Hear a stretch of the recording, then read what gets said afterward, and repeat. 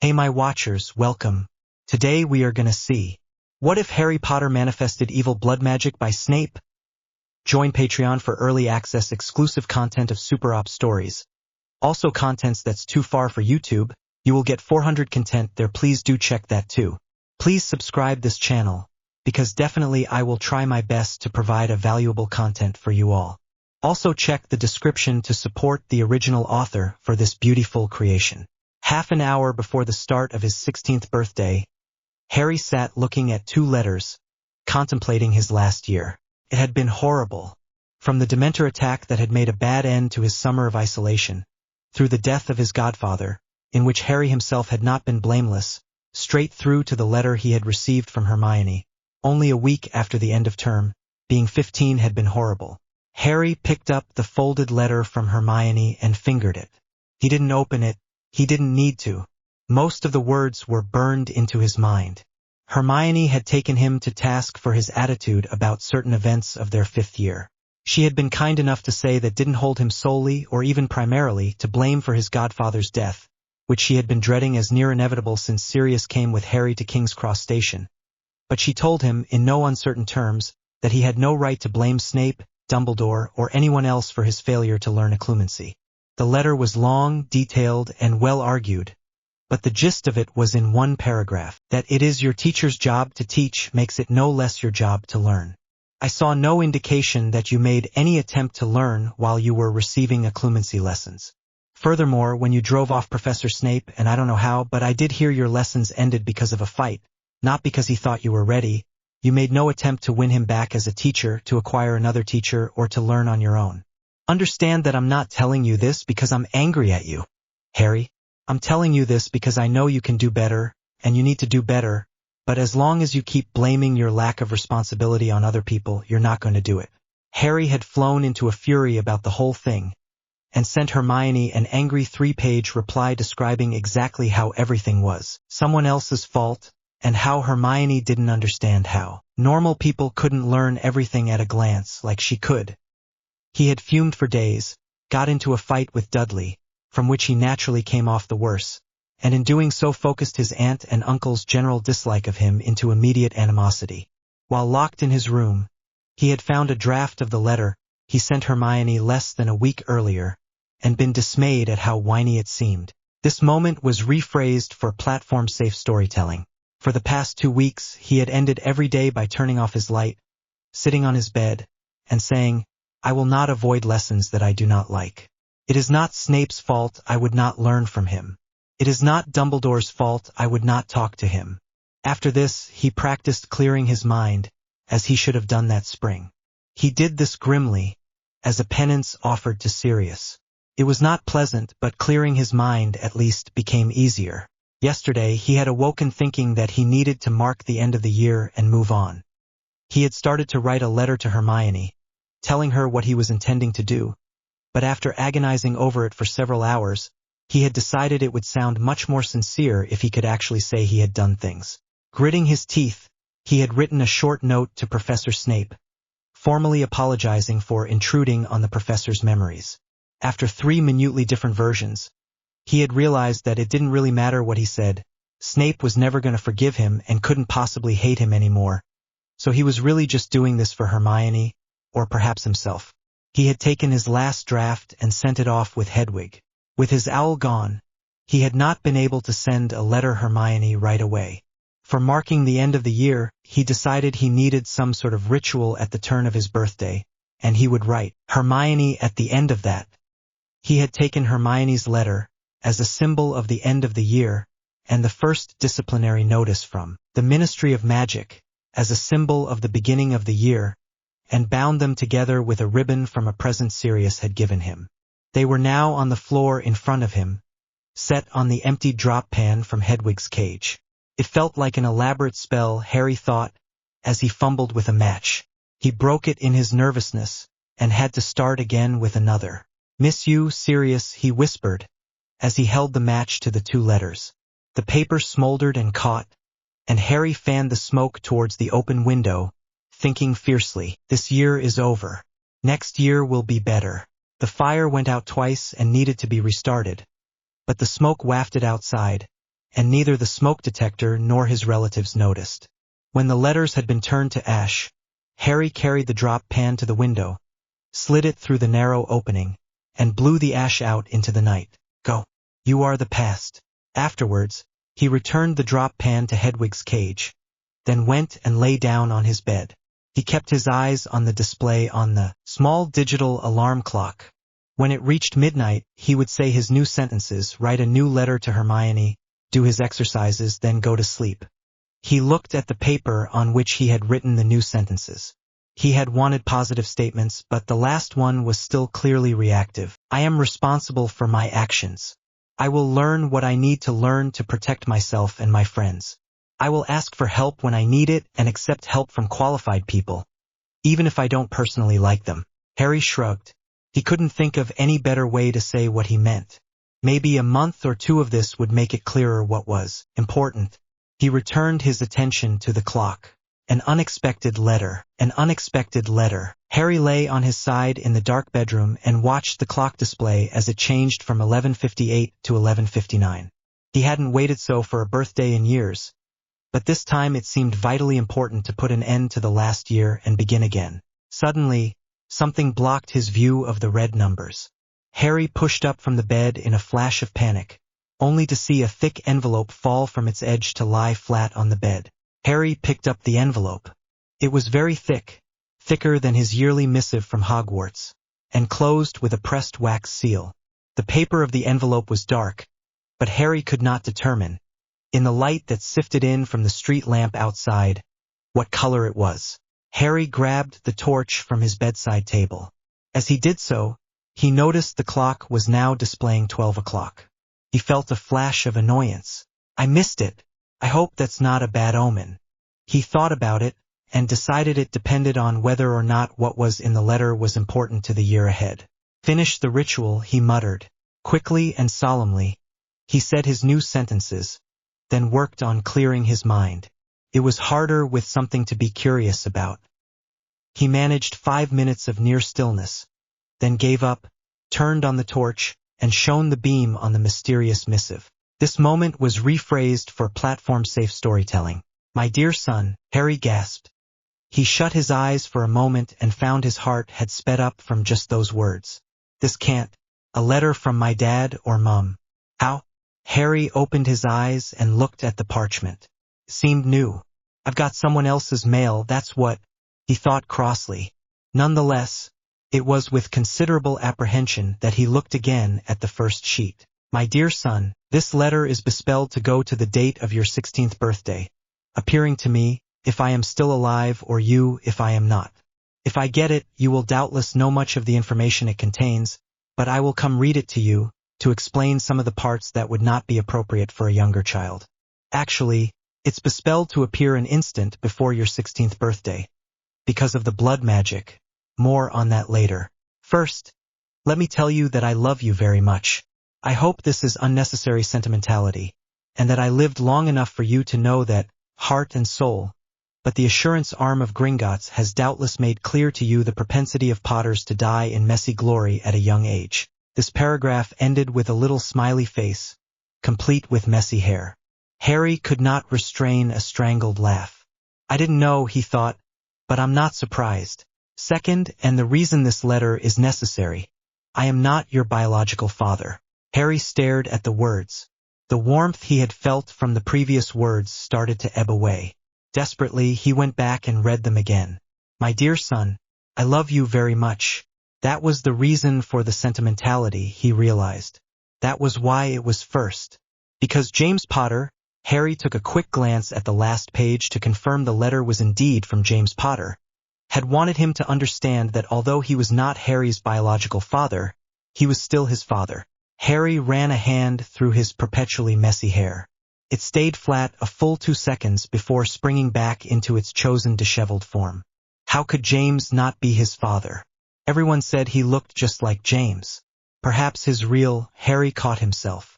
Biological, he thought firmly. Perhaps his biological father was a relative of James Potter? This moment was rephrased for platform-safe storytelling. Another smiley followed this remark. And the spell.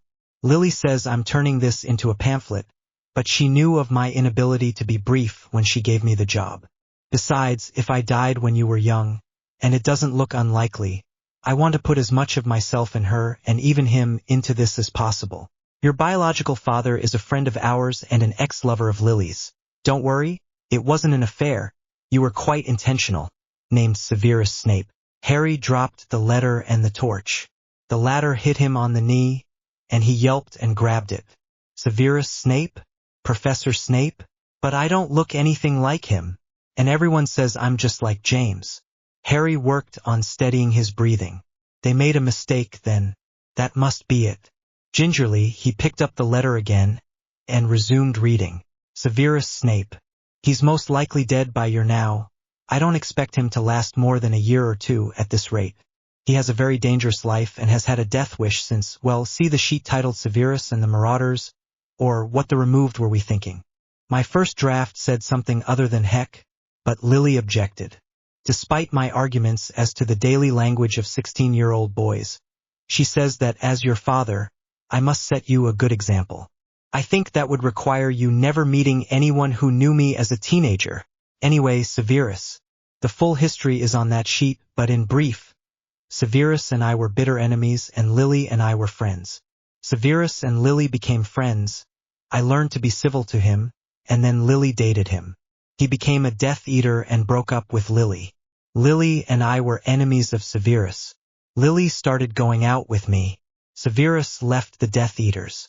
Lily and I began to work with him. Lily and I got married. Lily and I became friends with Sev again. Oh, if he is alive, don't call him Sev.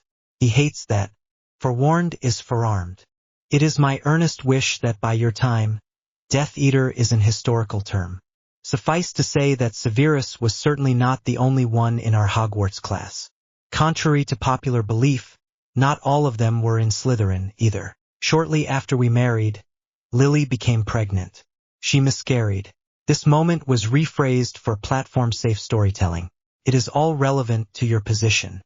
He said there was a major Death Eater offensive in the works, and he was not sure he would survive it. As he was without issue, he asked my permission to perform harem with Lily, my wife. I don't know if you are familiar with harem. It is a moderately complicated spell by which a man may... If I'm still alive, I need to remember to have the talk with you before reading you this. On the other hand, considering what I was up to my 5th year, if I don't do it before then, you could have much worse problems than embarrassment. Anyway, a warning, in case you are not as precocious. The following paragraph is about sex. Using harem, a man has intimacy with a woman, but time locks his seed, so that she may release it later. This is generally used by men leaving for war. In the most common variant, which we used, the woman may not end the time lock unless the man is dead or near death. It is most commonly used between a man and his wife, but, traditionally, an unmarried man with no heirs may ask a close friend for his wife or kin for this purpose. Harry paused at the bottom of the 2nd page. Perhaps Lily had miscarried again, then got pregnant, and they had somehow mistakenly believed it was from this? As you might expect, this sort of request is not granted or refused lightly. Lily was willing if I would not be hurt by it. My deepest misgiving was that I knew they still loved each other. They do even now, and while I knew she loved me as deeply, I was afraid to increase her sadness at the losses of her past. What decided me was this. Severus had broken off his engagement with Lily because she was Muggle-born, and, in his view at the time, not suitable to bear children to a pureblood man. That he asked for Lily, rather than going to one of his Death Eater companions for a pureblood broodmare of a woman, Lucius Malfoy, I believe, had 2 cousins who qualified nicely, was the most sincere apology he could ever have made to her, and we both wanted her to accept this gesture from him to finalize the peace between us. Of course, we all hoped it was a needless precaution. Severus left. A few days later, Lily miscarried again. This time, a Medowitch analyzed the miscarriage and both of us, and told me that Lily would be unable to carry most pregnancies by me. If we were willing to continue trying, we might eventually have a child. We wanted a child, but I did not want to put her through that again.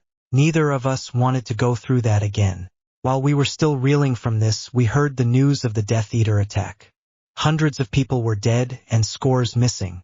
We waited for news from Severus. A month later, the investigating committee declared they expected no further survivors to be located. We waited another month. At the next time Lily was fertile, she released the time lock of the harem. She conceived, strengthening our belief that Severus was dead. We kept the pregnancy quiet, in case there was some additional reason for Lily's miscarriages. Then Severus returned. He must have been very near death for the release to work, but by his later account, he had been near death for several weeks. We invited him over for a private dinner, planning to tell him that Lily was pregnant with his child. But when he arrived, everything changed. He broke down almost as soon as he saw her. He told her he had met with a French lover, not even in serious intent, a few times, and that Voldemort had found the woman unacceptable. He had ordered her kidnapped, then presented her to Severus and demanded Severus kill her. Severus had done so. This is a way in which Severus is very different from me. He can, in this situation, do his sums, evaluate the deaths that would be caused by his failure, and murder a single innocent to save others. I could never do this. I can't comprehend how anyone with feelings can turn his soul to steel and do the mathematically reasonable thing, when the mathematically reasonable thing is so repugnant. Severus was damaged by the action, or perhaps by one of the other things he had done or observed during the massacre. His bitterness had grown and hardened. After he pulled back from Lily, that evening, I never saw him touch anyone in affection again, nor did I ever again see him express any regret. Lily and I decided we must not tell him. We were not afraid he would kill his own child. Even our obsidian blade, as we sometimes called him, has his limits. But it was clear he could not protect you from Voldemort.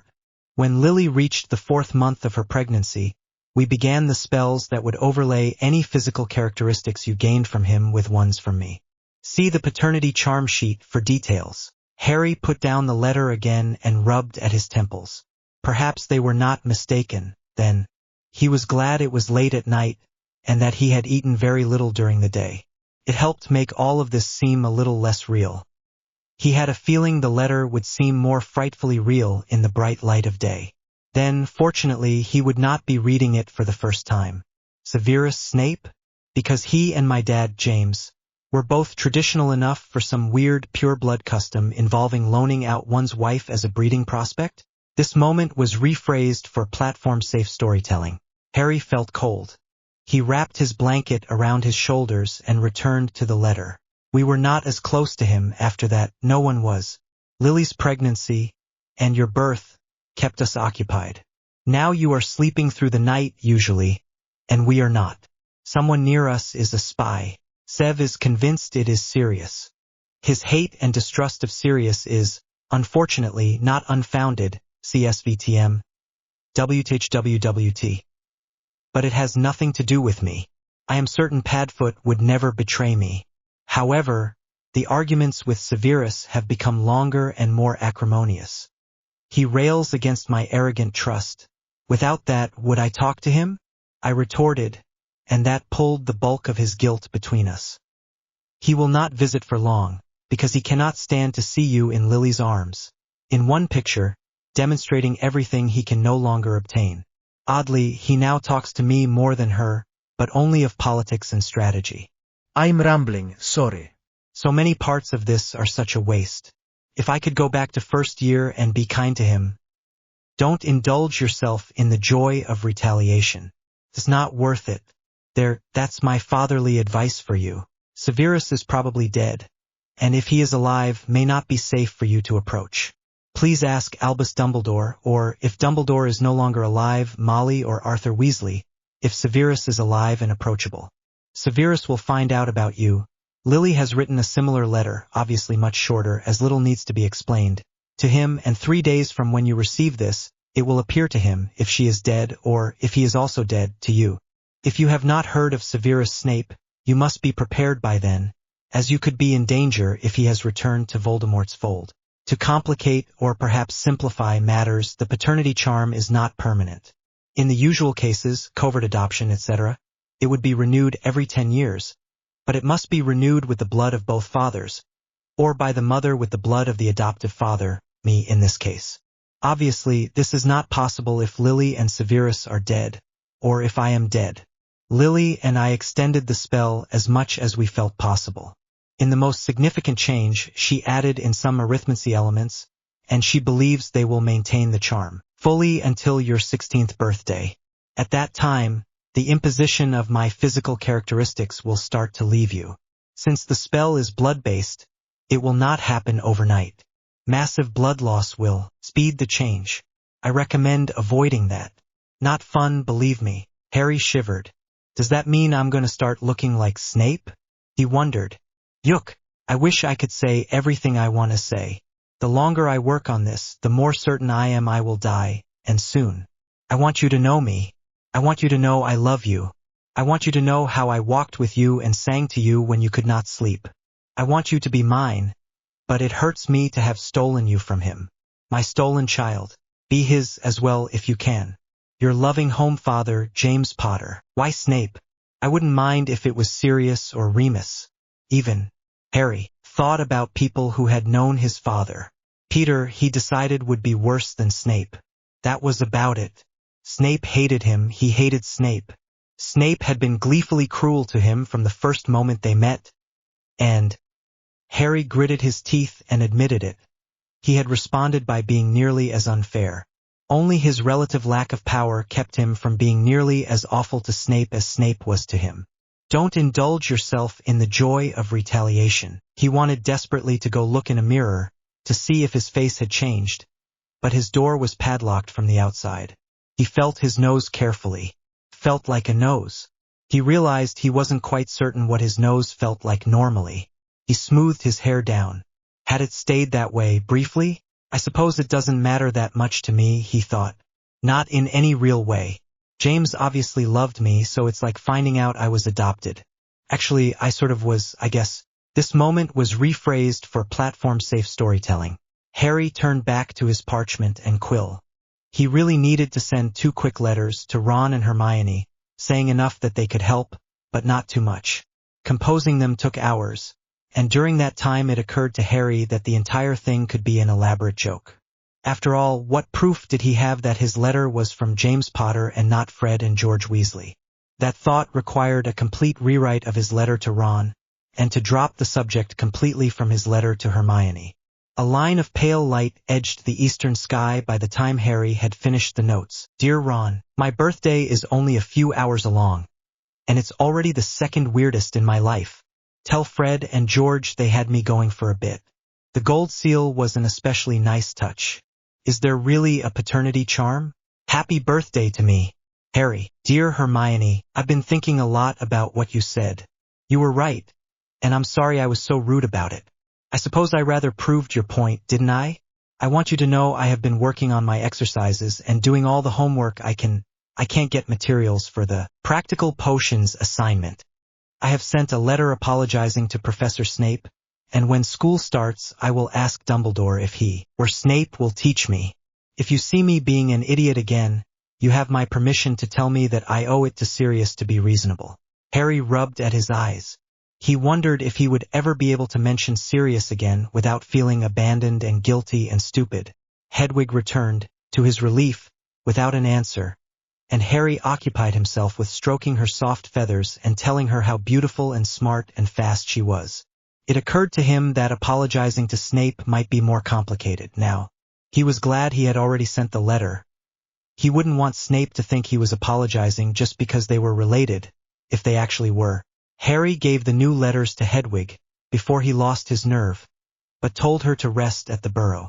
A few hours later he would regret that decision. Expected letters. Expected letters. Harry was woken from a short sleep by a pecking at his window.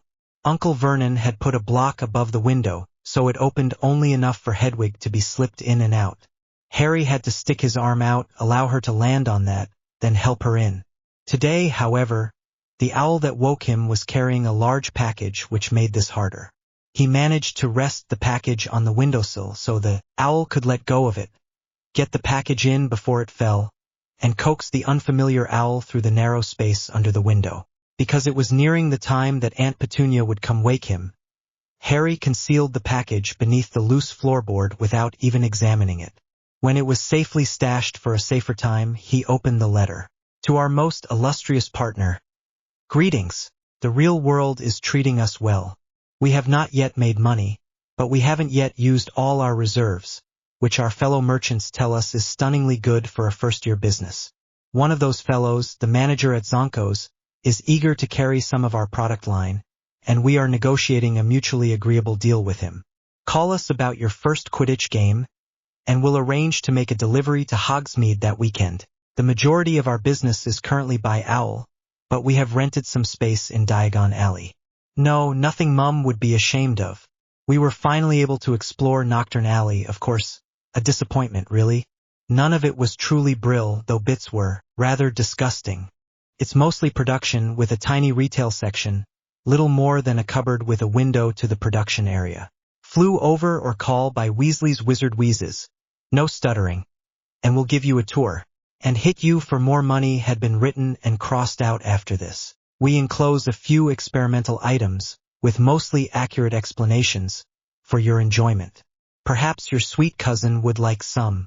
We recommend those labeled in green.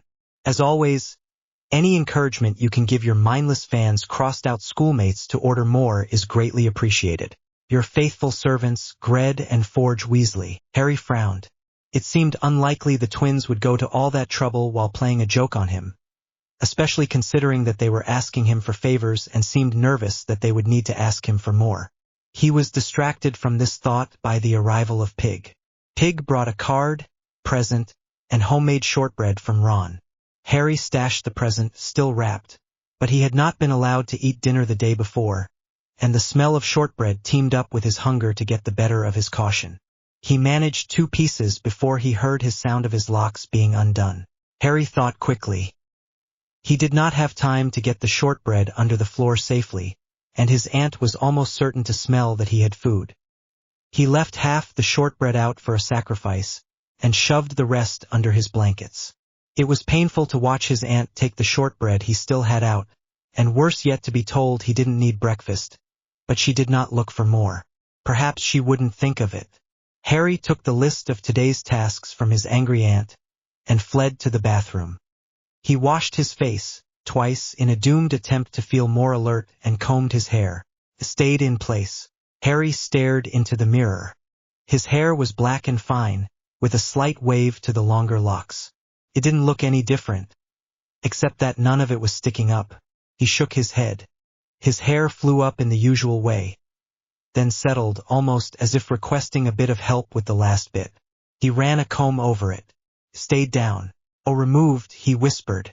It was then he regretted the early morning letter to Ron. An unexpected letter too. An unexpected letter too. Severus watched the burbling gray mass intently, waiting to see what the addition of powdered amethyst would do to the mass. If he was correct, it would clarify the potion and add the attribute of clear-headedness to the shielding draft, and possibly guard against brain damage from the necessary quantity of lead. Even so, he reflected, the lead must be drawn out at the end. It will be a painful draft at best.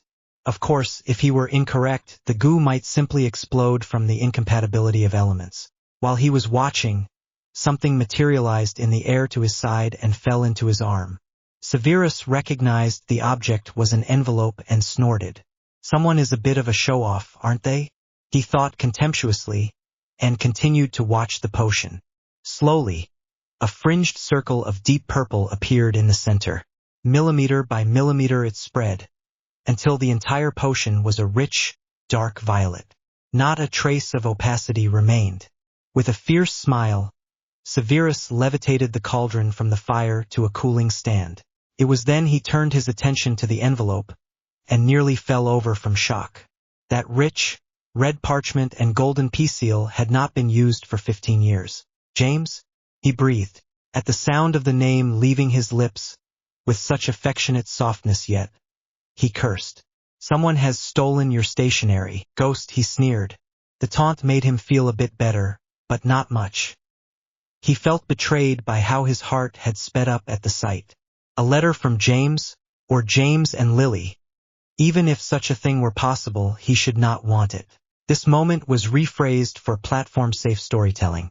And did it well, he breathed, but his voice was not mocking now. His mouth was too dry for that.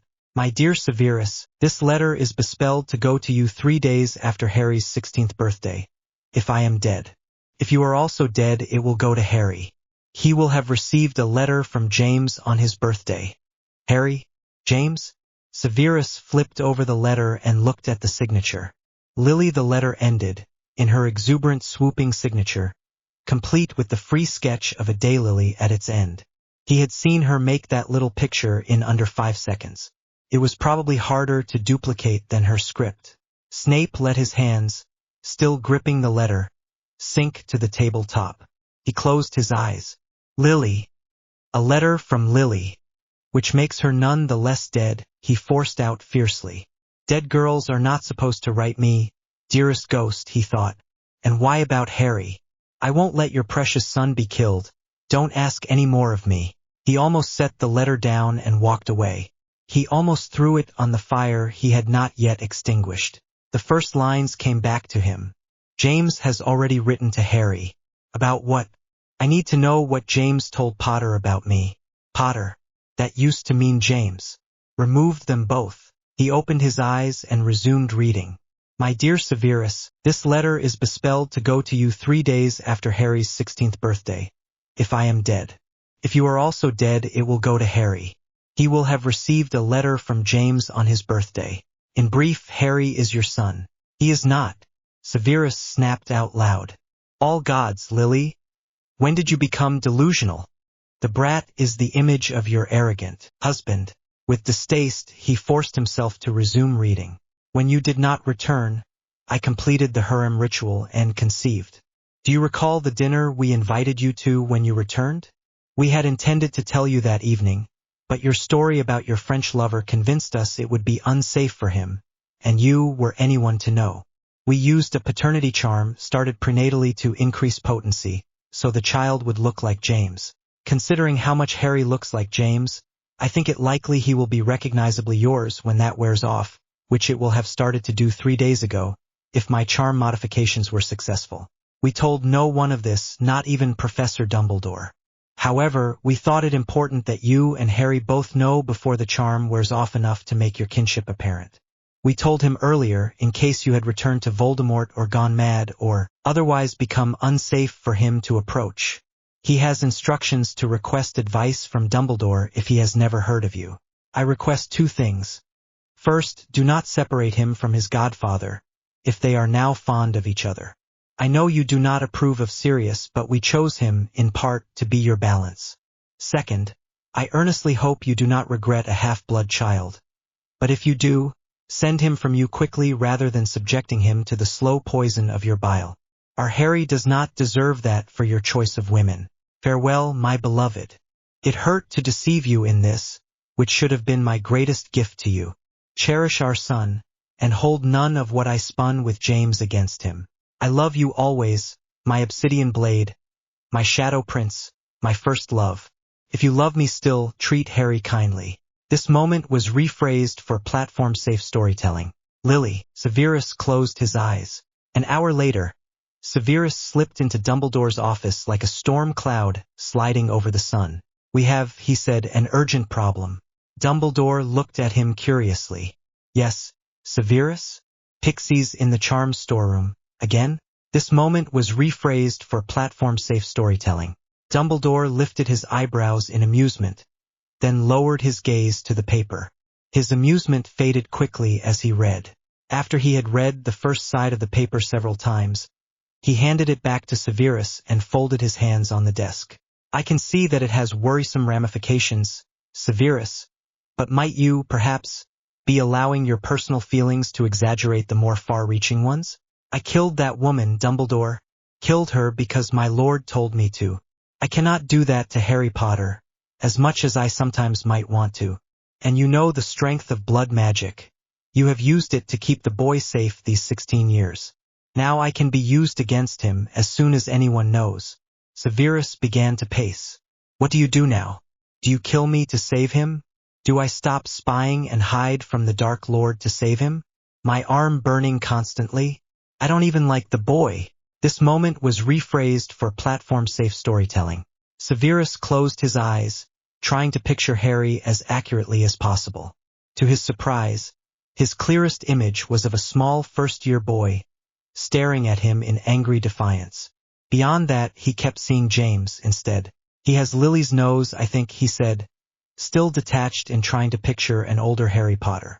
Surely he ought to be able to picture Harry Potter. The boy was a thorn in his side. Yes, that's helpful, Dumbledore agreed. He's always had James's mouth and facial shape, however, though the eyes are clearly Lily's. That's what makes his expressions so like those of James. When he scowls, I recall James's fiery anger, though Harry's is much darker. When he laughs, I remember James's jokes, though Harry is much more reserved. Don't start confusing him with memories of me. There is no need to worry, Severus. I cannot avoid these associations, but I am skilled at remaining aware of the individuality of my students, better than many of their professors. Snape gritted his teeth at the subtle barb. Dumbledore knew exactly who was worst at it, he was sure. So, you believe we have several months? Were our only concern Harry's appearance, we would have several months. Severus waited. But, he asked finally, I heard from Molly Weasley today. She had been rather shocked to have Ron ask her about the paternity charm. She said he said that Harry had asked him, that brainless simpleton. Dumbledore looked at him in silent reproof. When Severus eased his glare, the headmaster continued mildly. According to Ron, Harry did not mention why he was asking. If we explain the problem to him, I'm sure he can find some alternative explanation to provide to his friend. Severus ground his teeth. Lies very well for a noble Gryffindor, does he not? Dumbledore sighed, but his mouth curved in an unmistakable smile as he turned from Severus to Fawkes. He stroked the phoenix's brilliant plumage. With how many Gryffindors were you involved, Severus? Just the two, Severus answered irritably. Unless, of course, you are asking how many. Dumbledore held up a hand for silence. No, Severus. I am merely interested in romantic involvements. 2. And at least 2 more were friends. Yet you hate the house. The first relationship ended badly. And the second, Severus stopped suddenly. That ended badly too, but by my hand, my words. She is dead, and I hate him. James is dead by the Dark Lord's hand, and Augustus in his service. What from that house did not turn bitter at my lips? He turned and sneered at Dumbledore. Very fair on the outside, your lot are, but it makes the inner bite but more galling. He picked up the letter. For a moment he hesitated. I will speak to him. Are you certain? Dumbledore asked. This moment was rephrased for platform-safe storytelling. Of course I trust you, Severus, Dumbledore returned, with aggravating mildness, as if Severus had been perfectly pleasant. If you wish to bring him back here to live with you, I have no objection, provided he consents. Severus goggled at the headmaster. Did you hear me? I hate the boy, as you wish. Dumbledore smiled. Please don't harm him in your zeal to protect him. Then, I will do what is effective, Severus hissed through clenched teeth. Very well. Good night, Severus. Severus whirled, taking comfort in the sound and feel of his robes swirling about him.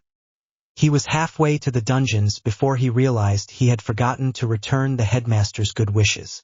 A surprised visitor. A surprised visitor. Severus looked disdainfully at the beefy man who opened the door. The man looked equally disdainfully at him, or at least attempted to. His face was more adapted to crude hate than any haughtier mien. I have come to speak to Harry Potter, Severus said clearly, in the voice that indicated he suspected his listener was an idiot. The man's piggy eyes widened as much as they could. Wrong house, he snarled, and he attempted to slam the door shut.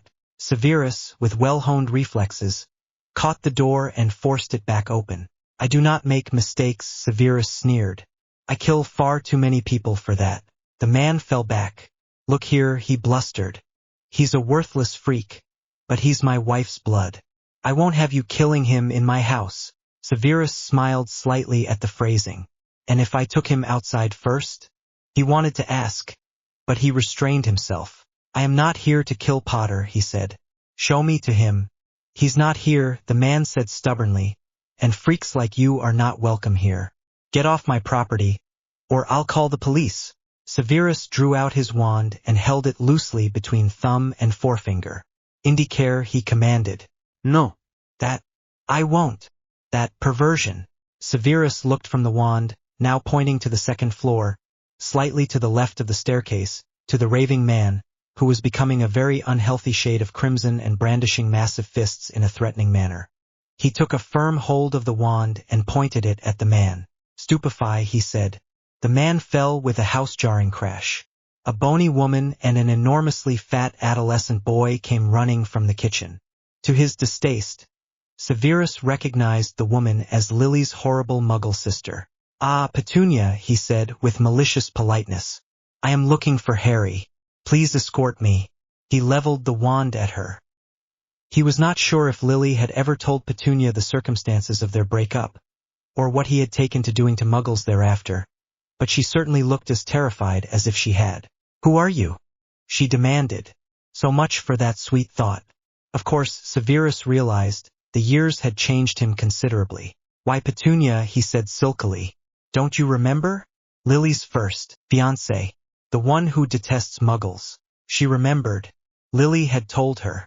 Severus took a perverse satisfaction in seeing the horror cross her face.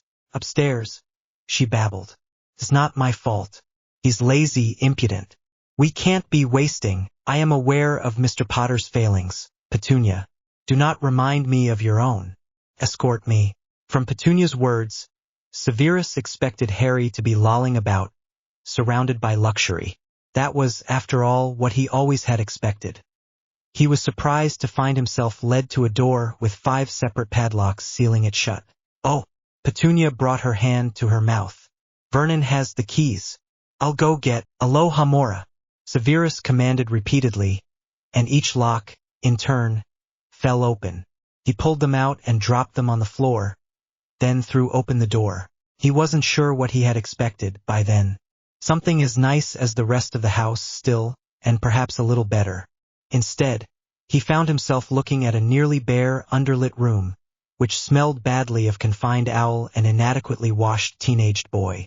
On the bed, shirtless, and in trousers so enormous that they were almost indecent, sat Potter. Severus had never realized how skinny the boy was. Both he and James had been thin, but neither had looked like a starved refugee, as this boy did. His startling green eyes, more prominent in his thin, bespectacled face than in Lily's well-formed one, were underscored with dark bags. He had been reading a book that Severus recognized at a glance as foreign influences on modern European potions, but he had let it fall to his knees at Severus's entrance. Professor? Severus bit back an impulse to order the boy to Madame Pomfrey. Heck, to scoop him up and take him. The boy doesn't need rescue, he told himself angrily. No one does. He needs to learn to take care of himself. Potter, he said sarcastically. Potter looked back at him with those unreal green eyes, without blame or hurt, or hope, or any emotion at all. For one relieved moment, Severus hated him without reservation. Well? Potter asked. Stand up, boy. Potter had to catch his trousers when he stood. He pulled in the belt he was wearing as tight as it went, and the trousers blossomed out beneath them like a cavalier's breeches. He swayed slightly, then steadied. The hatred had swung to other targets, and a black anger was growing in the back of Severus's mind. My son, Lily's son. How dare they treat him this way? He kept his voice cold. There was nothing to be gained from encouraging weakness in the boy. He did not have the leeway for weakness. You mentioned the paternity charm to Mr. Weasley, he snarled. I wanted to know, you fool. Is it worth your life to know? Mine? Anyone's? Keep your questions to yourself. If anyone dies because the Dark Lord discovered because of that, it will be on your head. Potter shrunk. He didn't pull back or noticeably slouch down, he just became smaller or appeared to. Yes, sir, he said. A roaring at the back of Snape's mind threatened to engulf him. He held his wand tightly, afraid he would turn and start firing cruciatous curses at Lily's worthless sister and her waste of a family. I won't rescue you, Potter, he sneered. Potter shrugged slightly. His entire bearing conveyed that he had not expected it. Snape wondered that he could ever have taken that diffident fatalism for impertinence. But I will offer you this, Snape heard himself say. Get out of here, on your own, mind, and make it to Hogwarts, and I'll see to it that Dumbledore allows you to stay." A flash of hope brought painfully familiar life to those emerald eyes. "You will? But how can I?" "The locks. I'm afraid, Mr. Potter, that—" "How is your problem?" Snape sent him a tight-lipped smirk. "You have never shown an inability to evade your guardians before." He closed the door. The harsh click over his own words left him feeling sick, and the woman peering from a room at the end of the hall did nothing to improve his mood. He threw open the door across the hallway, just because it was there. A large room crowded with thing upon thing, mostly in garish muggle plastic, assaulted his eyes. "That's Dudley's," the woman shrilled. "You have no right to be in there." "My Dudley is a good, normal boy." Severus stared at the huge, quivering lump she clutched to her side, and found himself without words. The woman scuttled close and began replacing padlocks on Potter's door. Severus listened to them clacking shut, 1, 2, 3. Unable to stand any more, he turned on his heel and swooped down the stairs, the hem of his cape billowing out to rustle against the walls. At the front door he turned. "Enervate," he said grudgingly at the woman's husband, and he was gone. The escape. For a while after Professor Snape, Harry just couldn't manage to think of the man as his father. Left, Harry sat staring at the door. The locks and hinges were both on the other side of it. He wondered if he could cut through the hasps from this side, if he had a plumber's saw. Finally, he got up and looked. The door jamb had an inset that made the hasps unreachable. Harry wandered over to the windows. Getting out that way would be easy. He could pry off the blocks or just break the glass and drop. That left him outside, though without access to his trunk, and Harry knew he could not leave his trunk at the Dursleys, even for a day. Once they knew he was gone, they might throw it out or even destroy everything in it. Besides, he'd need his wand to call the night bus, unless whoever was guarding him these days intervened. This moment was rephrased for platform-safe storytelling. Nodding numbly, Harry lay down. Hunger and emotional unrest had nothing on sheer lack of energy. He slept. Harry awoke with an idea. The hasps, even if he could reach them, would take painful hours to cut through, and he would almost certainly be caught. The door around them, on the other hand, was a modern, hollow-core piece. A quick hole and less than an hour with a saw would cut most of the door free of the part that was locked and bolted. This wasn't an idea he could use immediately. He needed to smuggle 2 or 3 tools up to his room, and he needed a few hours when the Dursleys would be out of the house so he could make the cut, then break into the cupboard and get his trunk, then get the trunk out to the curb, then call the night bus, all without being caught. Still, it was an idea. Harry knew it was time to prepare and wait. Severus Snape's visit, Harry mused, 2 days later, had made an already bad summer worse. The Dursleys had kept him confined for most of July, and had fed him even less than previous years, but he had been pretty much left to his books and letters. Now, however, Vernon was angry at the intrusion by a wizard, and Petunia angry at the reminder of her dead sister, and Dudley angry that the man had looked in his room. They were too cautious to hurt Harry directly, but Snape's indifference to Harry had bolstered their courage for indirect harm. Aunt Petunia reverted to her usual methods of torturing Harry. She gave him lists of tasks too long to finish so she could tell him he was lazy and punish him for his failure by withholding the following meals, and she gave him tasks that he was likely to hurt himself doing. After a day of weeding that Harry was sure she had planned so he could never be in the shade, Harry found himself severely sunburned and contemplating today's job, pruning heavy overhead branches from a tree. Harry gazed up at the first marked branch and thoughtlessly rubbed the back of his sunburned neck. The resultant slash of hot pain stopped him instantly. Harry put his hands down by his sides and looked back at the branch. He hadn't eaten since lunch yesterday, and was feeling rather dim. If I cut there and jump to the left, assuming I move in time, if I can. He stared at it a while longer. Aunt Petunia leaned her head out the kitchen door. If you don't get it done by lunchtime, you'll be going without. She called out to him in gleeful malice. Harry slouched wearily off to the garden shed. In the blessedly cool darkness, he collected the saw and pruning shears. He nicked a cigarette from the stash Dudley kept behind the flower pots and pulled down the smoke as quickly as possible. He was relieved to feel the wooziness recede slightly. A little more alert anyway, he muttered. Food would be better. He wondered vaguely if his cousin ever noticed that he went through more of the things than he should. Harry upended a bucket near the tree and stood on it to make his cuts. He set the lower cut at an angle so the branch, he hoped, would fall to the right where it had a low side branch. When the upper cut started to creak dangerously, he jumped from the bucket and ran to the left. He successfully avoided both the first fall to the right and the subsequent roll to the left. It was strangely exhilarating. He smiled for what felt like the first time in days. One down, one to go. When he came in for lunch, the Dursleys were nearly finished. "We've already started," Aunt Petunia informed him nastily. "But you're not finished," Harry pleaded. "Please, may I have some?" He felt himself swaying, but tried to look politely focused. Aunt Petunia frowned at him, then sneered in disgust. "If you must, take the rest of the chicken and eat it outside. You're too dirty to sit in my kitchen."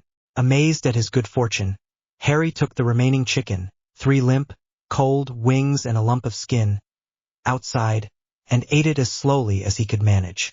Then he put away the shears and saw. For once it was an advantage that his trousers were ridiculously big. In the cover of the shed, he strapped a smaller, covered saw to his thigh, and walked with it toward his room. The Dursleys were still at the table, talking about a movie that Dudley wanted to see. This moment was rephrased for platform-safe storytelling. Harry walked up the stairs as quickly as possible, remembering Cedric's corpse heavy in his arms, but not so heavy as his guilt and his fear and his horror. Sadness and regret like a blanket of lead. "Big thrill," he muttered. He hid the saw under the floor. Mission accomplished.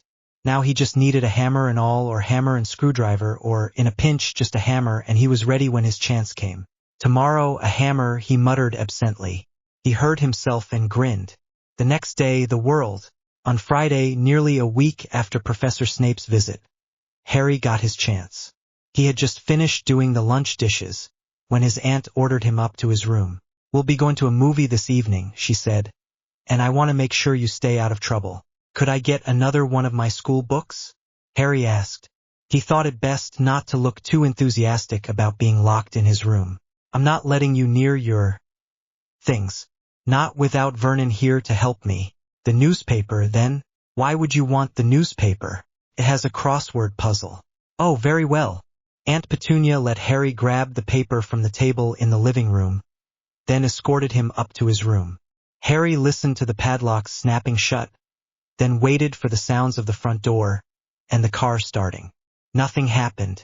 Apparently, they were not leaving immediately. Harry began to assemble the items to pack once he got his trunk. He set out his birthday gifts, Fred and George's tricks, and the 2 school books he had up in his room. When he neatened the pile of summer letters, the thick red envelope caught his eye. He'd read the main letter many times, and the description of the paternity charm twice, but had not been able to bring himself to read Severus and the Marauders. He decided, if he was going to face Snape in a few hours. He closed his eyes, took a deep breath, then opened his eyes again and picked up the letter. Severus and the Marauders, or what the removed were we thinking? To start out with, a bit about me. As you know, the Potters are a pureblood family dating back to the 15th century. However, my parents were liberal sorts. They had, in theory, nothing against Muggleborns and mixed-bloods. They just happened not to know any, not being in those sorts of circles. I'm sorry you won't ever get to meet them. They really were wonderful people. Your grandfather died in the Rowansley massacre, and your grandmother was killed in a targeted Death Eater attack 2 months later. We had a lot of money and beautiful ancestral lands and homes. I'm down to one now, having donated Calbright Manor, which we hardly ever used, for refugee resettlement last year. They're turning the estate into a village, with the manor house as a meeting hall. You should go visit. Anything I wanted, I got. In return, I had obligations of time and behavior. I could greet and converse with adult guests properly by the age of 7, and was adept at assuming leadership of the children they brought with them. My mother imbued me with 2 balanced passions, flying and singing, so that I had admirable skills both in the house and out of it. Harry found he was picturing a sort of dark-haired Draco Malfoy. It was rather disturbing. He shook his head and continued. When I went to Hogwarts, it was something of a shock for me. I had never before been in the company of children substantially less privileged than myself, except for deferential servants' children. Suddenly I was in a noisy crowd of wild boys and girls, many of them crude, ill-dressed or outlandish, and none of them deferring to me at all. And I was lost, but not about to ask any of these hooligans for help. While I was searching through the train for someone I knew, or a place to sit that wasn't near someone objectionable, I came across a boy who was in a compartment all by himself. He was tiny and skinny and hunched over.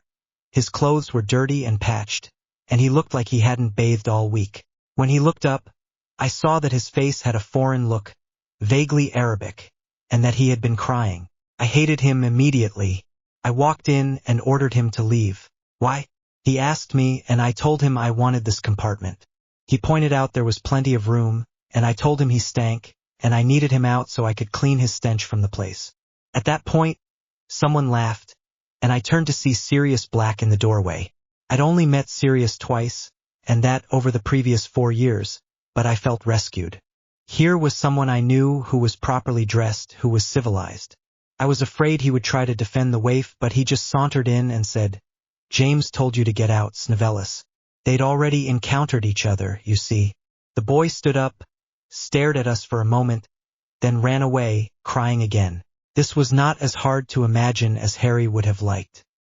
He had an image of a younger Severus crying, from when he invaded Snape's mind during practice, and one of a slightly older James and Sirius, tormenting Severus, from the memory Snape put in the pensieve to keep from him. He could picture James poised and carelessly cruel, with Sirius taking up a stance slightly behind him, as muscle and back up an audience. We were pleased with ourselves, getting this fine private compartment, and we sat down and got better acquainted, talking mostly about Quidditch and rumors we'd heard about the sorting. My family was mostly Gryffindor and Ravenclaw, his mostly Slytherin and Ravenclaw. Remus Lupin came by and introduced himself. He wasn't well-dressed, but he was clean, well-mannered, and politely deferential, just enough, not some disgusting amount. When he asked if we would mind him sitting with us, we gave him permission, and his few, quiet contributions to the conversation were intelligent and humorous. I decided I liked him. When the tea trolley came around, we bought far too many sweets, as first years often do, and ate all of it. An hour later, the boy, Severus, as you have certainly guessed, came back, opened the door, and leveled his wand at Sirius. He said something, and Sirius doubled up. I had just got out of my seat when he did the same to me. "I hope you ruin your fancy clothes with your fancy mess," he said, and left. And yes, that's exactly what he said. At 11 years old. This moment was rephrased for platform-safe storytelling. For his part, Harry wondered how often the hat actually put people where it thought best. This moment was rephrased for platform-safe storytelling. Sirius got a howler for being placed in Gryffindor. He responded by becoming almost embarrassingly anti-Slytherin. I visited his home a few times, scary place. He learned not to mention dark arts that he had seen at home, or some of the things his family owned. He, Remus, and I were all stunningly good students. We played many pranks, but most of them were harmless, making the Slytherin Quidditch robes flash a gold lion biting a serpent, for example, and the teachers generally liked us. We got away with things, perhaps more than we should have. You might think that when I had socialized to this wider range of people that I would feel sorry about how I treated Severus. What you may not understand is that Severus made himself stunningly easy to hate. He was so dirty and ill-mannered as to be practically feral, and so foul-mouthed as to get stares from the 7th years. He knew more about dark arts than Sirius, and derided the idea of eschewing them. He threw screaming tantrums in classes, and if you were nasty enough to him, you could get him to cry, though it was half rage. And he knew 100 ways to hex you in revenge. Our feud ramped gradually through our first year, but was still in normal school proportions at the end of it. We generally came out the better in direct conflicts, being 3 against 1. Remus wouldn't help, except on a few special occasions of direct vengeance or protection. But another boy, Peter, had joined us by then, but Severus often got us on the sneak attacks. Second year started off much the same, but then we had a scuffle in the entrance hall on Halloween. Severus got off a nasty hex at me, and Sirius was pounding him when we got caught by the head boy, Lucius Malfoy. Now, Lucius was someone both Sirius and I knew through our parents. His family was the equal of ours, and he was a cousin of Sirius, but he was 5 years older and very scary. Everyone was certain he practiced dark arts. He apparently liked Severus's talent because after he sent me and Sirius and Peter off with detention, with Peter whining that he had just been watching, he took Severus on as a sort of personal servant. For the rest of the year, Severus was almost constantly with the 7th-year Slytherin boys. They treated him horribly, but let no one else at him, and he seemed to take it as a fair exchange. Severus took advantage of the situation to attack us at every opportunity. We had to learn to be sneakier to get him back even part of the time. This moment was rephrased for platform-safe storytelling. At the beginning of 5th year, something happened. I was walking with Remus, who had been made a prefect, down the aisle of the Hogwarts Express, and we came across 3 first-year boys who were jeering and howling about another's worn clothes and home-cut hair. Remus stepped in, practically shaking with fury, and told all of them off. As difficult as you may find this to believe, most people do not wear patched clothes in order to offend you, and it is not your virtue that your parents have money. You are going to school where you will be judged on your intelligence, your willingness to work, and your ability to adapt to changing demands. And so on. I was redder than the first years by the time he had finished. I continued to walk along with Remus, listening to him talk, and thinking dear, sweet, mischievous Remus would never have given me the time of day if he'd met me half an hour earlier. This moment was rephrased for platform-safe storytelling. I'd always been popular, but became even more so that year. That was when girls started to notice me, or perhaps when I started to notice them noticing.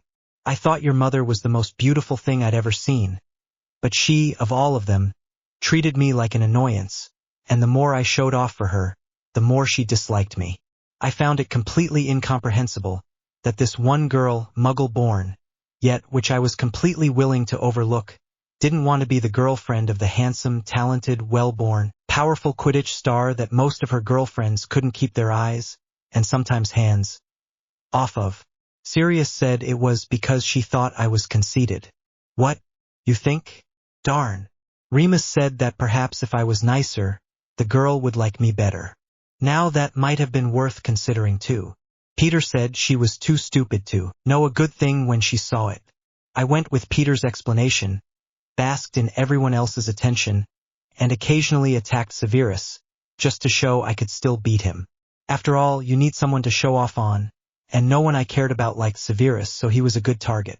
In our 6th year, Remus gave up on getting me and Sirius to not torment Severus. Instead, he took another tack and made friends with Severus himself.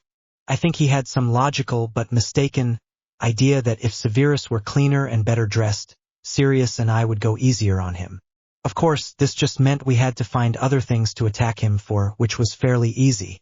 He and Remus, however, with Lily, who was Remus's best friend then, spent quite a bit of time together, much to our distress. Severus and Lily even started to get close, though Severus was no less hostile to Muggle-born students in general. I was attempting a friend's approach with her at that point and told her I thought he would revert to form, but she said she could be a good influence on him. We agreed that eventually he would either need to stop being friends with her, or to drop some of his bigotry. The latter wasn't likely, considering some of his other friends. Lucius Malfoy came back for a weekend visit that year and apparently decided, much like Remus, that his former servant needed raising up in the world. Lucius seemed to be embarrassed to have a pure-blood advocate of such low class. From what we could deduce, Severus provided Lucius with potions. The potions master was so impressed with Severus that Severus was allowed unsupervised lab time, starting that year. He brewed some interesting things, and Lucius provided with Severus with clothes, money, and lessons in how to sneer politely. Severus's knowledge of dark arts had already attracted the attention of the circle of Voldemort supports at Hogwarts. Not Avery, McNair, Goyle, Slytherin, Maitland, Holt, Gryffindor, Lestrange, Ravenclaw, and Crabbe, Hufflepuff. There were more Slytherins and Ravenclaws than that, but those are the ones whose names I remember. However, Lucius's blessing increased his status in that group tremendously. Sirius and Peter and I were horrified to watch Remus waiting on the sidelines of the future Death Eaters, as we called them, for Severus to have time for him, And to hear Lily saying that, of course, she didn't approve of Severus studying dark arts, but some of the theories, especially of the steering curses, a class of spells of emotional manipulation, were fascinating. Mind you, Lily didn't say this to me. Lily still didn't really talk to me in those days. I heard her say that to Sabrina Liot. I tried every sane thing I could think of to get Remus away from Severus. Sirius and I went so far as to try to get them to suspect each other of tricks we played on one or the other of them. I went into Slytherin in my invisibility cloak, and stole dark artifacts and books from his room and brought them back to show Remus. He turned very pale, returned them, and didn't talk to me for days. I had stolen Severus's journal as well, but I had looked at it, to see if it could properly be used against him, or so I told myself. It was a mess of potions theories, bigoted, removed. Lily is a mudblood, how can she be beautiful and intelligent? Sometimes I want her, but she's dirty with muggle blood. She must have some sort of mutation because mudbloods are just animals. Maybe her mother had an affair with a wizard and she's really a half-blood but doesn't know. And Remus is sweet and Remus is wonderful and Remus is perfect, and after reading enough of it to start feeling sick, I broke into Slytherin again and put it back. Sirius went further. Severus always got very jealous when Remus wouldn't see him. I'd warned Remus this was a bad sign, and sometimes spied on him. He saw Madame Pomfrey leading Remus to the shrieking shack, and demanded that Sirius tell him what was wrong. Sirius told him how to get past the Whomping Willow so he could see. Fortunately, Sirius thought this had been impressively sly, and bragged about it to me and Peter. I was horrified. I pointed out that Remus, not being in his right mind that night, would likely kill Severus, and Sirius just nodded and said that would solve our problem, wouldn't it? This moment was rephrased for platform-safe storytelling. Severus, as you can imagine, hated Sirius even more after that. I finally had to admit he had cause. I was angry at Sirius as well, and we were barely talking for months. That had a silver lining. Lily began to treat me like a worthwhile person. Partially for saving Severus, but more for admitting that Sirius had done something horrible. Sirius sulked and acted like it was just another prank and we were all being unfair. Less reasonably, Severus hated Remus after that, and Remus was miserable. He lived in the library the rest of the spring, coming back exactly at curfew and speaking to me rarely, and Sirius not at all. Sirius complained, and I told him this would have been much worse if he'd caused Remus to kill. Months later, Sirius finally got it through his head that driving Severus away had not brought Remus back, and he began to try to make amends. Neither of us could ever withstand Sirius when he was remorseful, so we were all friends again by the end of term. Lily, meanwhile, had tried to patch things up between Severus and Remus, but failed miserably. Severus didn't reject her, though, and they began to date. I tried to argue with her, pointing out that Severus was deeply prejudiced against Muggleborns, but she pointed out that he was unlikely to get any better about it if they all avoided him. I had to agree, though I still thought the odds were against her. Between that and being ashamed of what Sirius had done, I started trying to be civil to Severus when I encountered him with Lily. Soon, I started to see why Remus and Lily liked him. He was tremendously intelligent, creative, and driven. In ways, he was a lot like Sirius, but with foresight. I still thought he was kind of creepy, but I sometimes enjoyed listening to him expound on this or that, as long as this or that wasn't inherently offensive. Still, he was ever more in the Death Eaters Club, and I could see, though Lily didn't agree, that he was becoming less open about his affection for her. His friends treated her like dirt. In June, she fought with him, and he countered by proposing to her. She came back to Gryffindor with a ring that he could only have bought with Malfoy's money, or Augustus's, and she yelled at me when I told her that. When we all went home, the Marauders were reunited, albeit on somewhat shaky terms. Lily was again not speaking to any of us, even Remus. Lily was engaged to Severus, and Severus was on his way to Malfoy Manor. Repeat after me, incipient disaster. Of course, it didn't feel like a disaster to me when it happened. Severus fulfilled my expectations by becoming a Death Eater. Didn't I tell you? I despised him because I was perceptive, not because I was a conceited git. Your mother is editing again. He dumped her on the Hogwarts Express in September, telling her she wasn't worthy of him, and he'd as soon marry a monkey. It took all of us to calm her down, and it reaffirmed our shaky bonds to do so. Late in the trip, I left her with the others, and went and attacked Severus, leaving him petrified and covered in tentacles. It was worth starting the school with a week of detentions. McGonagall went easier on me than she could have, once she heard what had happened. Severus just got stranger and darker and more haunted as the year went on. By winter, the younger Slytherins were in terror of him, and the classmates who had tormented him in earlier years regarded him with nothing short of awe. It was rumored that he, Lucius, and Augustus had a running contest for number of kills. Some people claimed there were bonus points for things like getting an entire family. Looking in his eyes, you could believe it. He stalked about the school in a cloud of power and death. By January, Sirius and I had had enough close calls that we were very careful about how we went after him. Clearly, living meant nothing to him. All the Marauders and Lily joined a secret order that Dumbledore had formed to fight Voldemort. I don't want to tell you more, in case it is still relevant. Ask Dumbledore if you want to know. A few months after school ended, Severus showed up at one of these meetings. Still don't know what had happened, but he was quiet, almost cowed. He had come to Dumbledore to turn himself in, and Dumbledore had asked him to become our spy instead. He had agreed. It took a couple of meetings before Lily and I managed to interact with him, even in that formal context, but it became easier as time went on. Shortly after Lily and I married, Lily announced that she wanted to invite him over for dinner. I didn't like the idea. We argued. In the end, Lily got her way. Lily always gets her way, when she actually cares. Severus came over, we all behaved like mature adults, and the evening was not a disaster. I was astonished. Out of curiosity, I agreed to repeat the experiment. Eventually, I became accustomed to the idea of Severus as a regular guest. By now, I count him as a friend, though, to be completely honest, I can still find him rather creepy at times. I wonder, sometimes, what would have happened had I walked into that train compartment and said, "What's wrong? Would you like a toffee?" But honestly, I wasn't capable of it. Nothing in my life had prepared me for the chaos of the Hogwarts Express, and I was overwhelmed and frightened and disgusted by everything, and he was the worst of it. More realistically, I wonder about the other times I could have stopped the conflict, or at least stopped contributing to it. How much did I push him to become what I despised?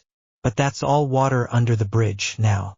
Reading over this account, I am frightened by what a horrible view it gives you of all of us.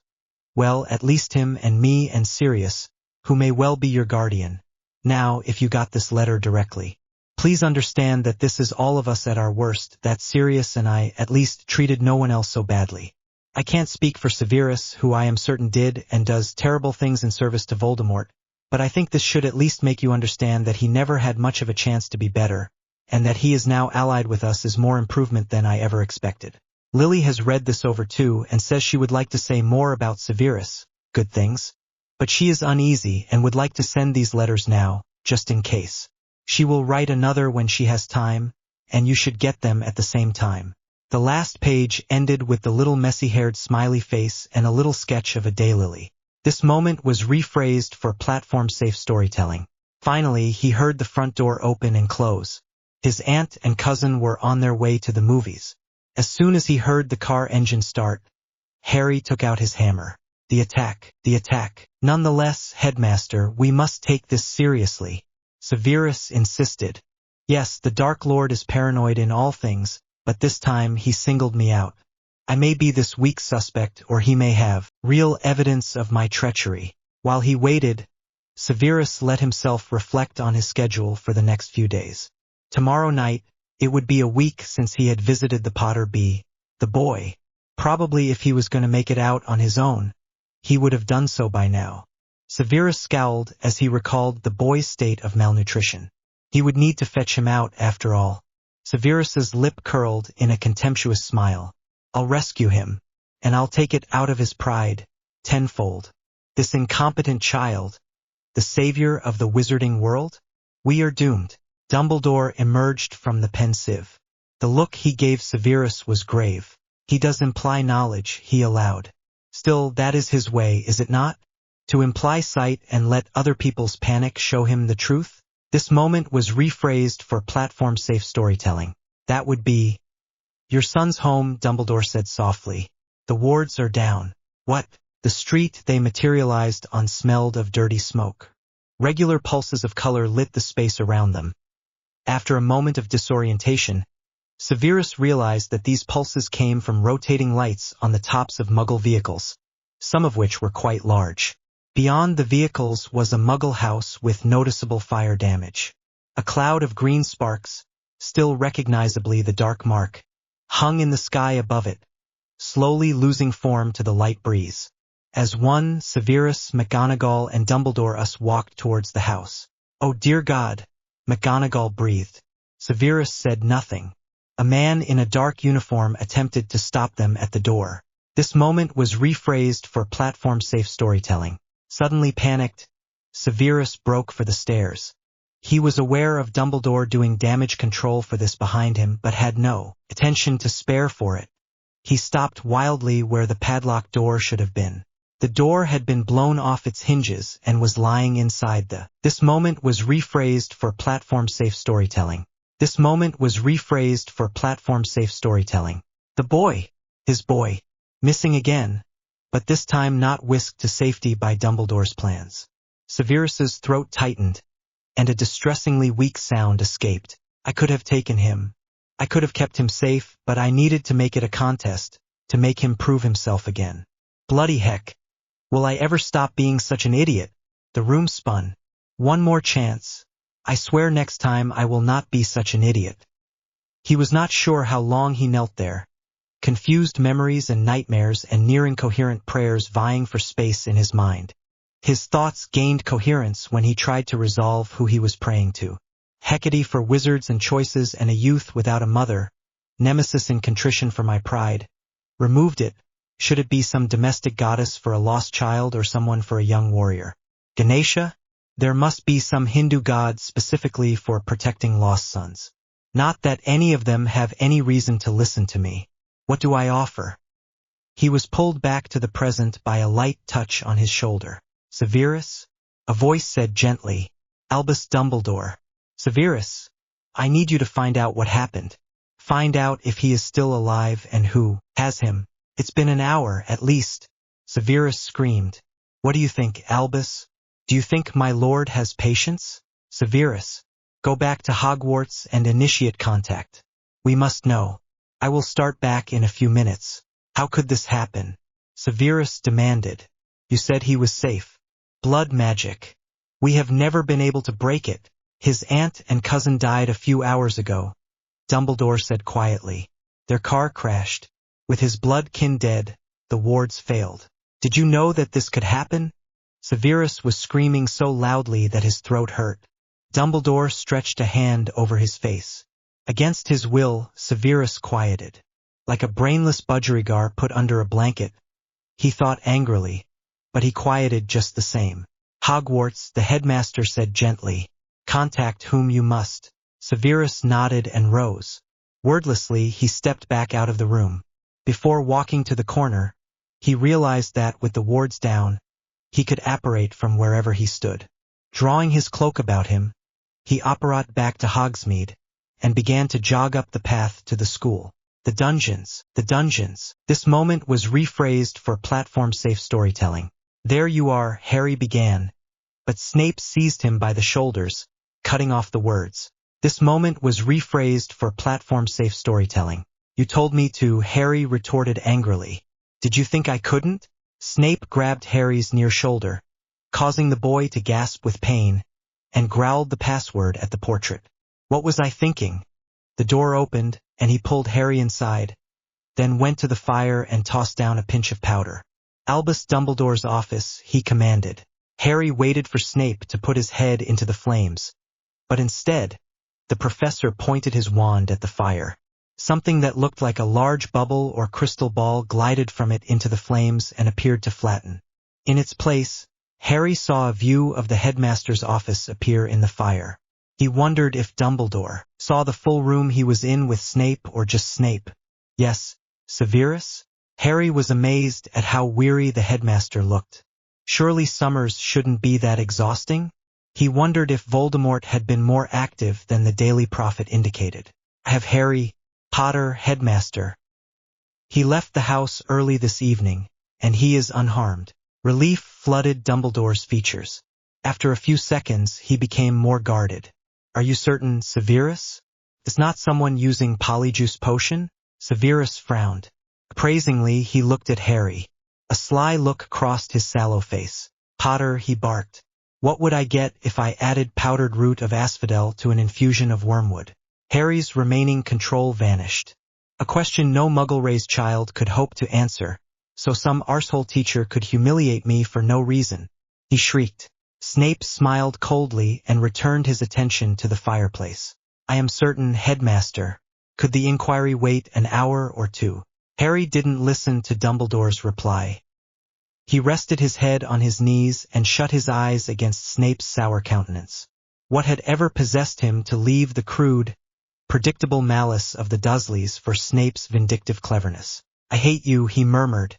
The noise of the flames died as he spoke, leaving his words audible in the silence. Harry decided there was no point in opening his eyes. He'd just stay here until Snape threw him out, and then he would go to Dumbledore and do whatever the headmaster told him to. Eventually, Harry heard the click of Snape's boots retreating into an adjoining room. He remained still. A few minutes later, the footsteps returned, past him, and stopped somewhere to his left. The soft sound of paper brushing against paper followed. Harry opened his eyes and lifted his head enough to turn it. Snape was sitting at one end of the green couch, reading what looked like a thin newspaper, and sipping a pale green liquid that looked, well, more like a potion than a drink.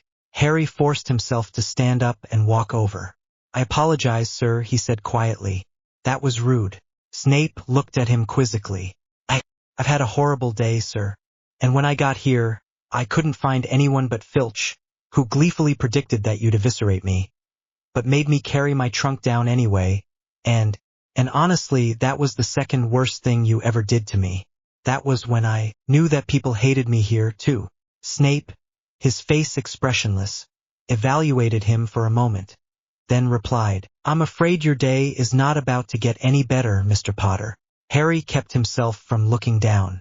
Snape is going to throw me out, he thought, and not help with Dumbledore like he promised, or they've already discussed it, and Dumbledore said no. Perhaps I could make you a drink? Harry stared. A drink? He asked incredulously. Does he remember I'm 16? Snape looked uncharacteristically flustered. I'm afraid that is the only thing I recall how to do for someone who is upset. You don't seem to require a calming potion. Sure, Harry responded, amused. I'll have whatever you're having. Snape looked at the drink in his hand, then back at Harry. No, he said firmly. He took a sip of the green concoction. One drug at a time. Excuse me, sir? Snape smirked at him. What would I get if I added sugar solution to a tincture of wormwood? Some sort of poison, sir? The answer seemed to amuse Snape. As with most so-called poisons, he said smoothly, it depends on the dosage. He held out the drink to Harry. You may try a sip. This moment was rephrased for platform-safe storytelling. Reverentially, he handed the glass back. Snape shook his head. I see you're one of those unusual people who likes the taste at first exposure. That would be from me. Lily always said she couldn't understand why I would consume an addictive psychotic that tastes like cauldron residue. I never did manage to persuade her that I liked it. What is that? It is absinthe, Mr. Potter. The taste is from wormwood, among other things. You're serious. It has a worse reputation in the Muggle world than it deserves. It is really not much more of a psychotic than the alcohol it contains, although the stimulants allow you to function much further into drunkenness than with other alcoholic beverages. That is not always a feature. Snape set the drink aside and stood up. Do you like almond? If I say yes, are you going to give me cyanide? Snape stared at him for a moment, before a flicker of amusement crossed his features. I was considering almond liqueur in hot chocolate. Well, yes then. Snape crossed to the fireplace. Anything else from the kitchens? I haven't had dinner myself. I haven't eaten in a while, Harry confessed. What? Why didn't you say so? I reckon dinner was over with by now. Snape stared at him again, evaluating with a vaguely sneering look. When did you last eat? I ordered some hot chocolate on the night bus, though I think at least half of it ended up on the floor. When did you last eat? Snape repeated. I had an apple at lunchtime. Breakfast? Harry shook his head. Look, the day before? I had dinner, Harry said angrily. Anything else? Harry looked down. He felt himself growing hot with embarrassment. That would mean no, I gather, Snape said. Again, he threw a handful of powder on the fire. Kitchens. A house elf's face appeared in the fire. Yes, Master Snape, sir? I would like 2 dinners, 2 very specific dinners. Yes, sir. One is to be a light meal. I would like a grilled fillet of fish, white rice, and whatever vegetable you wish to add. The other is to be an even lighter meal, gruel, beef-based, I think, and white rice. That rice must be cooked with no butter or other fat, though it may have a bit of salt, and may be cooked in a broth. The house elf looked unhappy, but nodded. May we add saffron to the rice, sir? It asked, brightening slightly. Snape looked questioningly at Harry, who nodded. Saffron is acceptable, Snape relayed. Also, we will probably want additional food in a few hours. This cheered the elf considerably. Any time, sir, he said brightly, and promptly vanished.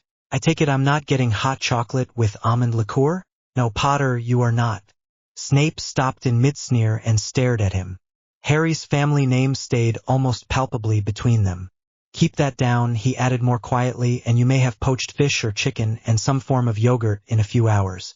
In the morning you will see Madame Pomfrey and get her recommendations. I expect you will be back on normal food in 2 or 3 days. Harry nodded. I know what I am doing, Potter. It won't do you any good to eat more and throw it all up. Could you please stop calling me that? Snape froze. Harry saw his jaw clench for a minute before he replied. What would you like me to call you? Harry, please. Snape nodded. Harry, he repeated almost threateningly. Regardless, I know what I am doing. I believe you, sir. Dinner arrived, complete with a table and chairs. The rice seemed to have been cooked in chicken broth, although there could not possibly have been time, and it was lightly floral and brilliantly yellow from sparse orange threads of saffron. Harry drank his gruel and ate about half his rice, which was as much as he could manage. Not so hungry, Snape mocked. Harry conceded with the slightest of nods. He sat back and tried to relax as he watched Snape continue with his fish and Brussels sprouts. Earlier, he began hesitantly. Yes, I thought you said my day wasn't going to get any better. Harry met Snape's startled look. So what is it? What's going to happen once I'm fed and presented to Professor Dumbledore?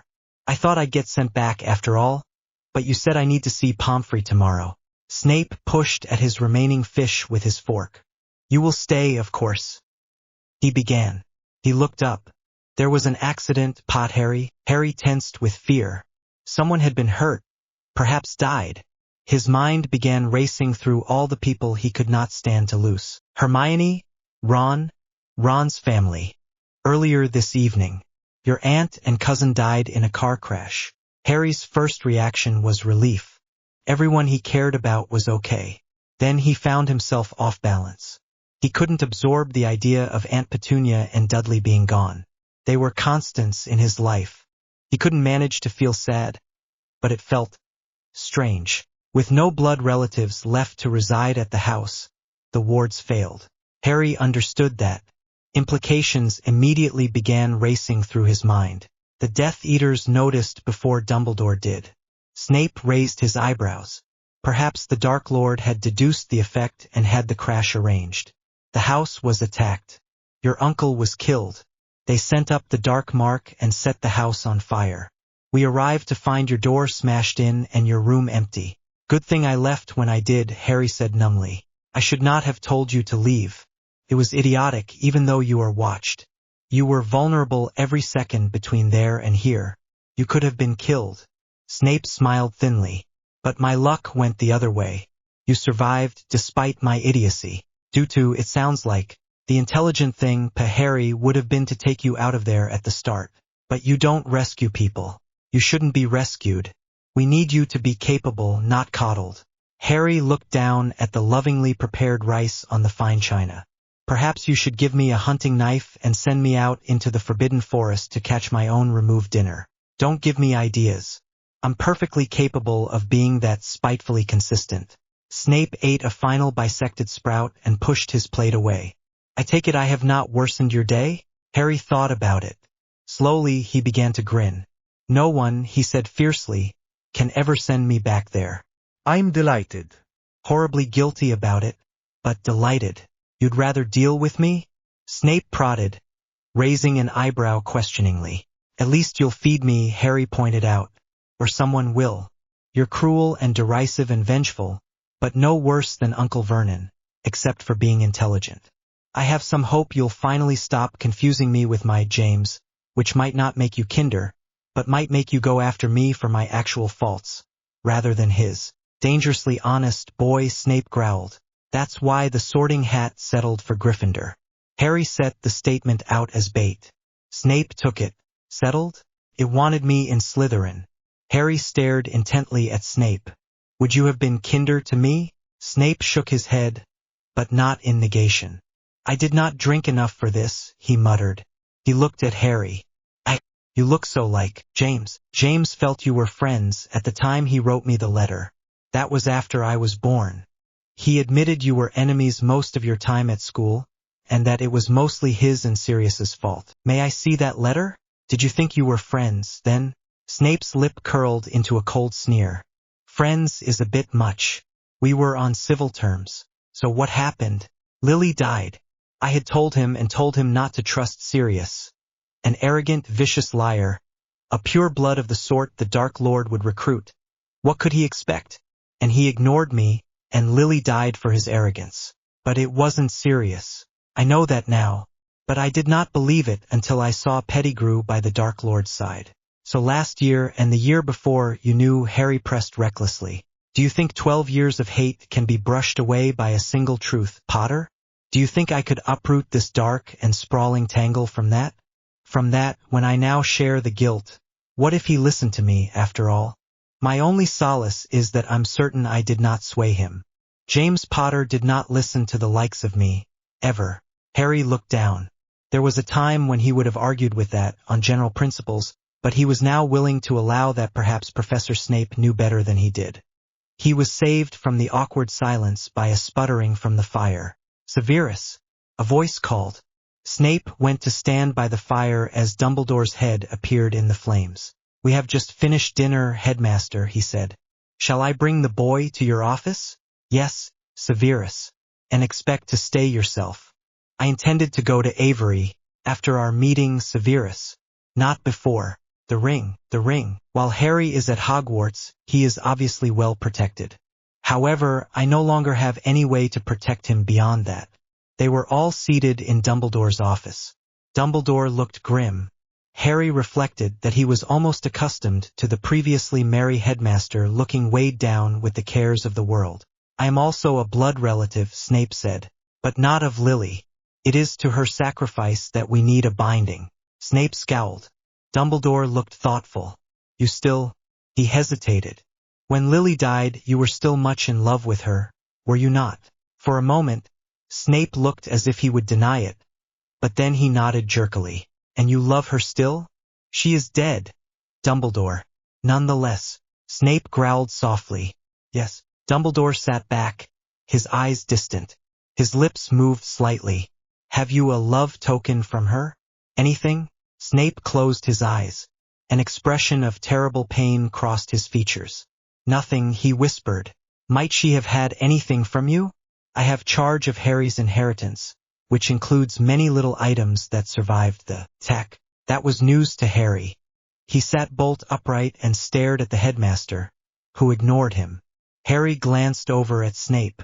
Snape's eyes were still closed. Harry watched him bring his hands up to cover most of his face. This moment was rephrased for platform-safe storytelling. If we have a chance at all, that will do it. Dumbledore stood up and came around the desk. I would like to clarify some aspects of this. This moment was rephrased for platform-safe storytelling. The new wards will continue Harry's protection, but they will also have dangers for both of you. If Harry is ever captured, and Voldemort thinks to look. A contemptuous snort from Snape attested to both his opinion of Voldemort's intelligence and the return of his emotional control. He could determine how the wards were constructed. That would put you, Severus, in danger. Similarly, if Voldemort discovers your relationship, he may be able to guess how the wards are constructed, and be able to use you to gain access to Harry. In this case, however, since the focus is a token that you intended for him, simply killing you will not work. That is the strength of a physical focus. Dumbledore looked intently at Harry. The weakness of a physical focus is that the focus is integral to the spell. You must wear or carry that ring at all times, is that clear? Harry hoped the ring wasn't too feminine.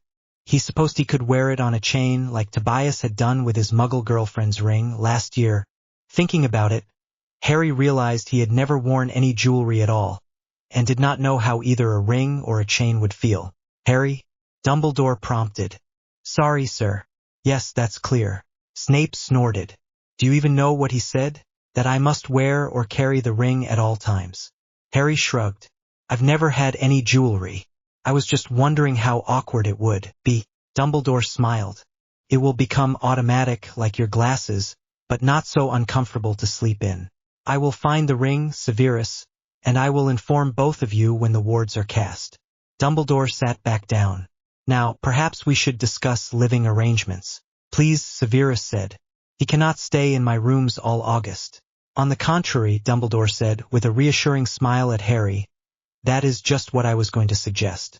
Harry restrained himself from protesting. Snape did not. Are you insane, Dumbledore? First, I don't have an extra room. Second, I have visitors who would be glad to take Harry home in pieces. Third, I like my privacy, and fourth, I hate the boy. Harry winced at the force of Snape's last yell, but looked over at him curiously. Snape hadn't seemed to hate him too much.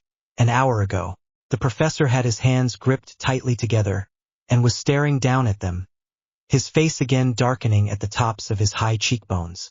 And that is much of the reason, Dumbledore said gently. You have always hated the boy for being James's son, but as we now know, he is not.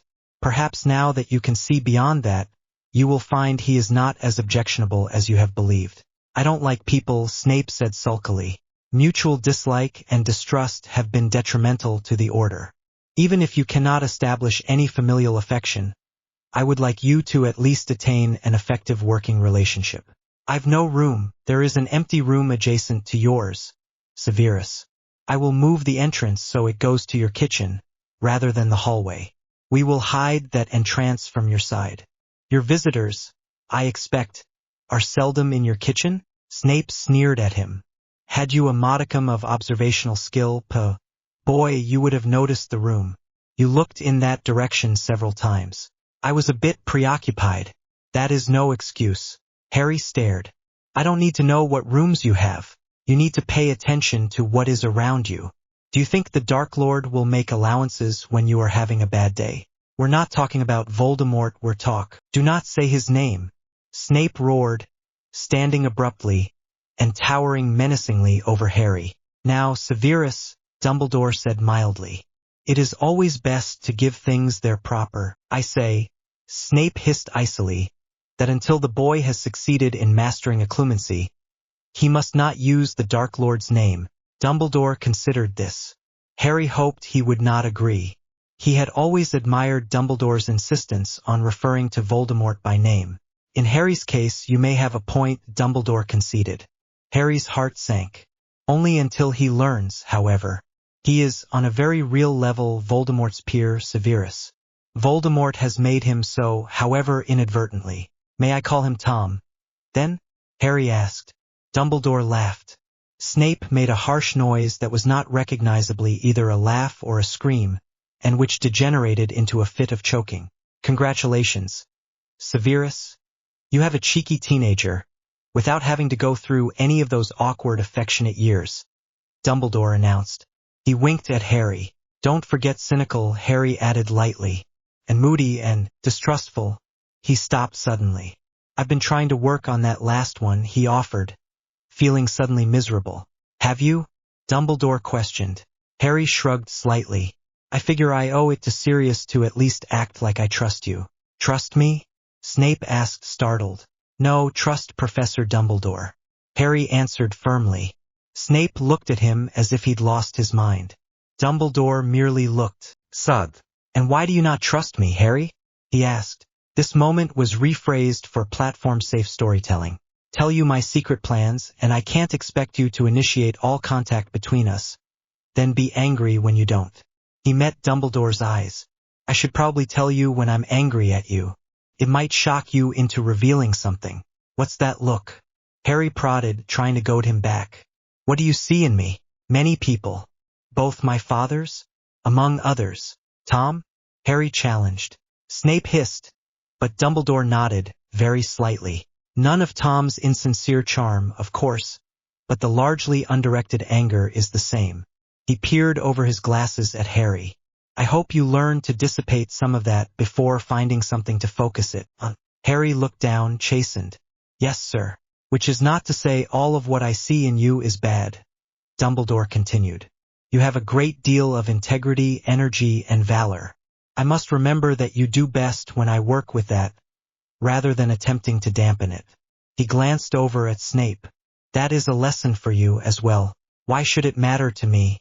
Snape asked unpleasantly. As the boy's father, you are his proper guardian, as far as I am concerned. We cannot make that legal now, of course, but I will grant you the measure of control I gave Sirius, and I expect you, considering your geographic proximity, to be more of a day-to-day influence on Harry. Harry and Snape eyed each other apprehensively. Harry thought Snape looked as distressed as he felt. Have you gone mad? Snape hissed. Harry had to admit to a similar thought. I am totally unsuited to the keeping of a pet rat. Never mind a boy. Severus, Harry is 16. He is largely self-sufficient. Just think, Harry contributed perversely. You can't be worse than my last guardians. Can't I? Snape threatened. Harry refused to be intimidated. You won't be, he said. I have people to go to here. He shrugged. If you let me have food and decent clothes and don't force me to do dangerous things, you're one up on the Dursleys. I'm not expecting affection or anything, and that, he thought, was painfully true. The older he got, the more clearly he understood that, at some point in his life, he should have been able to expect that. Snape nodded curtly. Certainly, I can provide you with acceptable shelter and regular meals, as could anyone at Hogwarts. However, you are right not to expect any significant interaction. I can assure you that I have neither the capability nor the will to act either as a parent or as a companion. Harry nodded acquiescence, and Snape, apparently satisfied, turned away. In the privacy of his own mind, Severus admitted that it had been rather interesting to watch Harry and Dumbledore arrange Harry's room. They had walked into the dusty, unused chamber from the hallway, and Dumbledore had scoured it with a bracing wind. When the room was clean, he closed the door, and it had rippled like a swimming ray along the walls to the other side, and opened upon Severus's kitchen.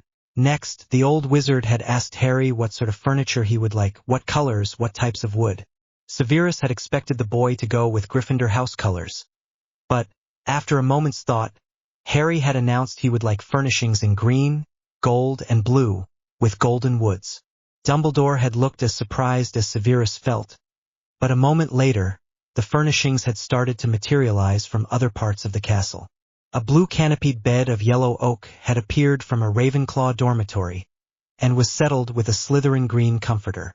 Beside it had alighted a Turkish carpet whose green base bore designs in gold, navy, and darker green. A forest tapestry of Narcissus and Echo adorned one wall, and an ocean one of the failed rape of Bacchus the other. The drowning pirates seemed delighted rather than terrified as they turned to dolphins at the young god's mercy, while Bacchus himself. This moment was rephrased for platform-safe storytelling. Severus snorted to himself as he reached for the flu powder. You'll give the boy a complex, Albus, he muttered. The dresser and tables in warm, light oak had arrived bearing green candles in gold candelabras, and a gilded green velvet chair had settled in the corner, beneath a gilt wall sconce. Cloth the brilliant blue of a fair autumn sky had draped itself about a magical window, which looked out on the grounds as you would see them from Gryffindor Tower, though only the lighted windows of Hagrid's hut were visible now, and cushions of a matching blue padded the window seat. The view was the only bit of Gryffindor in the entire room. Harry had declared the ensemble brilliant. Severus had settled him with the promised meal of poached chicken, accompanied by a rosewater lassie, then headed out to the living room and his fireplace. Severus exited a far grander fireplace in Avery's entrance hall. A house elf bobbed nervously in front of him. "Mr. Snape, sir. The master is not expecting you." "More fool him," Severus snarled. The house elf wrung its hands. "Well," Snape stormed, "correct this problem before I give you some help." He drew a booted foot threateningly back, as if preparing for a good kick, and the house elf, with a squeal of fear, disapparated to inform his master of the guest. "Aristocrat's folly," Snape muttered angrily, as he strode across the dark marble floor. "Strand the bloody lot of us in well-stocked London flats for a month, and Pettigrew, Luther, and I would be the only survivors." He had to admit he enjoyed not needing to cook, clean, or forage, or to mend cloth, wood, or metal, but he felt it was important not to forget how to do these things. Dependency was never good, and someday, he thought, forcing himself to not even whisper the words, even nameless, "I will give you a knife and make you get your own removed dinner, whether you come back with rabbit or with mushrooms and berries, and you will be proud as a cat of all you bring home." Severus did not know where Avery was, so he headed for the study. He found himself regretting the loss of Lucius to Azkaban. Their painful intimacy had been useful. In the study he sat and waited, his thoughts suddenly on Draco. Would the boy be improved by the separation from his Machiavellian father, or would his mind-blurring rage have continued through the summer? A house elf came and offered him brandy. Severus accepted. Then, once the creature had left, reluctantly transmuted the drink to have little more alcohol than butterbeer. That Avery wanted him provided with drink while he waited might indicate merely proper hospitality, or it might have a deeper purpose. "Don't be cozy, Avery," Severus replied. "I want to know what's going on." "Going on? Potter's house was attacked this evening. Haven't you heard?" Snape stood, stepping close to Avery to make his several inches advantage in height clear. "I am supposed to be informed of any attack that may cause me to be summoned by Dumbledore." Avery dropped his welcoming manner. "Perhaps our Lord has changed the rules, Snape. He made it clear last night that he did not trust you." "I am at Hogwarts. I was fetched away to some Muggle warren of identical homes to search for the child. Perhaps it is time that you stop trying to serve two masters." Then, Snape felt as if he had been hit in the gut. He tried to keep his panic from showing. "Dumbledore is all that kept me from Azkaban. An unworthy goal in our master's eyes. Had I gone, I would not now be sane to serve him." Avery's voice took on a sly tone. "But do you, Severus?" Severus whipped out his wand. Crucio. He kept the man writhing under the curse for a good 2 minutes, then ended it. He walked towards Avery, who was still on the ground and still twitching with residual flickers of agony. "Our master," Severus said softly, his voice lingering on the word, "may say to me what he wills. Do not presume to take the same liberty, slave of servants." With that reminder of Avery's subservience to those Severus considered his peers, Severus turned and left as he had come. As his own fireplace was blocked to incoming visitors, he fled to the secure room next to Albus's office. After a few minutes, the door opened, though only Fawkes was present to greet him. Severus returned to the dungeons. Poisons, poisons. This moment was rephrased for platform-safe storytelling. He walked out to Snape's rooms. Snape was sitting at the kitchen table, which, unlike the table they had eaten at the night before, seemed to be a permanent fixture. He had porridge in front of him, and there was more in the middle of the table, along with a covered dish that Harry suspected held sausages. The combined smells made Harry feel ill. "Breakfast," Snape muttered, not looking up. He had a length of parchment out and seemed to be writing out a potion formula, except he was currently scribbling out one ingredient and writing in another. "I don't think I can eat," Harry said. He noticed a headache and wondered if it had just started. "Porridge, Harry, at a minimum," Snape said, in the voice he might have used to say, "Slice the shrivel figs, Potter." "Really, Professor," Harry protested. "I feel ill. My back hurts and my legs hurt and my head hurts. And the smell of food." Harry made a face. "You can go to Madame Pomfrey in an hour. At this time, she will only be available for emergencies. Probably be just as well if I walked first. Some of this may just be from hauling my trunk around yesterday, and might work out." Harry, who had been about to leave, turned back in surprise. What? Snape glared at him. Put on some decent clothes. You can't mean to go outside in that. Harry looked down at his shirt and slightly worn jeans. These are the best clothes I've got, he protested. I'm not going to wear my school robes, and everything else is too big for me. As opposed to those muggle obscenities? Snape sneered. You do not need to display your arse all over Hogwarts, Potter, Harry. There's no one here you'd want to impress. Now go put on something less tight. They're not tight. And these were Ron's. He's not a muggle. Having met a large number of Weasley children, I am confident in saying that Molly and Arthur allow many things I would not. But all I have is, don't argue. Harry stormed back into his room. His initial amusement changed to fury. He pulled out the worst of Dudley's old clothes. Then, thinking better of it, the best of them. Trust Snape to make me wear them, he muttered. By the time he got dressed, he had once again decided the situation was funny, though he felt he would appreciate it more if everything didn't hurt.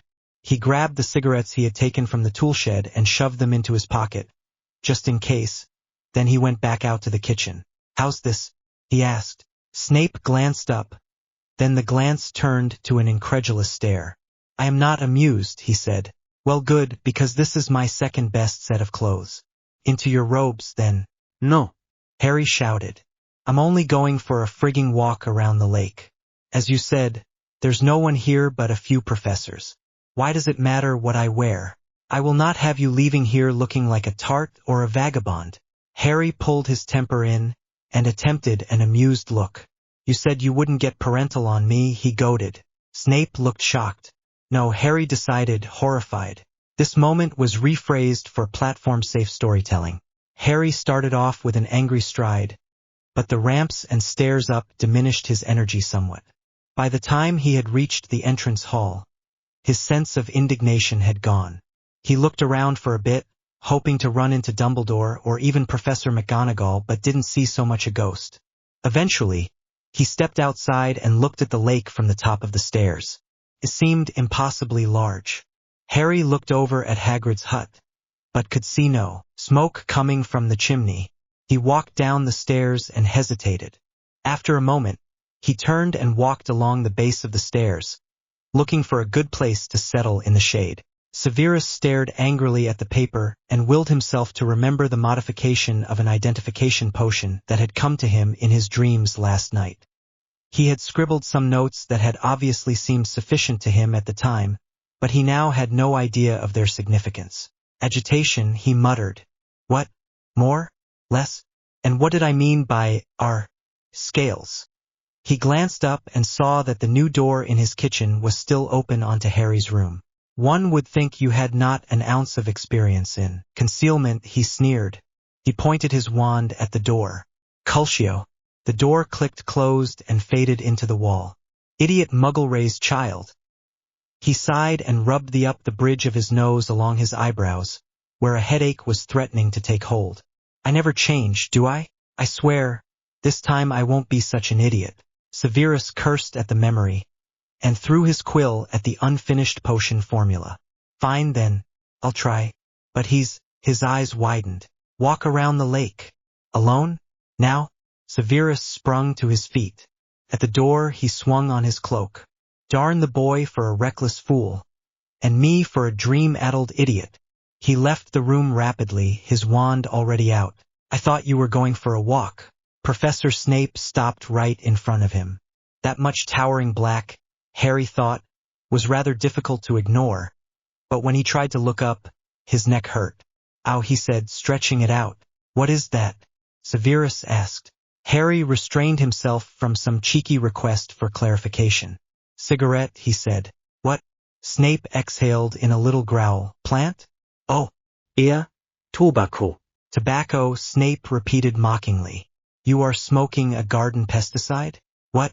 I believe an infusion of tobacco is what Sprout uses to control aphids. To Harry's surprise, Snape lowered himself slowly to the ground and sat beside Harry, also leaning back against the base of the steps. Let's see, he muttered. Toxic when eaten, a mild, but addictive, stimulant when smoked, hallucinogenic at near-fatal quantities. Hadn't heard that last one. The line between hallucinogenic and fatal is too fine and too unpredictable for that to have ever made it into recreational use, Snape elaborated. There was a native tribe in North America that used it that way ceremonially to choose wizard applicants. Harry dared a glance over. Snape responded with a taunting smile. The tribe wizard, I've forgotten the title, would chew some, then insert it into the applicant's arse. Harry choked and went into a coughing fit. Snape ignored this. The applicant would go into a coma. If he died, he would obviously not be trained. If he regained consciousness, usually a few days later, it would be with fantastic visions, which the tribe wizard could then interpret to determine the applicant's fate. Harry realized he was staring at what was left of his cigarette. Hush. He forced himself to take another draw off it, but it had become short enough to have a rather nasty taste, and he stubbed it out afterwards. You're having me on, right? Quite serious. I was doing a paper on real and perceived magic in primitive societies. Many of these tribal wizards were real, Now they are fake or else in most of the world in violation of international treaties. Muggle wizard segregation is to the benefit of European Muggles and some others, but in the Third World, the places that were then being taken as colonies, it fueled a horrible dependency on the more developed nations. I hadn't really thought about magic other places. Most European wizards and witches don't. What's with this European stuff? Harry teased. We're British. Snape raised black eyebrows at him. Are we? Harry looked curiously back at him. Well, are we? I suppose I am, at any rate. Snape nodded. As am I. Half my grandparents, however, were not. Harry hesitated, wondering what to ask. Before he had decided, Snape spoke. The cigarettes. Huh? How often? Harry thought. I'm not sure, actually. Not much.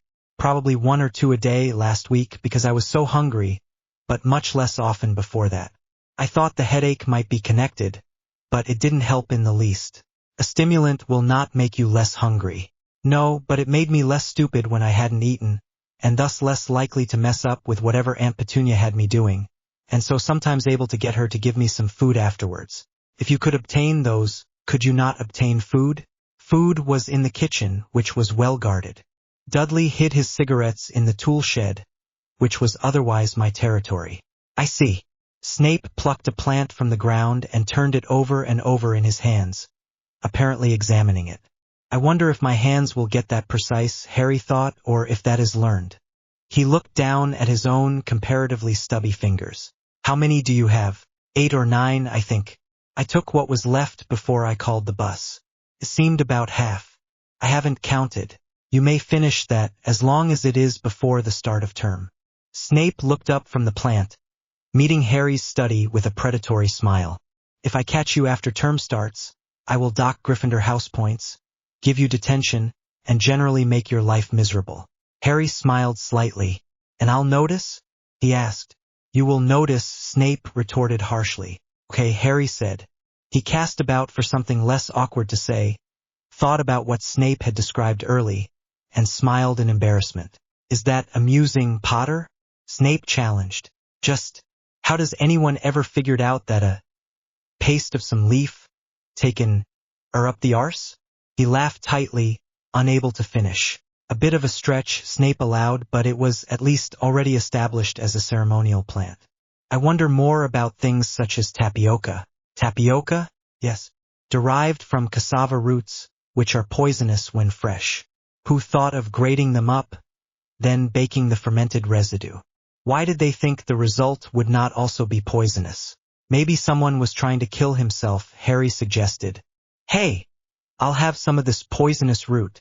That should do it. That doesn't explain why it was grated in the first place. Perhaps it was also used as a pesticide? I'll have some of this poisonous root that's been scattered around the vegetable beds. Ah! Snape's eyes took on a triumphant gleam. Perhaps someone wished to poison someone else. They baked it into a casserole. Yes, it did come out beautifully thick today, dear, didn't it? Harry improvised, pitching his voice high. No, go ahead and eat. I'll just put the baby down. No, nothing's wrong with my stomach, Snape growled. Why do you ask? They both chuckled. And you'll never guess the secret ingredient, Harry effused. and was treated to the sight of Snape actually laughing.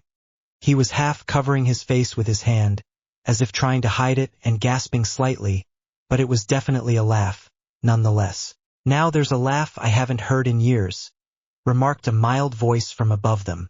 Harry twisted to look up. Snape, with remarkable speed and grace, was on his feet in an instant. Remus Lupin smiled down at them over the edge of the stairs. "What got that out of you, Severus? Tasteless jokes about murder and suicide?" Snape snapped. "Nothing you want to hear, Professor Lupin," Harry exclaimed. "Hi, Harry." Lupin had apparently not noticed Harry's identity earlier. Harry suspected the angle was bad. He too stood up. Lupin, to his surprise, looked concerned. "Well, I suppose I can cross the first item off my list of questions for Dumbledore," he said lightly. "Yes, Harry survived," Snape said dryly. "Is that all you came here for?" "No, actually I'm back for the year," Lupin admitted. "For my own protection, mostly," he added quickly. "Finally killed someone in your carelessness?" Snape goaded. No, Lupin snapped. He sighed. "Voldemort has been courting the werewolves, promising an end to the recent restrictions as well as other freedoms.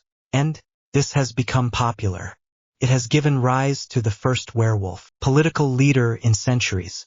I am known to be in opposition to the alliance. I have spoken, perhaps too eloquently, in a public forum. He has declared me a traitor to my people." He shivered. "Dumbledore offered me protection. In return for teaching defense against dark arts, again, of course." "Yes," Harry crowed, punching a fist into the air. "A decent defense against dark arts, teacher. You were the best we ever had, Professor Lupin." "Not that that is saying much," Snape sneered. "A possessed fool, a primping fake, an escaped Death Eater, and a ministry plant." "We at least learned something from the Death Eater," Harry pointed out. "All three unforgivables, as I understand it," Snape sneered. "He only demonstrated them, except for the Imperius Curse, which he made us throw off." "A professor cast the Imperius Curse on you?" Lupin gasped. "And just as well," Harry argued. "I resisted his right away, but I'm certain that I wouldn't have been able to throw off Voldemort's if that had been my first time." He smiled at Lupin. "But you were better. And not just because you never tried to kill me." Lupin, however, came down the stairs. "Harry," he asked, "what happened yesterday?" "What, the Dursleys being attacked?" "I missed it. I just run away." "Ah." Lupin looked grave. "Do you realize you are suspected of murder?" "What?" Harry yelled, outraged. Snape scowled. "Some bloody fool thinks that Harry Potter killed his uncle with an unforgivable, torched the house, cast the dark mark above the mess, and then ran to Albus Dumbledore?" Snape reached out a hand. "I'll give it to him once he's eaten," he said, snatching the paper before Harry could decide whether or not to take it. "For now, we were going to take a walk." "We?" Harry asked pointedly. "You should not be alone outside the school." "Not now." Snape's lips curled up slightly, but Harry couldn't decide if the effect was intended to be friendly or derisive. "That's why I came looking for you. Do you still want to walk, or have you decided your muggle drugs were sufficient?" Harry hesitated. He actually had intended to take a walk, but he felt less in need of it now. And the gnawing dread at the thought of the unread paper was probably worse than the anger he'd feel after reading it. He took a deep breath. "Actually, I have got sort of hungry. What if I have breakfast, then you let me read the paper, then I walk or something? I probably won't be good for much else after reading it." Harry tried to smile, but didn't think the effect was convincing. He hadn't expected to be accused of killing his uncle. Snape nodded. "Very well. Though I insist on a visit to Madame Pomfrey. Somewhere in there. And you should eat lightly." "Lightly?" Lupin growled. "You're far too thin, Harry." This moment was rephrased for platform-safe storytelling. The murder suspect, public opinion. They decided to stop at the hospital wing first, and Madame Pomfrey examined Harry with her usual air of concerned disapproval.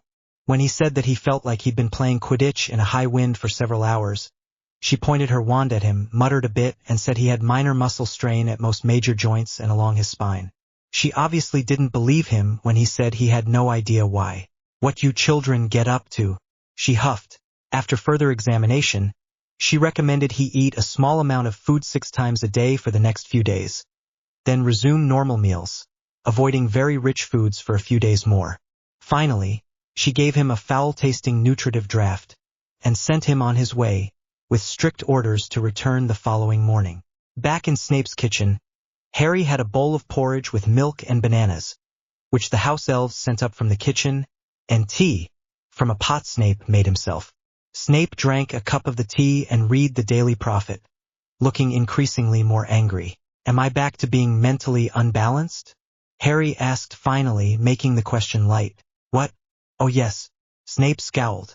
This time, of course, it is all in the most revoltingly maudlin terms, with ridiculous details on how you have been treated and the observation that it is no wonder you finally cracked. He stood up and tossed the paper down on the table. Read it. Stay here. I need to speak to the headmaster. Doesn't it concern me? In the doorway to the front room, Snape whirled back.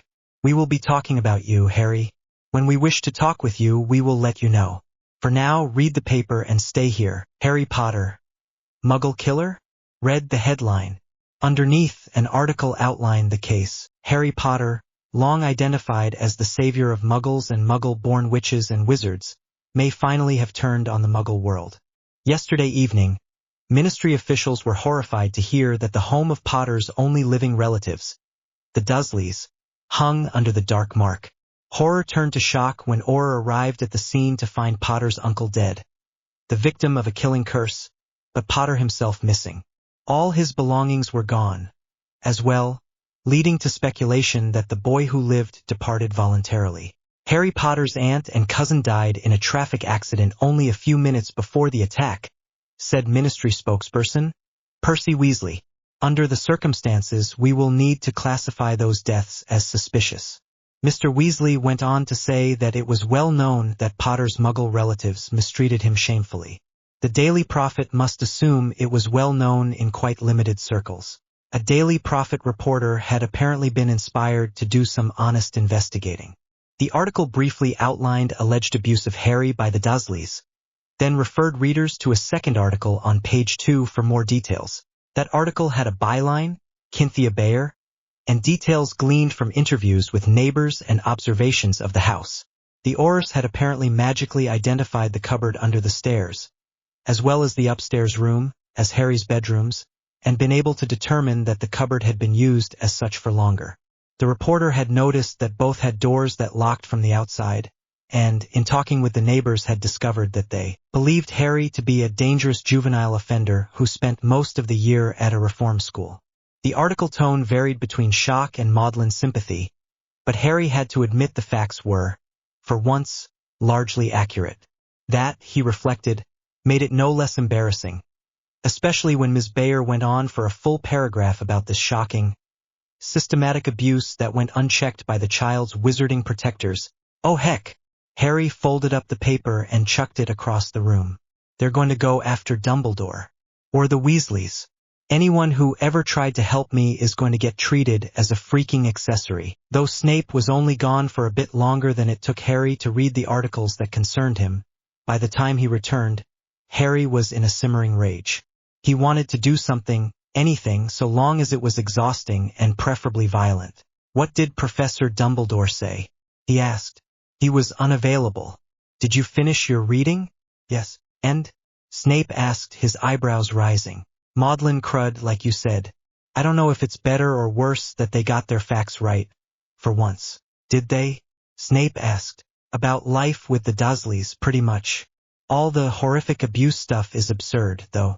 I was miserable, but it wasn't like they whipped me or anything. They locked you up. Sometimes. And sometimes they didn't feed me much, and they worked me like a house elf when I was allowed out, but it wasn't intolerable. I don't need anyone feeling sorry for me. Snape frowned. It may not have been intolerable to you, but it was nonetheless abuse. He waved down Harry's protest. I understand your objection to the pity, and your meaning. Certainly there are children who endure worse. I did, but for you to say it is not abuse, is as if I said it was not torture to bind a man until he soiled himself, when I might have pulled off his fingernails instead. That worse things could be done does not make an action right. Look, that's just how things were. Harry snarled. He stood and paced for a moment. He needed to do something active, and Snape would not let him go walking alone. Can we duel? He asked suddenly. Snape's eyebrows rose. Duel? Yeah. Why, may I ask? Harry balled his hands to fists. Anger was moving through him in little electric flashes, both painful and enticing. I want to blast something, he said. I recall you defend pretty well and give as good as you get. I see. And do you think that would wise with both of us furious? No. Harry stared at him and smiled fiercely. But we'd both enjoy it, wouldn't we? A cruel delight spread across Snape's features. Harry had the odd thought that he was seeing the Death Eater right now, and at this moment he could deal with that. Let's find an empty room, Snape said silkily. I don't want all my things destroyed. Harry led Snape to the room of requirement, and it was ready for dueling with mats on the floor, small objects to use as missiles, and things to roll or duck behind. There were even fragile, wooden things that would break satisfyingly without leaving dangerous debris. The duel started off deliberate and intense, and quickly grew furious. This moment was rephrased for platform-safe storytelling. Do you intend to get up? Snape asked condescendingly. Good floor, Harry said. Nice, cool, smooth floor. With an exasperated sigh, Snape reached a hand down to him. Harry let himself be helped up. Thanks, he said. That was fun. I shouldn't be pandering to this, you know. You'd be better served learning occlumency than indulging your passions in destruction. Harry yawned. Let's do a session now, he suggested. Now? Yes. I have a bit of an advantage being worn out from fighting, but I could certainly use one. Snape nodded. Very well. With no more warning than that, Snape attacked. Harry was suddenly lying in his cupboard, the only light shining through the slat that Uncle Vernon had opened to scream through. Snape. Harry forced himself to see Snape. The cupboard was still there, superimposed over the sneering potions master. It does not matter. Snape was back fully now. The cupboard faded away. Harry stepped forward. Do I attack you? It is not necessary. Again. Harry hung his head. Yes, sir. Better late than never, I suppose. At the wry words, Harry looked up into a similarly bitter smile. Though that is sometimes hard to believe, Snape added. Still, we must tell ourselves that. It would be fatal to believe anything less. Harry nodded, afraid to speak. Let's go, then. You should eat more. Snape said nothing on the walk down to the dungeons, for which Harry was thankful. Back in the kitchen, Snape called down the kitchens for light sandwiches and milk. He didn't eat himself, but sat briefly. You will be on your own this afternoon. I have work to do. Please make some attempt to stay out of trouble. Harry nodded. About leaving the castle? No. Just down to Hagrid's? He is away. Snape growled with exasperation. It is only until the ring is ready, Harry. When we have new wards on you, you can walk. Perhaps not around the lake, but certainly down to Hagrid's. Or the pitch. Snape snorted. Could I prevent it? Probably not, Harry admitted. He bit his lip. What if Professor Lupin will go with me? He asked. No. Harry was taken back by the sudden return of the familiar loathing to Snape's voice. But he is an untrustworthy, irresponsible, lying, careless fool. You will not go anywhere with him, outside the castle or in it. Lupin is wonderful. He is a kind, caring. Lupin was a marauder, Snape hissed. I remember his kindness. I know what he will countenance. What did Lupin ever do to you? Even James said, nothing. Snape snarled. Remus did nothing. He was always there, standing and watching. The only thing wrong with Lupin, Harry said firmly, is that he lacks moral courage. So do most people. Lupin just has enough of a conscience that you can tell he wants to do the right thing. Severus's face tightened. The anger drained to an unreadable expression. So he won't hurt you, Snape said coldly, unless it is incidental to whatever he wants to do, and protecting you would inconvenience or embarrass him. He won't hurt me, Harry retorted fiercely. Only let you get hurt? Harry tried to get his anger under control. Snape had a reason to say what he did. I don't believe he would do that either. He likes me. There is a difference between acting on convictions and protecting someone you like. A familiar flash of hatred crossed Snape's features. And you know best, as always, he sneered. Harry shook. I just said, I believe, he answered. You may not trust him, but Dumbledore does. I get to have an opinion. He looked desperately for any sign of concession on Snape's stony face. I'll be careful around him, he said earnestly. Promise. No secret meetings in hidden places, Snape pressed. I want to know when you will be with Lupin and where you will be, and you will not allow him to change times or locations without informing me. He's in the order. So was Pettigrew. Lupin is not Pettigrew. No. Lupin is a werewolf. That only matters near the full moon. Harry caught himself. He had his concession and he was wasting it in argument. Look, I'll do what you say, all right. I will always tell you where and when I will be with Lupin, unless he just happens upon me while I'm out, in which case you will return immediately to my rooms or to Dumbledore's office. If he accompanies you, you may speak to him while you walk, but you may not let him lead you anywhere. Fine. Harry snapped, not at all as if it was. But I really think this is unnecessary. Lupin is fond of me. Lupin is fond of James's son. Snape returned harshly. He let that sink in for a moment. Or perhaps just of handsome, dark-haired boys, he added with no more mercy. His eyes locked onto Harry's. You accept my terms? Harry, confused, just nodded. Handsome, dark-haired boys? Then you may speak with the werewolf, Severus said, on those terms. With that, he turned and glided off, robes billowing about him in a black cloud. Harry stared after him, only partially seeing. Handsome, dark-haired boys. That's ridiculous. He chided mentally. I know Dumbledore is desperate for a good defense against dark arts teacher, but he wouldn't appoint anyone who might molest the students. A new thought suddenly occurred to him. Snape's not worried Lupin will kill me, he's worried that he'll come on to me or something. He laughed out loud. The sound was odd and wavering in the low-ceilinged room. Professor Lupin. That's just too strange. Levels of guilt. Levels of guilt. After Harry had finished his light lunch, first lunch? He wondered. He decided to make some tea. He took the kettle from its hook in the hearth, refilled and replaced it, and lit the fire with incendio. As he watched the crackling flames, it occurred to him that, unlike the duel, that was unsupervised magic, and therefore illegal. This is Hogwarts, he assured himself. No one is likely to notice a bit of extra magic here. Still, he felt nervous about it and decided that he should be more careful even if he got away with this slip. He found the tea and put 2 spoonfuls in the pot, then poked around the kitchen a bit. The cabinet with the tea also had a small, but odd collection of spices. Whole cloves and allspice, nutmegs, 2 types of cinnamon bark, curled into irregular straws, beautiful star anise, thin fennel seeds, some seeds that were oily, segmented and black, looking rather like mouse droppings, but smelling bright and sweet and intense. Little round seeds that smelled like some part of curry. Littler round seeds that smelled like mustard.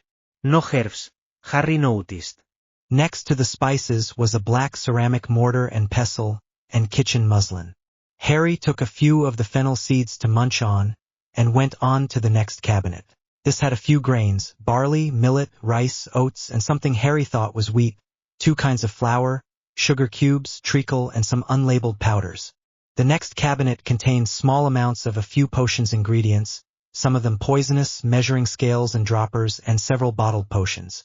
Harry was glad he'd taken the fennel, which he could identify, not the enticingly fragrant black stuff that looked like mouse droppings. The next, magically cooled, cabinet contained an unopened pint of milk, clotted cream, and 5 dead, gutted moles, neatly laid out in a row on their backs. I don't want to know, Harry muttered and went on to the last cabinet, which had 2 small, covered cauldrons, empty to Harry's relief. 3 plates for bowls and some cups, saucers and glasses, and skewers, tongs, spoons, and some other cooking implements. This moment was rephrased for platform-safe storytelling. Harry poured the now boiling water into the teapot, cleared his dishes from the heavy, age-darkened table, and was halfway through washing them before he realized that he could have just left them for the house elves. Bet they'll be offended, he muttered, rinsing the plate. He dried his hands, poured himself some tea, and added some of the milk while willfully ignoring the dead moles. He took the tea out to the living room and sat at the end of the sofa. As he drank it, he surveyed the room. I wonder how much I can look at without upsetting him, he thought. He scanned the distant bookshelves, but could not make out titles from here. Trying made his headache worse. His gaze lit on the closed door that almost certainly led to Snape's bedroom. No, no, no. I will not even touch that door. The door to the bathroom was slightly ajar. Harry had been in it, but only as long as necessary. That next, then. I need a bath anyway. Harry felt his neck for the state of the sunburn. It had gone down to itchy, and while it was still too tender to scratch, he thought he could endure warm water, as long as it wasn't too warm. He had just finished his tea when he heard a strange noise at the door. It sounded less like someone knocking than like someone bumping into the door several times, or perhaps dumping a pile of books against the door. He hurried over. "Hello?" he called. He couldn't hear anything. A movement to the side caught his eye, and he noticed a small mirror hung by the door was not reflecting the room, but rather showing the hallway. An owl was crashing into the door, bouncing off and doing it again. Harry had a panicked moment of thinking the ministry had noticed his spell and he was about to get expelled, before realizing that the owl was Pigwidgeon. He opened the door, and was hit in the forehead by a chirping ball of feathers. "Hello, Pig."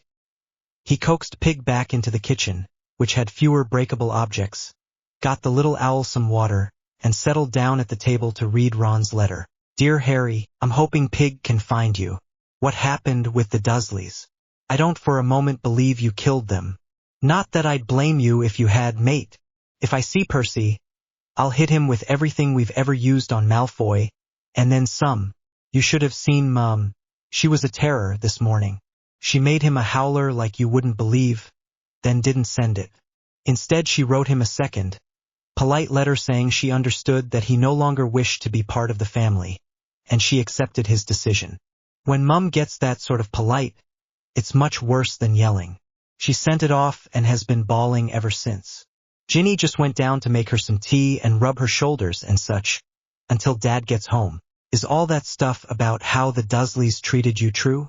You only told me about some of it, but then, you never told me about the bars on your window which I saw, so I guess you don't tell me everything. I know you don't like to talk about that place. Still, I know better than to believe what I read in that paper. If you can, send back a note so that we know you're safe. That would make Mum feel better too. Does this have anything to do with the question you asked me last week? I'm afraid Mum talked to Dumbledore about it, but he told her he's quite sure of your parentage. Take care, Ron. Ron, of course I didn't kill the Dursleys. I just run away, and didn't hear about it until later. I suppose it does look suspicious though. I am safe, well, as safe as I ever am, and have been in touch with Dumbledore.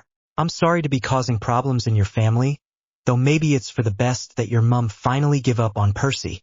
The more I think about it, the more I wonder why he wasn't in Slytherin. Talk about unfettered ambition. Give her my love, please, and tell her I'll talk to her when I can. The paternity charm thing wasn't about me. Some git prankster decided to write me a letter claiming that Malfoy was my removed half-brother, saying that he wouldn't look so much like his father unless his mother had imposed the look using the paternity charm. I've looked it up, though, and it doesn't work like that.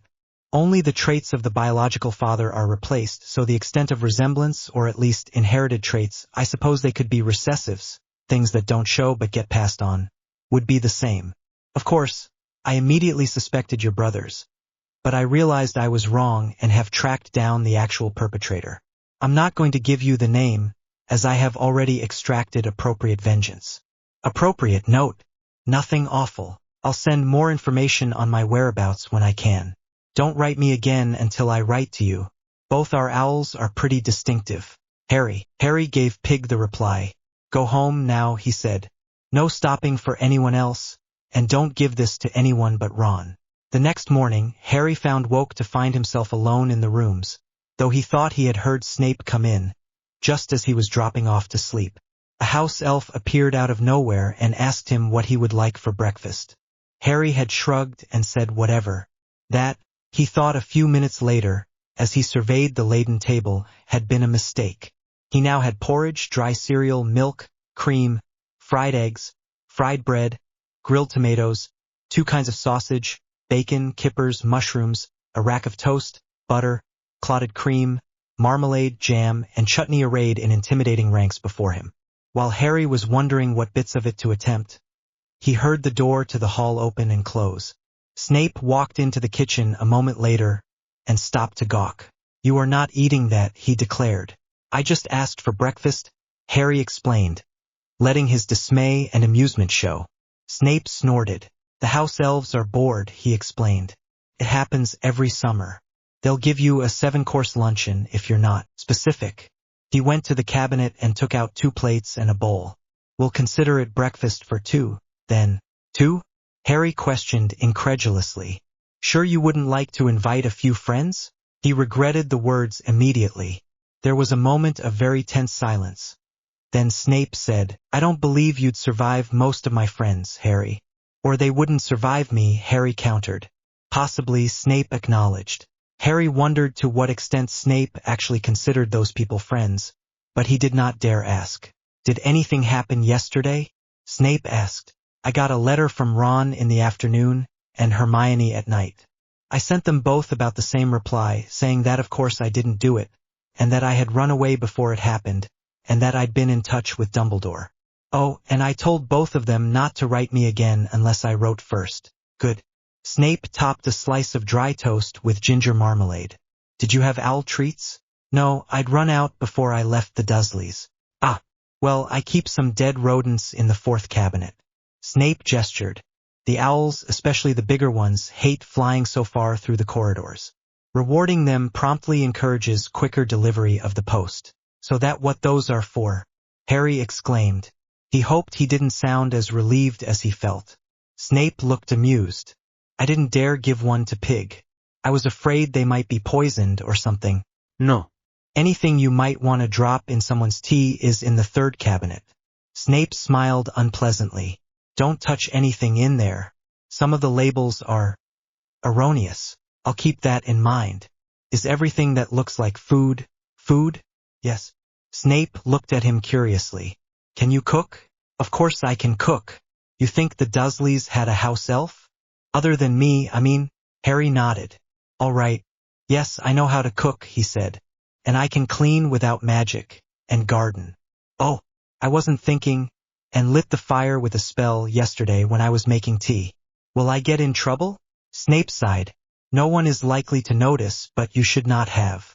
Perhaps you should leave your wand in your room, except when you will be going outside. Harry nodded. That makes sense. Was that why you were out? Yes. That and to speak to Dumbledore. Well, there were many letters to the editor, of course, vilifying you, defending you, demanding that it be made legal to kill any muggle that intentionally harms a wizard, all manner of things. The front page article, however, had 2 new data points.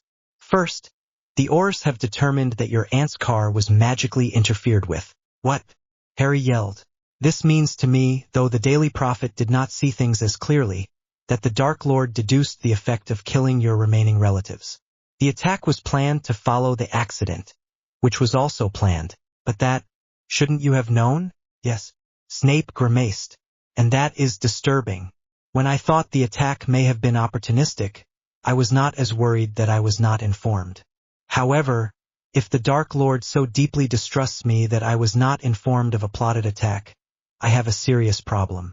Harry frowned at his toast. Maybe not, he said. Snape's eyebrows lifted inquiringly. Now, I mean, Tom didn't tell you, but I found out anyway, right? Or so it would seem. I left minutes before the attack. Probably we were both waiting for dark. That would suggest that the security breach was someone other than you. Snape gave a nod of approval. Yes. He nodded again to himself. Dumbledore, I will advise him that we say he summoned you. I will rail to the Dark Lord about being kept in the dark, and say I could have watched for such a move. He smiled slightly. Very good, Harry. I have been too distracted. Where were you yesterday? Working on potions, mainly. Ah, the news. There's more? Yes. A better item for you. Stan and Ernie of the night bus told the paper that you were on their bus at the time of the murder, somewhere over Cumbria.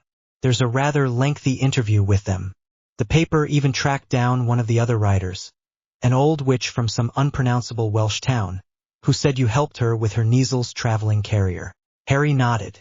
It barely fit through the door. She just needed it steadied. Really? Yes, well, I expect they're all talking to Aurors now. By this time, tomorrow, Everyone should be blathering about how they knew all along that it wasn't you. They finished their respective portions of the breakfast in silence. Harry poured himself more tea. Would you like more, sir? He asked automatically. Snape nodded consent. Snape frowned at the cup. I'll be busy most of the day, again. Is there anything you need before I leave? Harry felt very odd. The question seemed both too general and too unexpected to answer. Well, Snape demanded. What is that look for? You've no idea how strange it is to be asked that. I've no idea. Why would you care? I mean, people don't ask that unless they're selling you something. Harry wondered briefly if Dumbledore was paying Snape to look after him, but decided that neither man would play his part in that.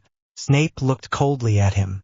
Considering you appear to know the complete contents of my kitchen already, I would rather you not feel the need to forage for whatever you may feel necessary. Oh, sorry.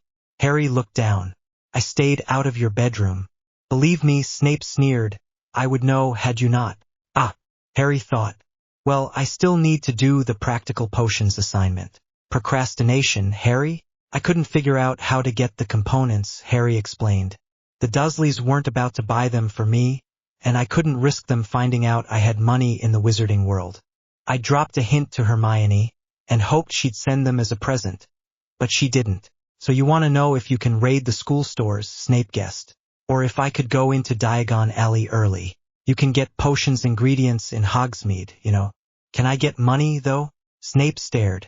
Of course you can get money. Really? I've always been to my vault. Gringotts prefers it, but if you go to another branch, they can have the adjustments made. Snape looked back at the paper. We'll take a trip into Hogsmeade, but I am not helping you once I've shown you to the apothecary. Part of the assignment is seeing if you can acquire the correct components. Today, Harry was excited about the prospect of going into the Wizarding Village. Even with Snape along, he ought to be able to enjoy it, he reasoned. In case you have forgotten, Mr. Harry, you stand accused of murder. You will attract unwelcome attention. Furthermore, I do not have time today, as I have already told you. If your reputation continues to improve, we will go tomorrow. In addition to the apothecary visit, I would like to get you some acceptable clothing as soon as possible. Harry felt at once annoyed that Snape would interfere with what he wore and strangely pleased that he thought it mattered. May I have trousers, at least? He demanded. I have no objection to decent trousers. Good. Harry bit his lip. You know, you don't seem too bad, as a guardian. Sirius would have been more indulgent, Snape suggested, sort of, and affectionate. But well, never mind. Harry didn't want to talk about Sirius to someone who had hated him, certainly not when what he had to say was less than fully complimentary. Harry pressed his thumb into a leftover crust of toast, crushing it into crumbs. What do you think it takes to be a good father? Even in its neutral phrasing, the question made him wince as soon as it left his mouth. Snape considered it impassively. I expect, he said, that it would require being a good person, which I am not. His face was slightly scornful as he looked at Harry. Of course, your expectations are so low as to be virtually non-existent. Harry laughed. You know, he confided, I agreed to go live with Sirius half an hour after meeting him, though I'd had him at one point most of that. Being convinced he wasn't a mass murderer was enough for me. If you hadn't let Pettigrew escape. Snape stood up. You must understand, Harry, that it was scarcely credible Pettigrew could manage such a thing, while Black customarily charmed people into believing the most ridiculous tales. Certainly he could hoodwink 3 children and his pet werewolf. And Sirius was the one you hated. Harry amended to himself, but he restrained his reaction to a slight shrug.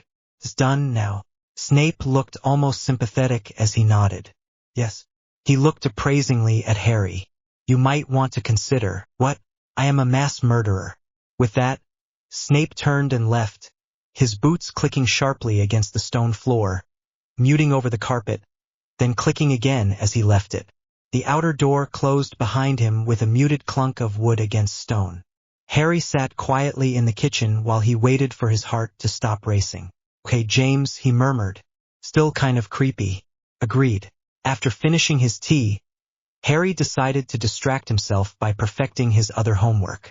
He spent some time in the library, adding additional information and references to his summer transfiguration essay. Madame Pants was able to teach him a spell that created a copy of James's letter, as well. Afterwards, he prowled around the empty classrooms on the second floor. Everything looked very still and old in the summer silence. He stared out a dusty window at the bright summer day. His attention moved to the distant pennants of the Quidditch stands. He wished he could fly. He decided to go see if Dumbledore was available so he could ask him if he had found the ring. Yet, on the stairs he met Remus Lupin. "Harry," Lupin said brightly. "Good to see you.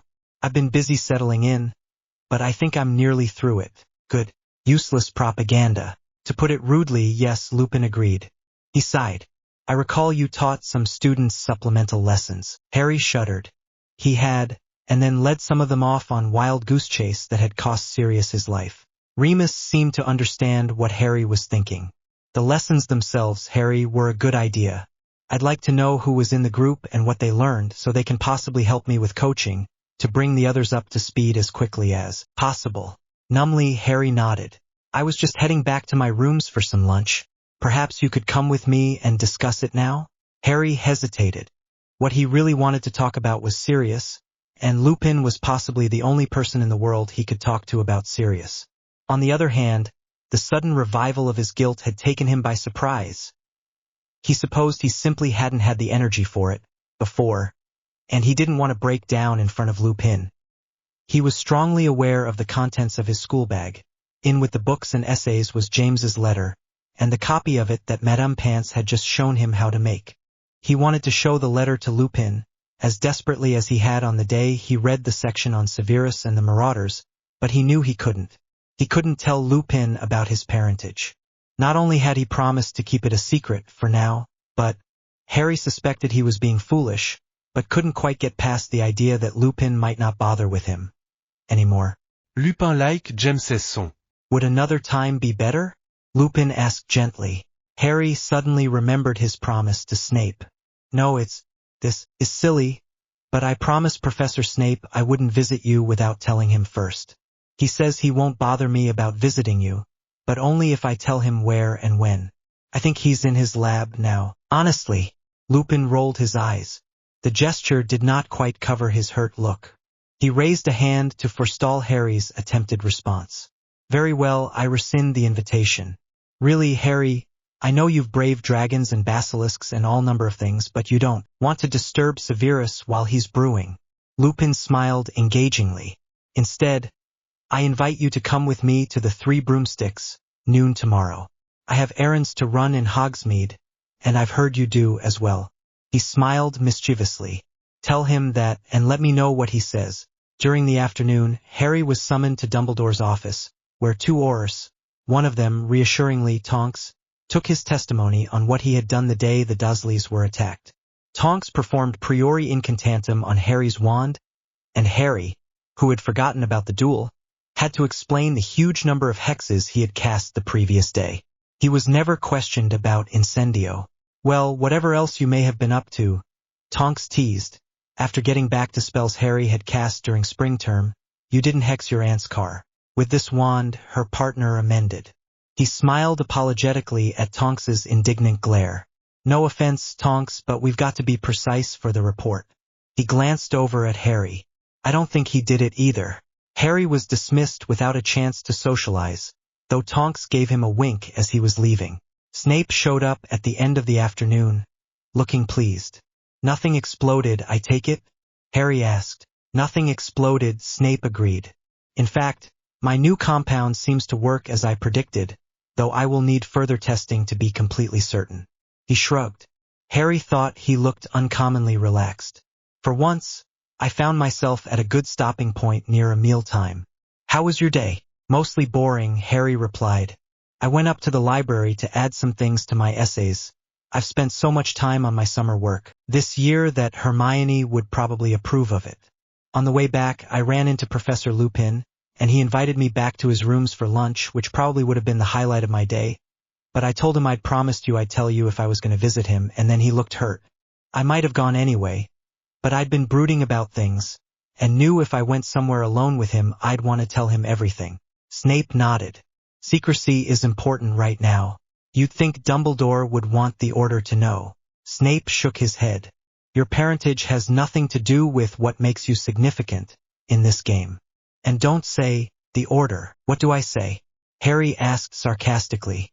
You know what, say, the old crowd or his old crowd, or whatever form blends best with the context. Not your old crowd. No. My old crowd is mostly dead or in Azkaban. Of course, his old crowd is mostly dead. Harry stared at Snape. The man's face was lined, but his hair was black. He did some quick arithmetic in his head. You're still in your 30s, aren't you? You and Lupin and Peter and most of the Death Eaters. Snape's face twisted unpleasantly. Yes. He surveyed Harry with something between scorn and pity. You will be old even younger, I fear. Harry snickered. Should I live so long? Don't fall into that. Into what? Plan to live. It encourages you to make choices you can live with. Point taken. Two quick things? Go ahead. Lupin invited me to meet him in the Three Broomsticks at noon. Tomorrow. He said he knew I had shopping to do. Snape frowned. For a moment his mouth stayed tightly closed. Then he said, I can't object to that, I suppose.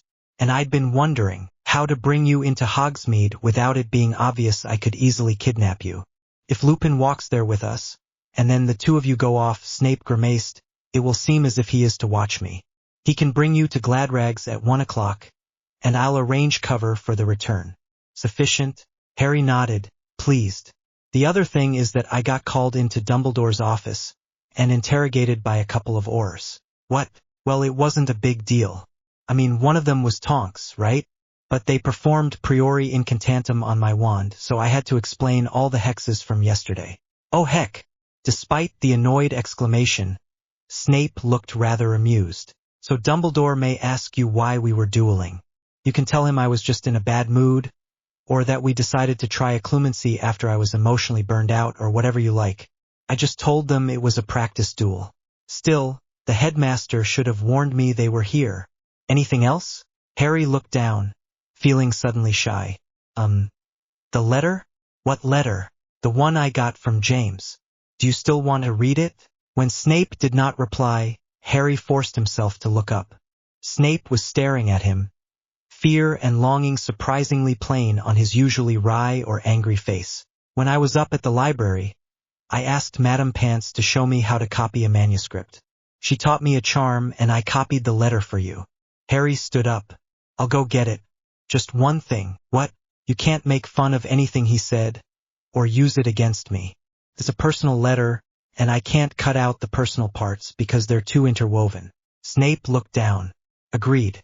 May I see her letter to you? Is that a condition? No. I will consider it. When Harry handed the letter to Snape, Snape's hands were shaking. But to Harry's surprise, he tucked the letter into an inner pocket of his robes. I suspect that if I want to eat dinner, I will need to do it first. Have you spoken to the kitchen elves yet? Virtues and appearances. Virtues and appearances. Harry realized Lupin was still waiting. Well, what? He prompted. Has Professor Snape persuaded you to distrust me? Or are you merely humoring him? You don't smell at all frightened.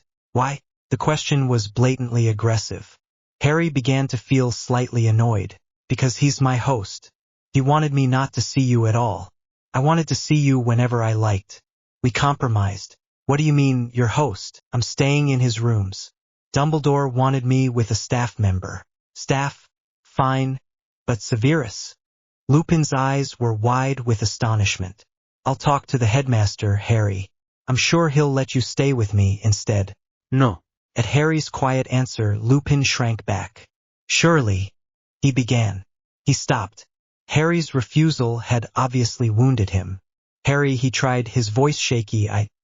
You used to. This moment was rephrased for platform-safe storytelling.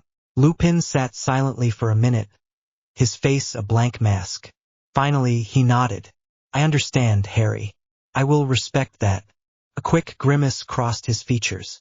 Nonetheless, whatever you promised, if Severus gives you any trouble, you are always welcome to come to me, because I'm James's son.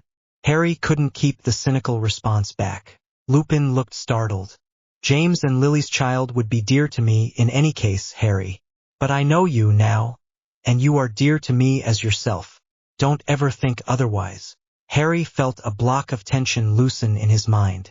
Thank you, Professor, he said quietly. I think I needed to hear that. Lupin reached across the table and laid his hand briefly on Harry's arm.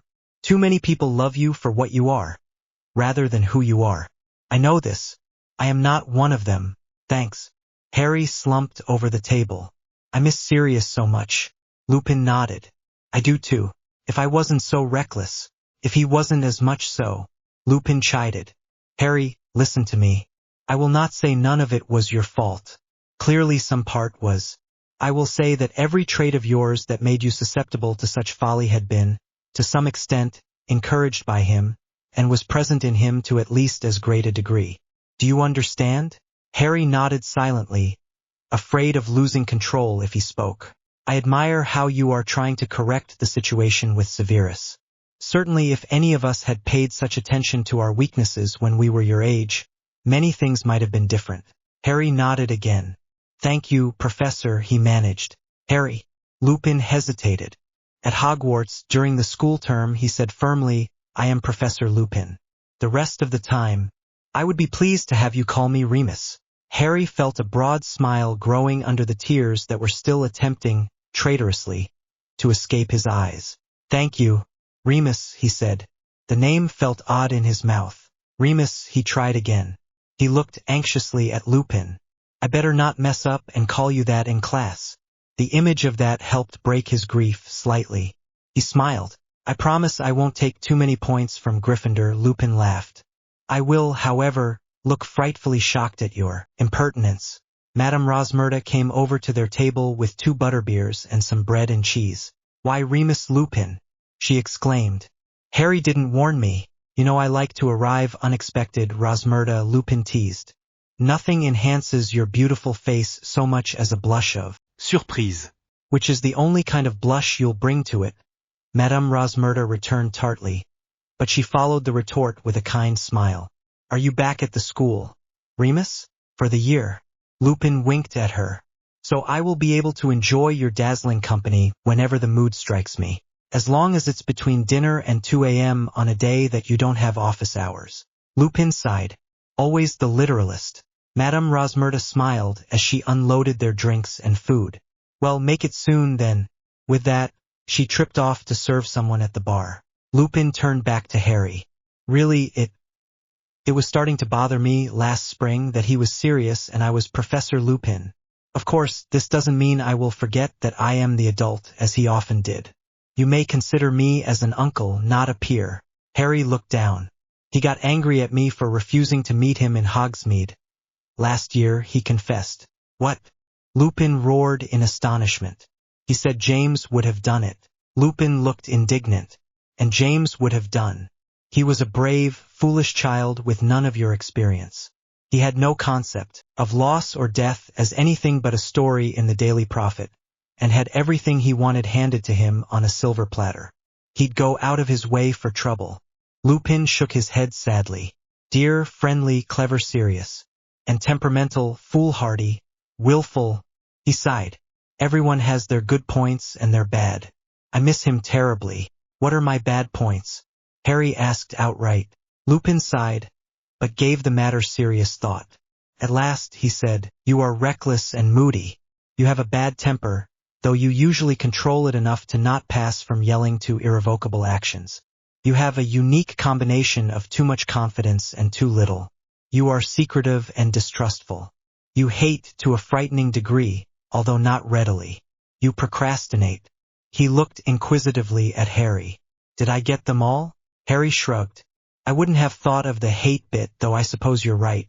You forgot overly proud and stubborn. Lupin shrugged. Both of which are the negative manifestations of a strength. As is recklessness. You know the saying that a weed is a plant in the wrong place? A character flaw is a virtue in the wrong place. Bravery at the wrong time is recklessness. Independence at the wrong time is pride or arrogance or reclusiveness. Harry nodded, understanding. Here's an exercise, Lupin said, tearing a piece off the bread. List all the virtues of someone you hate. He took a bite. Draco Malfoy, he suggested. Well, he's Clever? As his former teacher, I can confirm this. Go on. Creative. Yes. Determined? Yes. Lupin continued to look expectantly at Harry. Harry finally shrugged. That's all I can think of. Chim. Well, let's look at this another way. What are young Mr. Malfoy's faults? He's spoiled, and arrogant and cruel. He's a bigot and a sycophant. Really? I'd always seen him in charge of his own little group. Yes, but put him with anyone more powerful and he's at their feet. Not anyone, clearly. He's barely respectful of Dumbledore.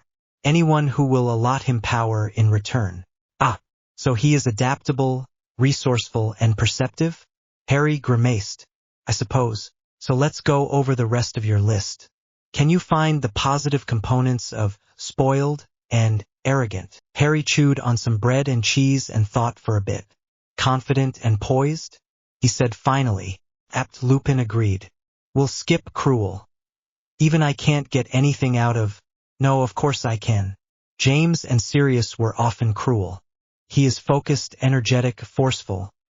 All the things that kept me with James and Sirius at the worst of their other expressions of it. He hesitated. Bigot, I think, is our hardest one. Don't try to think of a good side to that by itself, just to Draco's form of it. Harry stared at his butterbeer as if it were a crystal ball. He didn't see that there was anything good he say about Draco calling Hermione a mudblood and hoping she would be killed. The Slytherin was the crudest expression of all his father's veiled hate. Suddenly he had it. Draco is loyal to his family and to the principles he was raised to value. Exactly. Lupin finished his butterbeer. Draco is amazingly principled in his own twisted way. He has as much honor as any Gryffindor. It has just all been directed from anything you would recognize to maintaining the importance of his family. I find him very disturbing. Really? I've occasionally found myself hoping teenage rebellion would rescue him from his past. Has he improved any? He was worse last year. Perhaps having his father in jail will help.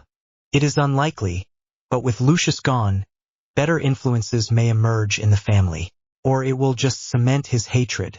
That is more likely, Lupin conceded. At 5 of 1, they left for Gladrags. Snape was not yet there, so Remus picked out a few robes for Harry to try while they were waiting. You don't need to stay, Harry called from the changing room. Of course I do. You're not supposed to be left unprotected.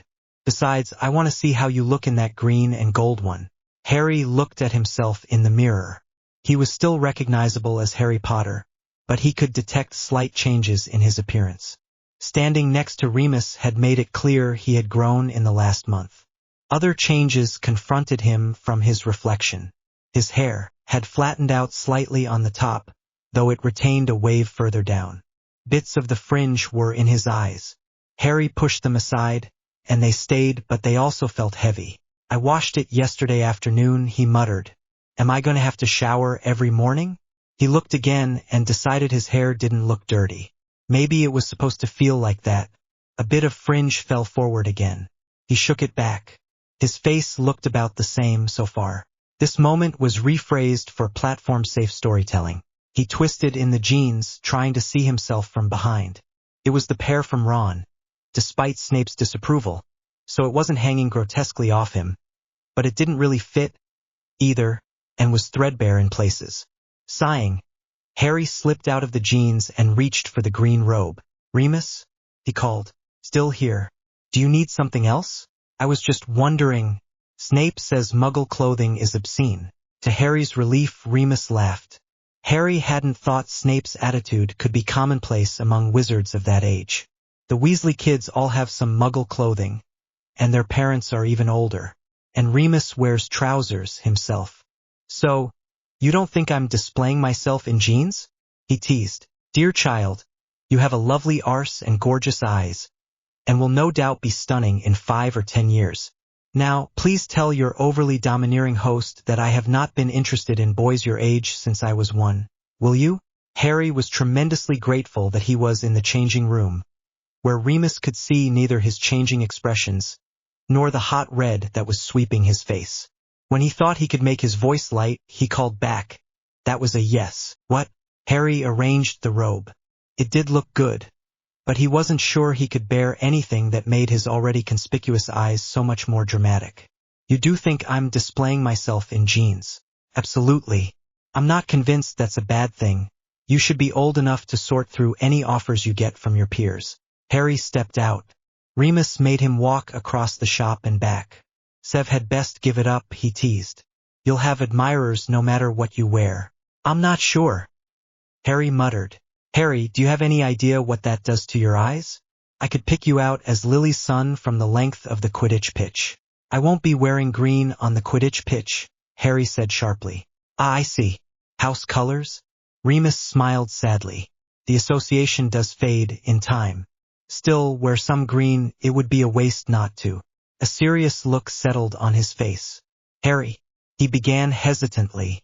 Both looked over at a cricket-like chirp from the creature guarding the shop door. Severus Snape was slipping through the narrow entrance. Later, Remus muttered. Snape saw them immediately. He walked over to Harry, as if Remus did not exist. That's very attractive, Harry. It goes well with your eyes. His father shot Remus a glare that made Harry cringe. Remus seemed immune to it. Look, Harry said. If you can tell me it goes with my eyes, he can tell me it goes with my eyes. Okay? It's not a problem. Then why are you upset? Snape demanded, rounding on him. Harry gave up on inventing anything. I don't like people noticing my eyes. What? Snape was obviously astonished by this. Remus nodded thoughtfully to himself. I don't like people noticing my eyes or my scar or me, really. I look weird. When people look at me, they know who I am, and then they think they know if they like me or not, and... Harry swallowed. I just want to be anonymous. The two men were silent for a minute. Well, said Snape finally. Perhaps we can find you something in Mouse Brown. Lovely idea, Remus agreed with only a trace less sarcasm. Wait here, Harry. I think I saw something likely back in work robes. For 5 minutes, Harry got to watch his father and Remus Lupin cooperating, united by the common goal of dressing Harry in the most hideous robes available. As he edged out in the third one, a kind of dirty beige thing with numerous pleats that seemed designed to accommodate a wearer with the girth of Uncle Vernon, Remus sighed. It's no use, Harry, he said glumly. Snape smirked. Professor Lupin is correct. You are still recognizably Harry Potter. He lifted his eyebrows as he perused offending robes once more. You might as well submit to decent clothing. Harry laughed and went back to trying on his and Remus's original selections. He ended up with the green robes, and another set in a red so dark it was almost black, except for folds that the light hit directly, which shone like glowing coals. Remus found him some black trousers and gray trousers that Snape decreed to be acceptable, and white and black shirts, then waved to Harry and headed out the door. Snape added some socks and some undergarments that reminded Harry of the sort of things bicycle racers wore, except these were made of knit natural fabrics, some cotton, some silk. After paying for it, Snape requested their purchases be sent to Hogwarts, then took Harry next door to buy boots and walking shoes. In the apothecary, Harry bought the necessary potions components and a selection of toiletries. He expected they would head back to school afterwards, but Snape led him back down the street. Shouldn't we get back for dinner? Harry asked. We have plenty of time for a drink, Snape replied. I really think, not frightened to head back in the twilight, Potter. Are you? Harry was about to object to the Potter when he remembered they were in public. Snape might have some reason to take them to a spot with more witnesses. Outside the Three Broomsticks, they met Professor McGonagall, who was looking rather irritated. There you are. Professor Dumbledore seemed to believe you needed an escort back to Hogwarts. Come along now. I am quite competent to protect the boy without assistance. McGonagall. We will back before the start of dinner. Professor Snape, McGonagall said tightly, the headmaster has given me an order. We are returning now. Snape harumphed, but turned down the road towards Hogwarts. Harry wondered if the entire encounter had been scripted for an unseen audience. Someone that might expect Snape to turn Harry over to them, for example. McGonagall turned her attention to Harry. Good evening, Mr. Potter. I hear you will be staying at Hogwarts for the rest of the summer. Yes, Harry agreed. I haven't seen you. I'm afraid I am not at the school often, during the summer months. I will be leaving again tomorrow, and will not return until a week before the start of classes. I hope Professor Snape is treating you adequately." She shot a disapproving glance at Snape as she said this. Harry felt obliged to defend him. "Oh yes, he's been fine." "Well, you have friends around the school, Harry, even during the summer." "Yes, Professor." Harry lowered his voice. "Professor Lupin has noted that already." He was sure the potions master could hear, but Snape gave no indication. They walked, mostly in silence, until they reached the castle. In the entrance hall, Harry nodded to McGonagall. "See you at dinner, Professor." Snape nodded more curtly. "Minerva." He swept down to the dungeons, with Harry following. Down a flight of stairs, Snape spoke. "Lupin told you he would protect you, did he?" "From you anyway," Harry replied. "Don't tell me you're surprised." "Surprised would be if he did anything." Harry washed his hair with things he had bought at the apothecary and dressed in the green robes. He emerged to find Snape waiting for him. Snape stood up. He walked once around Harry and nodded. "Much better." He gestured to the door. "Now recall that this is summer. This is a staff dinner. I would like to say that people will be on their best behavior with a student present, but I hardly think it likely. However, I do expect an acceptable standard of behavior from you. Is that clear?" "Fine," Harry said, rolling his eyes at the back of Snape's cloak. Snape turned. "What?" "Yes, that's clear, sir," Harry said. Snape looked him over. "Better," he said shortly, "though I still don't like that tone." Harry ignored him.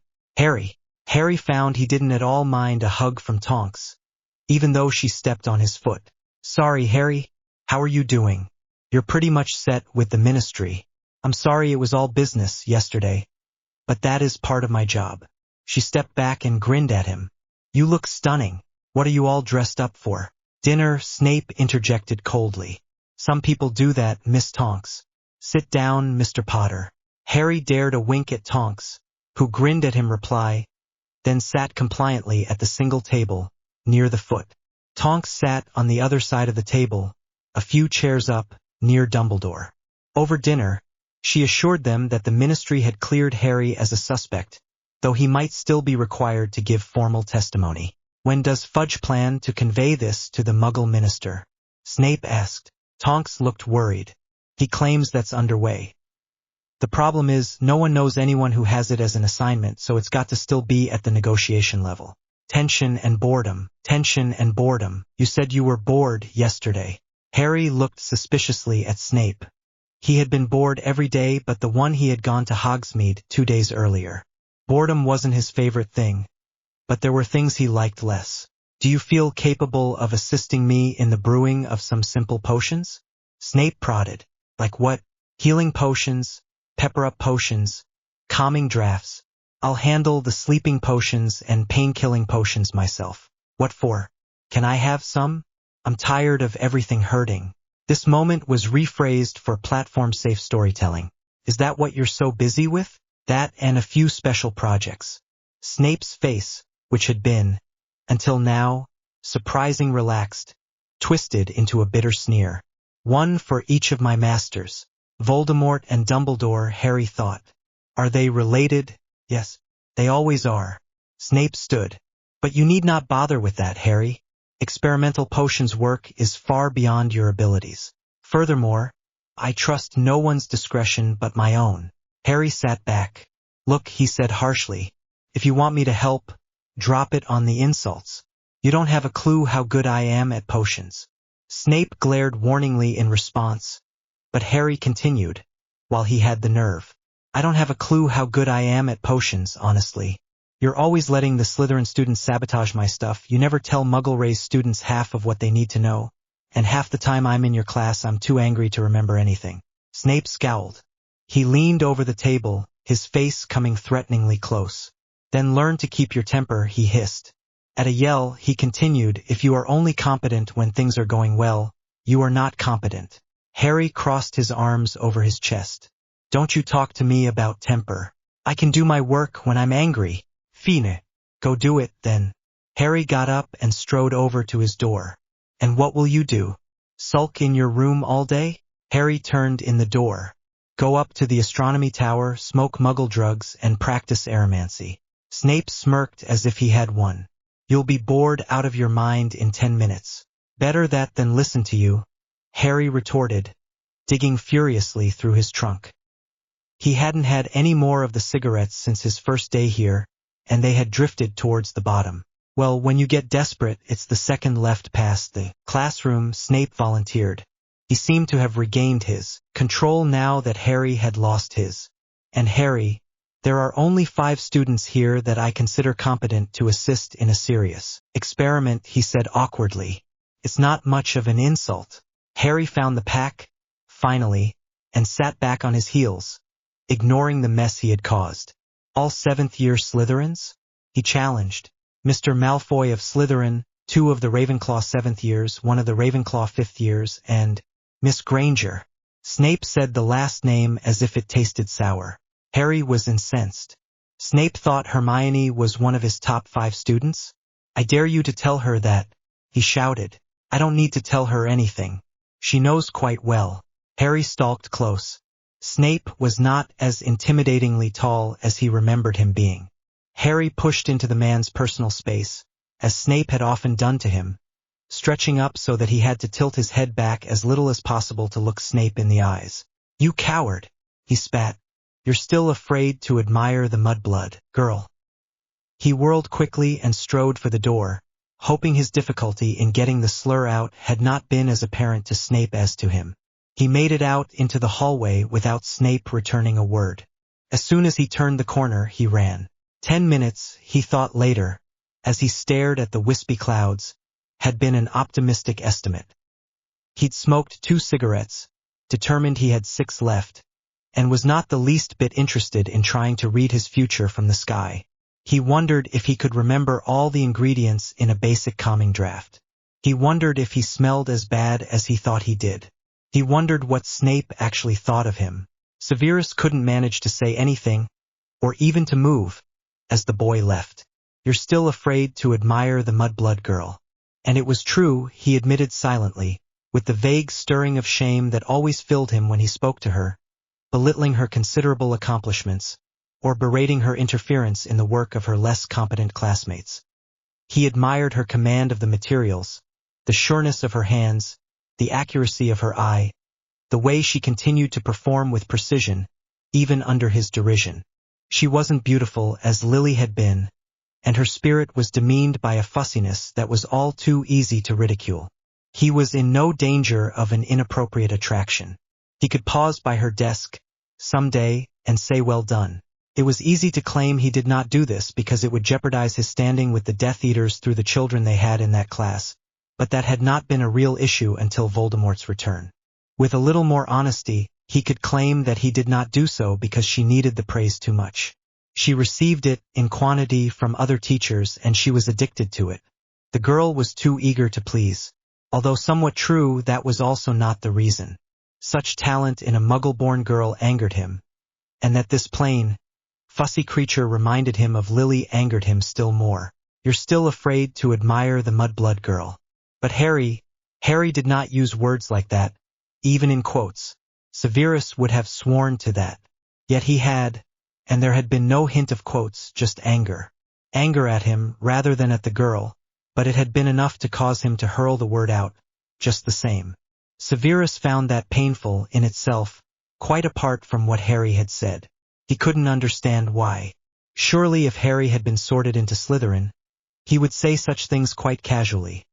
Severus would not have thought twice about it in a private conversation. Severus closed his eyes and rubbed the bridge of his nose, where a headache was gathering. He doubted there was any point in hiking up to the astronomy tower, just to rediscover that he was incapable of apologizing. Besides, he needed to work on healing potions. Severus had just started adding mistletoe berries to the second cauldron when he felt someone come to the door behind him. He glanced down at the polished silver cauldron and was able to make out enough of the reflected form to see that it was Harry, standing in the doorway in trousers and a shirt, rather than robes. He felt a curious lightening in his heart. I will not gloat. You were wrong, you know, Harry remarked idly. Severus didn't look up. Oh, it didn't take nearly 10 minutes. Stir that first cauldron then. I can start a third that way. Harry approached slowly. Which way? Is Camilla's bruise salve? Harry snorted. Like that tells me anything. Mistletoe berries are a primary ingredient, Severus hinted. So? Harry sounded belligerent as well as annoyed. Does that have anything to do with the stirring? Severus was startled enough to turn. Don't you have any idea why things are stirred counterclockwise? He asked. I thought it was just random. Counterclockwise stirring weakens the mundane properties of the ingredients. For example, the toxicity of mistletoe, or the antipathy of oil and water, and strengthens the magical properties. Since mistletoe is very toxic, you must stir it vigorously counterclockwise, for a rather long time, but a number of stirs divisible by 9, because it is a northern plant associated with life, death, and the divine. You are shitting me, Harry said incredulously. This is very basic. Great. Ever consider telling us? Any 11-year-old should already know. Who was going to tell me this? Uncle Vernon? I'm sure it was in one of your texts. If it was in a text, Hermione would know it. She memorizes them just like I do, just like I try to anyway.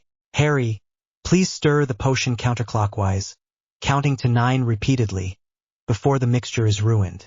Severus flipped over a sandglass. Continue for at least this long. We will discuss it when we are not both keeping count. Lily, what do I do with him? He might as well be Muggle-born himself.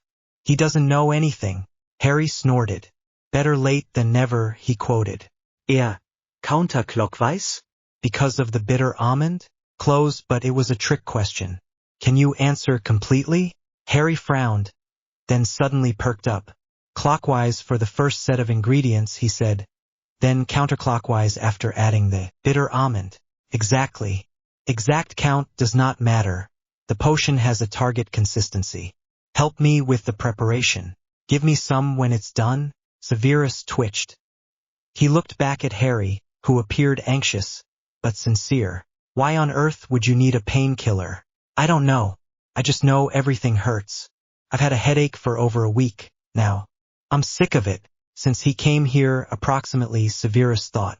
And you've no idea why? None. Were you taking any other Muggle drugs? No, Harry growled. He pulled the echinacea stalks into place in front of him. 1/4-inch slices, isn't it? Or slightly smaller. It started a few days after you came to the Dursleys. I thought it wasn't getting enough food, at first. Then when I came here I thought maybe I'd picked up enough of an addiction to the cigarettes that I needed them. But they don't make any difference. It's not lack of water either, and more tea doesn't help. Severus glanced over. I do not dispense medicines. You'll need to talk to Madame Pomfrey, who won't believe that I don't know. Nonetheless, I suggest you speak to her. If you are in constant pain, she should be told. But what if it's related to what? Severus snapped. To us being related. To the spell wearing off. I've been under a spell for over 16 years, and it's ending. Could that hurt? This moment was rephrased for platform-safe storytelling. Appraisingly, he looked at Harry. Hadn't the boy seemed taller this morning? Stand up, he said. Slowly, Harry stood. Severus looked at his feet. The new gray trousers just brushed the tops of his shoes, though Severus was quite sure he had requested they be hemmed a bit long. Severus looked up at his face, and tried to decide if it was more angular than it had been, or if it just seemed that way because the boy was too thin. He was still recognizably Harry Potter, with a strong resemblance to James, if one could imagine an undernourished James with neatly combed hair. As Severus reached that conclusion, Harry, apparently tired of being examined, gave him back an inquiring, sarcastic look that was like nothing that had ever crossed James Potter's face. You! Severus had to sit down. Are you done staring at me? What? You are my child. Severus wanted to scream. Mine. Lily removed everything. What the remove do I do? Get out, he managed. What? Get out. And that hurt. Frightened look. He'll either scream at me or run. Come back in an hour. Severus managed to force out, before Harry did anything. It's not you.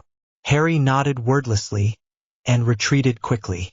Severus had no doubt he had learned young how to make himself scarce. Bugger all, hadn't I believed it? I thought that I had believed it. Lily, what do I do? Harry returned exactly an hour later, being unsure whether it was the greater offense to be late or to be early. He stood hesitantly in the doorway.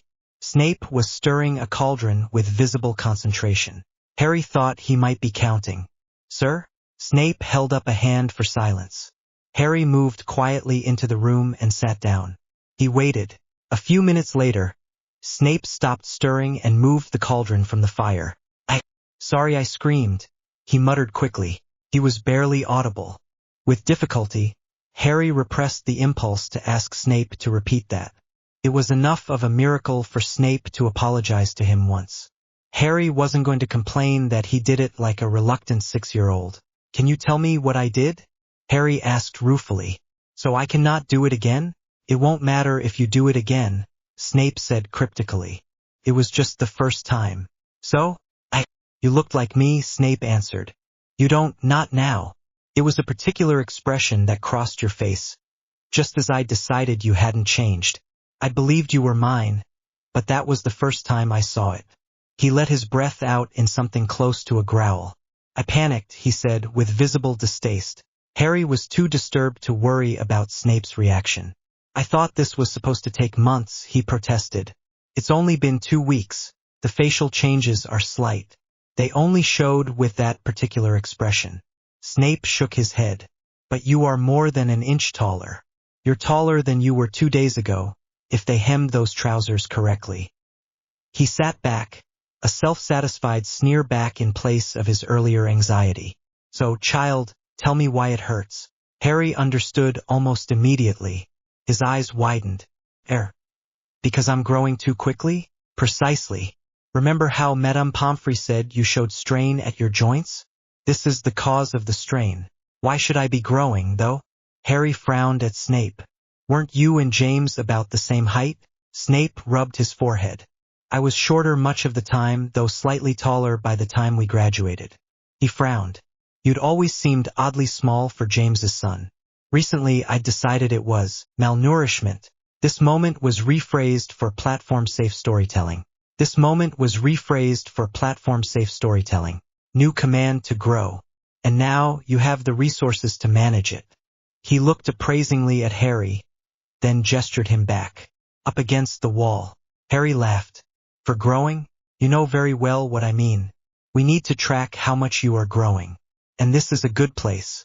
Snape smirked. "No one else ventures in here if they can avoid it."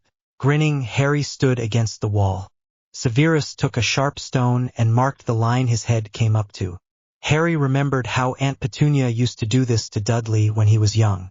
It felt rather silly and childish, but in a good kind of way. "So how about the headache?" Harry asked as he stepped away afterwards. "Why should my head hurt if my face isn't changing much? Where is the headache?" Harry traced around his eye sockets and at his temples. Snape looked thoughtful. "Take off your glasses, Harry," he suggested. Harry took off his glasses and looked at Snape. "Well, is my face different? Look around. Do things look as you expect?" "What do you mean?" Snape didn't answer, so Harry looked around the room, squinting and frowning. Without his glasses, things looked like blobs, he thought glumly. He scanned over a multicolored tower that he knew to be a pile of books. Then, "Hey, I can tell that's a quill. Normally you could not." No. "Normally it would just be a white blur. Now it's a white blur with a sort of a shape. Very good. Your eyesight is improving. Your glasses are wrong for you. Thus the headache." Harry shoved the glasses back on. Now that he thought about it, everything was a bit blurry. "But I still can't see without them. We'll need to correct the lenses." Snape frowned. "That will require consulting with Pomfrey." He growled. "I was hoping to avoid that." "Well, we don't have to tell her why they're wrong, do we? Harry, 16-year-old boys do not suddenly become less nearsighted. But Madame Pomfrey doesn't know how nearsighted I am. I'll tell her I broke my lenses and seem to have fixed them wrong." Snape raised his eyebrows. He looked almost amused. Harry did not get to hear his response, however, because a flash of color in the doorway caught his attention. He twisted his head. Dumbledore was watching them. "I hope I'm not interrupting," Dumbledore said pleasantly.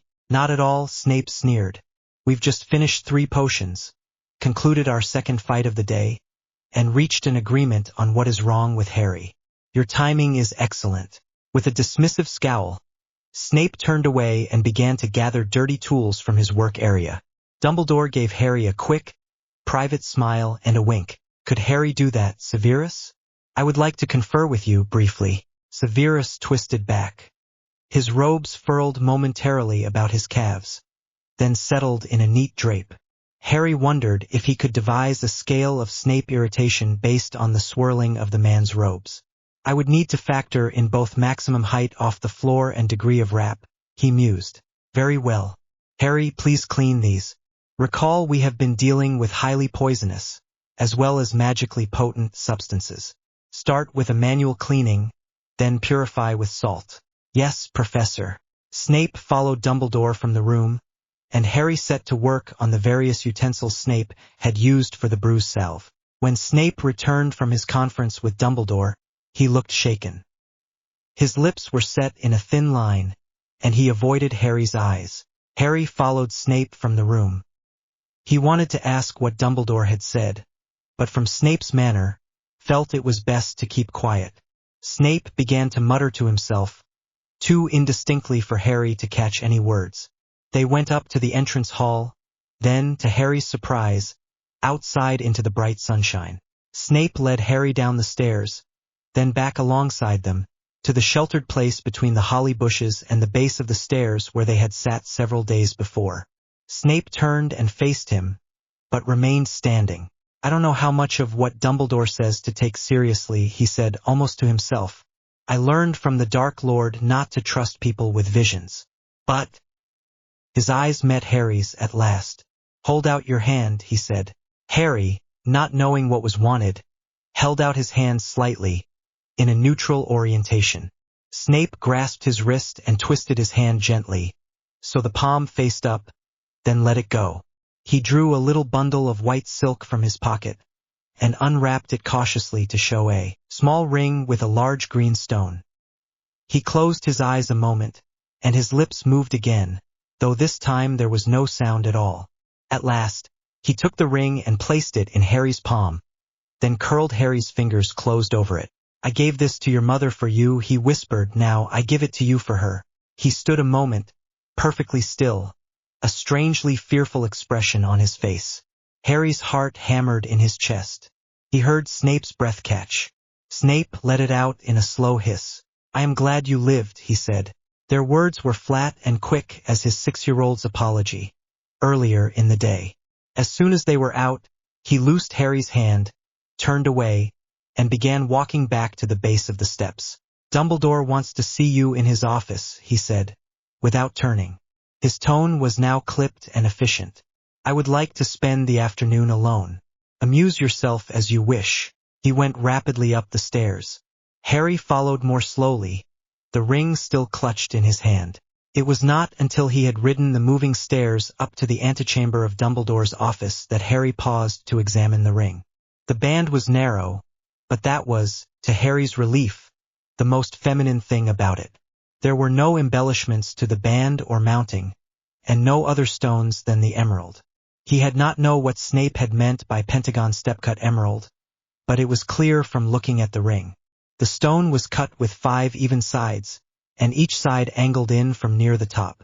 It was a simple, solid cut that let the green stone glow, rather than flash, in the caught light. Hesitantly, Harry tried putting the ring on. It just fit onto his little finger. The pentagon pointed towards his fingertip. Harry wondered if it would look better the other way, and panicked when he realized it was too tight to slide back over his knuckles. After a minute of frantic twisting and pulling, he managed to get the ring off. His finger hurt from the effort. Harry held the ring up both ways, decided it was better the way he'd had it, and with some trepidation, pushed it back on. At least I know it won't fall off, he muttered. With that settled, he knocked on the door. Come in, Dumbledore called. His voice was cheery, but the smile he gave Harry never reached his eyes. Your father gave you my message, I presume? Harry was slightly taken aback to hear Snape referred to as his father, but he nodded. And the ring, he added, holding up his hand to show the green stone. This won him a brief, but more sincere smile from the headmaster. That is assuming that your message was, come see me. It was. Dumbledore extracted an envelope from an unusually large pile on his desk and leaned forward to push it towards Harry. Miss Granger wrote me with a letter for you. She said you had told her not to contact you directly? Dumbledore looked politely inquiring. Harry smacked himself in the forehead. Because I just found out that I was a suspect in Uncle Vernon's death. I'd forgotten it. I should contact Ron, too, because I told him the same thing. Harry felt a little queasy at the thought of Uncle Vernon. He wondered if he'd forgotten as part of forgetting the attack had happened. Understandable, Dumbledore said. He motioned for Harry to pick up the letter. Read it here, please. I already have done, as she included permission, and I need to discuss it with you. Dear Harry, what is happening? The Daily Prophet says you have been cleared of your family's deaths. But the Muggle press seems certain that you are responsible. They don't have any actual information to add, so they've been branching out. The Sunday paper had an in-depth section on psychotic responses to long-term abuse. Fortunately, the most recent picture they've been able to produce of you was from your last class picture in Muggle school, so it's not very recognizable. Mum and Dad were trying to get me to send one of mine, but I wouldn't. I only have wizard pictures of you anyway. Shouldn't the Ministry of Magic be able to plant a few memories to clear you? I've shown my parents the wizarding news, but they're nearly hysterical and are threatening to not let me go back.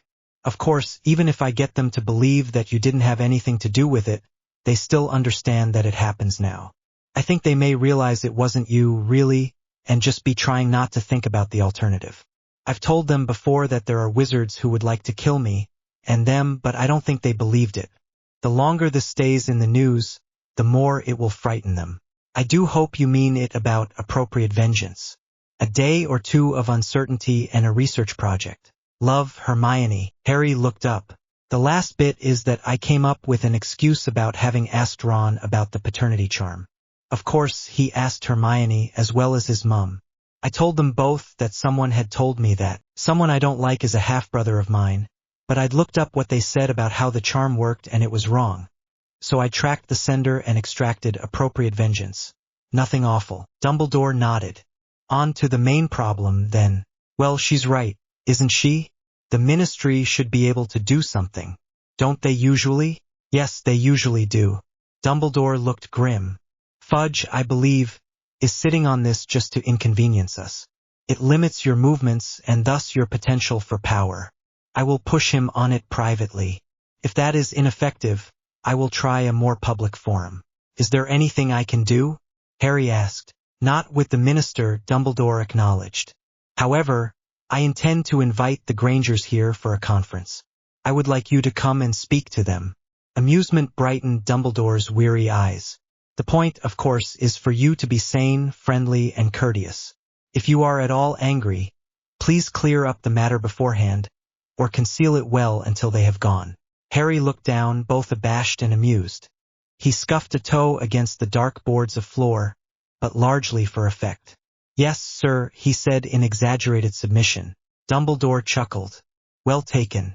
That's all for now. Please remember to write to your friends. Harry returned to Snape's kitchen and sent a quick reply to Hermione, and a letter to Ron saying that Ron could write to him. Now, he didn't have any news that he felt he could relate, so he said nothing of what he was doing, other than that he was back at Hogwarts. Afterwards, he wandered into the living room. Out of boredom, he began looking through the bookshelves. The books were about half-potions texts. Many of the rest were dark arts, in Harry's estimation, or borderline. He pulled out a moderately thin, brightly colored volume entitled Not Bad Enough, The Historical Origins of the Unforgivables, and began to flip through it. To his surprise, it was a chatty, readable survey of curses that had preceded the modern Unforgivables, with examples of usage, and a few casting notes that would definitely have kept the book in the restricted section of the school library. Intrigued, Harry curled up at the end of the couch and began to read. Occupational hazards. Occupational hazards. Not Bad Enough had 4 sections. An overview of the history of legal classifications of curses, and a section each on pain curses, command curses, and death curses.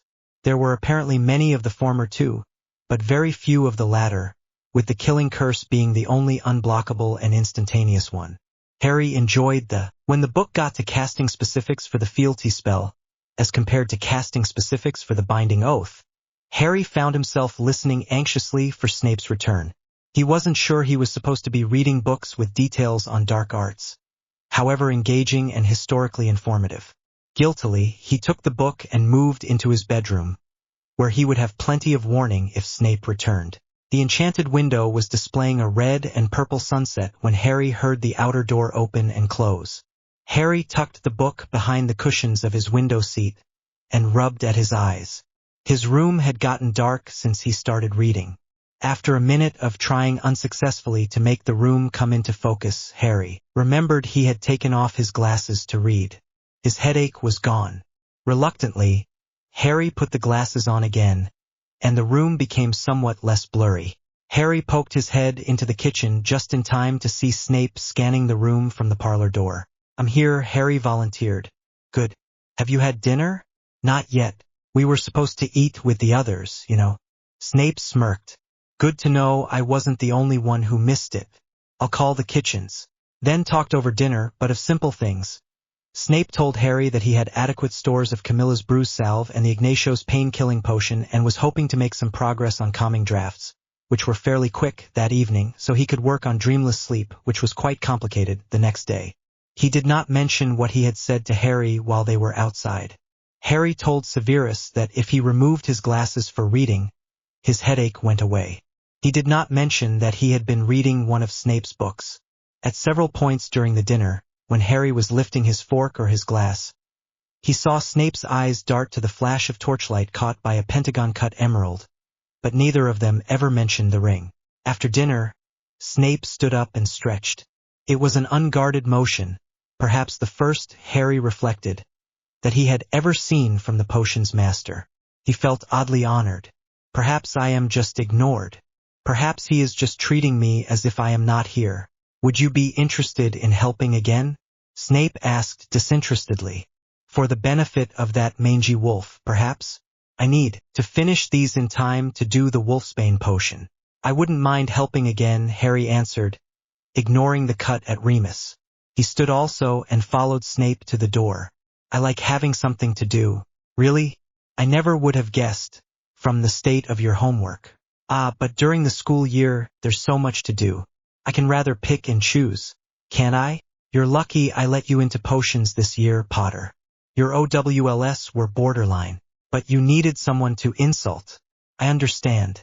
When Snape whirled on him, Harry grinned disarmingly, and Snape, with a satisfied smirk, turned away and lengthened his stride. And for the first time, Harry thought we did that without malice. So it was that Harry was in Snape's lab tending one potion competently, and watching Snape tend two when the summons came. Snape twitched and hitched out a breath. His right hand went halfway to the opposite arm, then stopped, fingers clenched into a fist. It occurred to Harry that they had never talked about this. Snape had hinted, and Harry had hinted that he knew, and of course, it had been in James's letter that Severus had been a Death Eater, and had been a spy.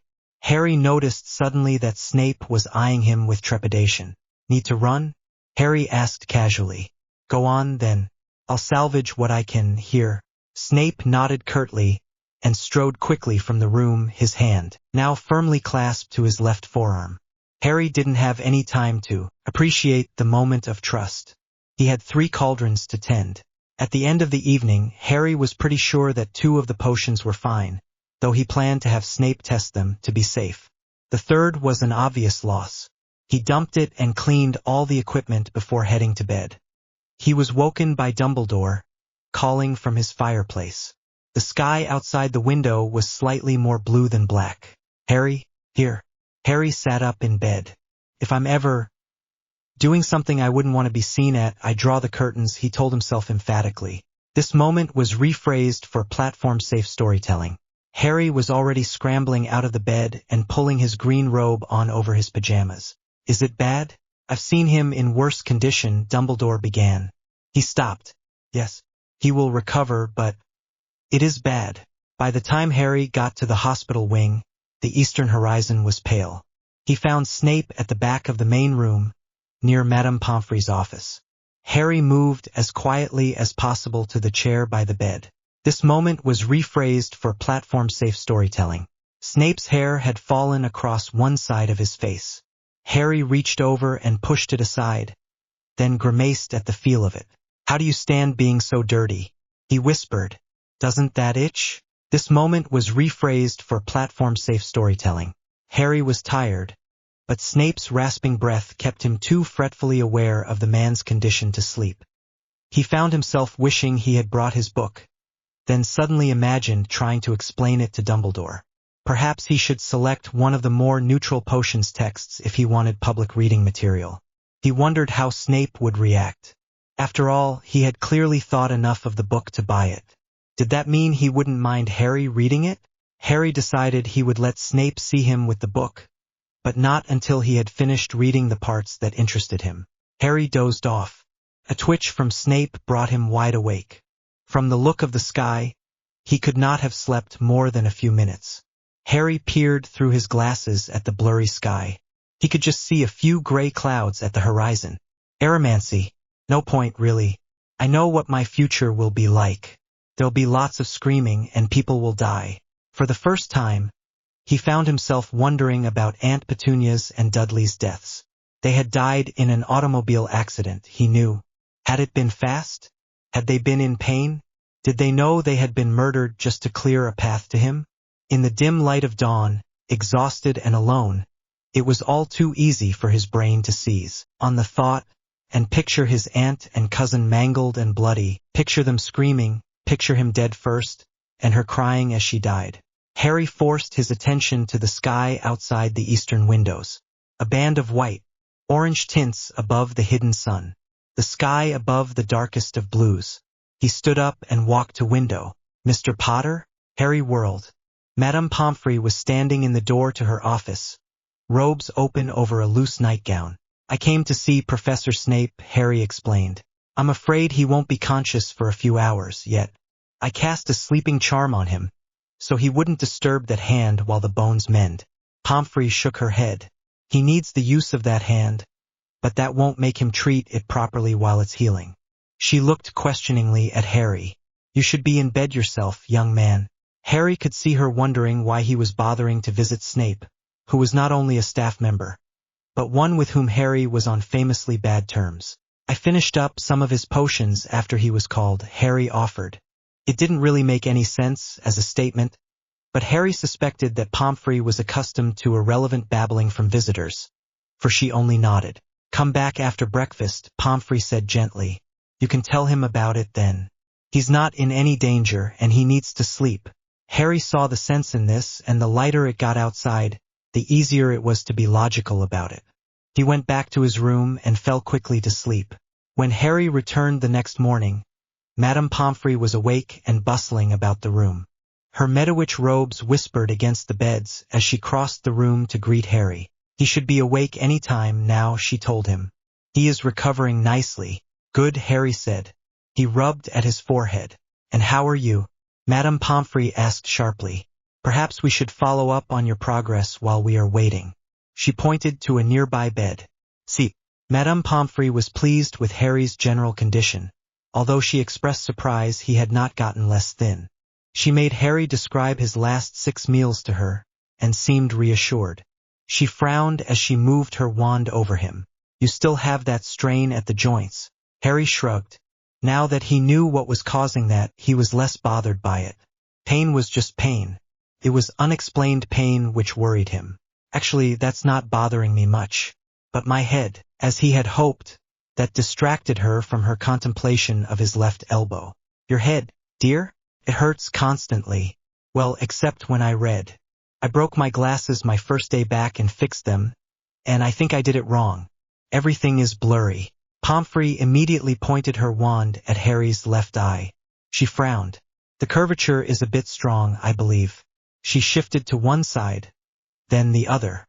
"And it is uneven, as if to correct an astigmatism, but none is present." She looked evaluatingly at Harry. "Are you good at transfiguration?" "Okay, I guess," Harry answered. "Why? It takes a good deal of specialized training to adjust someone else's lenses correctly," Pomfrey explained. "However, many witches and wizards find it easy enough to do for themselves." Focus on something across the room and slowly alter the curve of the glass while looking for the right point, as if you were adjusting the focus on omnioculars. Slowly alter. I'll get you something to practice on. First, you don't want the lenses shattering in your eyes. Good advice, Harry thought, as his third practice lens merely cracked, rather than crumbling into shards as the first had done, or turning into a flat sheet as the second one had. Harry, a dry voice rasped. Snape coughed. Harry bounced. He caught himself before exclaiming Severus, and realized he no longer knew what to call the man. In public, he realized belated the question was not open. Welcome back, Professor Snape, he said formally. He looked mischievously at Snape's confused stare. Your companions gave you a rough time of it, I gather? You are G. Snape lay back and tossed his free arm across his eyes. The hospital robes were shorter and looser than the man's usual garb. Harry could see the bottom of the dark mark, just a curve of the snake, below the edge of the sleeve. Is anyone here but Madame Pomfrey? Harry shook his head. I've been here for hours. It's just the three of us. Professor Dumbledore has been in and out a few times. Very well. Snape's voice dropped so it would not carry so far as the door. There might be more than one reason, Harry realized, why Pomfrey put this patient at the very back of the room. I failed to turn you in. I delayed telling him you were here. That was unintentional. I had meant to inform Avery the first night, but lost my temper too thoroughly. After he had finished with me, he let Avery hurt me in more primitive ways, as an additional punishment. For my pride. Snape grimaced. Darn, that hurts. He shifted to a sitting position, wincing with every movement, but waving Harry away when he tried to help. During the school year. What? You will not risk sitting with me like this. Harry sighed. Agreed, he said reluctantly. He sat in the chair and frowned thoughtfully at Snape. Snape looked away. I lost one of the potions. Only one? I think so. I mean, you should probably test them, but the other two looked fine. Snape appraised him slowly, as if judging the truth of his words. Harry wondered if the man were subtly pushing into his mind. He concentrated on picturing the two good cauldrons of the calming draught, focusing on their color and consistency. Good job, Snape said coolly. Harry glowed. That was all they said on the matter. Madame Pomfrey noticed that Snape was awake and came over to administer him potions, one of which he refused to take, and to check his arm and hand. Harry pushed his chair back a couple of feet and resumed work on the lenses. When Pomfrey left, Snape fell back to sleep. Childhood memories. Harry had successfully adjusted his glasses and started reading magical traditions of the Ivory Coast when he became aware of a change in the room. He looked up. Snape was still sleeping and he seemed fine. His breathing was normal now, and his cuts were mostly healed. Harry looked around the room. Remus Lupin was standing motionless in the doorway. Harry put down the book and walked over to the werewolf. Are you looking for me? Or him? You. Professor Dumbledore wants you to come to his office at noon. He said to make sure you're presentable. Harry reached up to his hair. It was uncombed and slightly oily to his touch. He had come straight to the hospital wing that morning, neglecting a shower, and now that he thought about it, he had spent most of the previous day in the questionable fumes of Snape's potions lab. Do I have time for a shower? He asked ruefully. Yes. You have an hour, so with drying spells you should be fine. Remus gestured towards the door, and Harry nodded and started outside. Remus, to his surprise, walked beside him. Harry wondered if this was permissible by Snape's rules. He supposed he was walking to Snape's rooms, but he knew quite well that Snape was not there. Harry didn't know what to say. Neither, apparently, did Remus. It wasn't until they were down the last set of stairs and walking along the dungeon-level corridors that the werewolf spoke. Harry, were all those things in the paper true? Which things? The things about your kin, the Dursleys. How they treated you. Harry let out a harsh sigh. It's not important, he said. It's not such a big deal. I was never in any danger. That, Remus said softly, was a yes. Harry scowled and walked faster. Fine, yes, but people don't need to be so melodramatic about it. No need to be melodramatic about being locked in a boot cupboard for 10 years. Remus said tonelessly. Harry tried to explain. Look, it's not like they didn't let me out for the day most days. Even when I was being punished, I'd get let out twice to use the bathroom. And it was a fairly large cupboard. Big enough for a mattress. My cot fit there when I was little. They had reached Snape's door. Harry stopped and looked at Remus. The werewolf seemed, if anything, angrier than before. I could stand up straight in it when I was 7, Harry tried. Bloody heck! Remus roared. He growled. If Dumbledore knew, I swear I will rip that man's throat out. You will do no such thing, Harry yelled. Dumbledore was protecting me from Voldemort the only way he could. Besides, where would we be without him? He looked anxiously at Remus. He had only seen the werewolf murderess once before. The anger was more frightening from this usually gentle man than it had been from Sirius. Harry, that doesn't even meet Muggle law for treatment of prisoners of war. Well, I survived it, okay? Don't you ever dare have children. What, if you can consider that not important? The animal growl was back. The back of Harry's neck prickled. Harry whispered Snape's password, and the door opened. Remus moved forward, and before Harry could recover from his surprise, was inside Snape's rooms. Get out, Harry snapped. We, dear child, are still talking. I'll wait. Go clean yourself up, and think about what I've said. Well, wait out in the hall. These are Snape's rooms. He wouldn't want you here. Remus shrugged. Harry saw a sparkle of mischief compete with the anger and sadness in his eyes. He won't smell me, Harry. Take your shower now.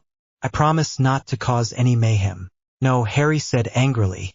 You are not welcome here, Remus. Remus flinched, but Harry ignored it.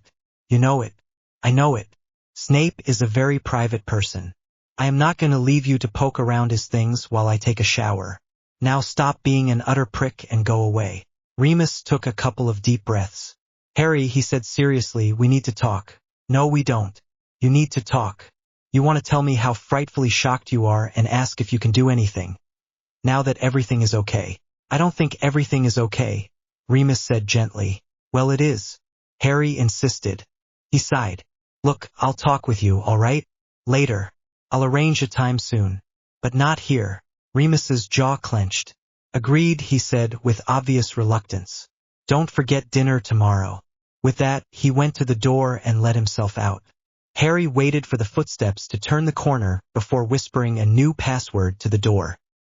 He was certain a werewolf's ears were good enough to have overheard his earlier whisper. After Harry had showered and combed his hair, he went and looked at his limited selection of clothes. On Severus's suggestion, he had thrown out everything of Dudley's, except for a fuzzy flannel shirt which he particularly liked. He still had Ron's jeans, which he had reluctantly agreed not to wear out of the room, except for possibly while visiting the Weasleys. Harry thought that part of the argument had ended without a resolution.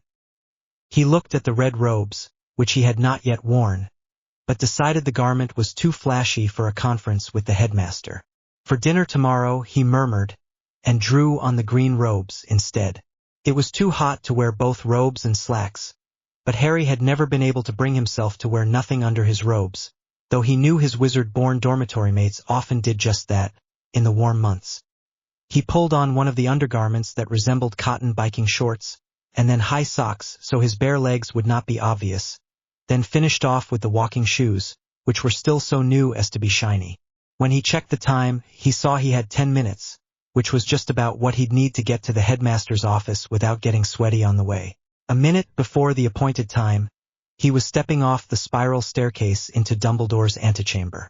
He lifted a hand to knock, then paused at the sound of voices. Headmaster, no offense, but a face in your fireplace is not the same as a person. I could bring you to the ministry offices, if you would rather, Dumbledore's pleasant voice replied, but you might find the journey unnerving. I would like you to speak to Harry. First, Harry forced himself to knock. He realized now that it would be Mr. and Mrs. No, he reminded himself, Dr. and Dr. Granger in the office. He would have been better off in slacks and a shirt. Shrugging, he pushed open the door in response to Dumbledore's invitation. You wanted to see me, headmaster? He said politely. Dumbledore, with a slight smile, gestured to his Muggle guests. Harry, I believe you know the Grangers? We've met, Harry said neutrally.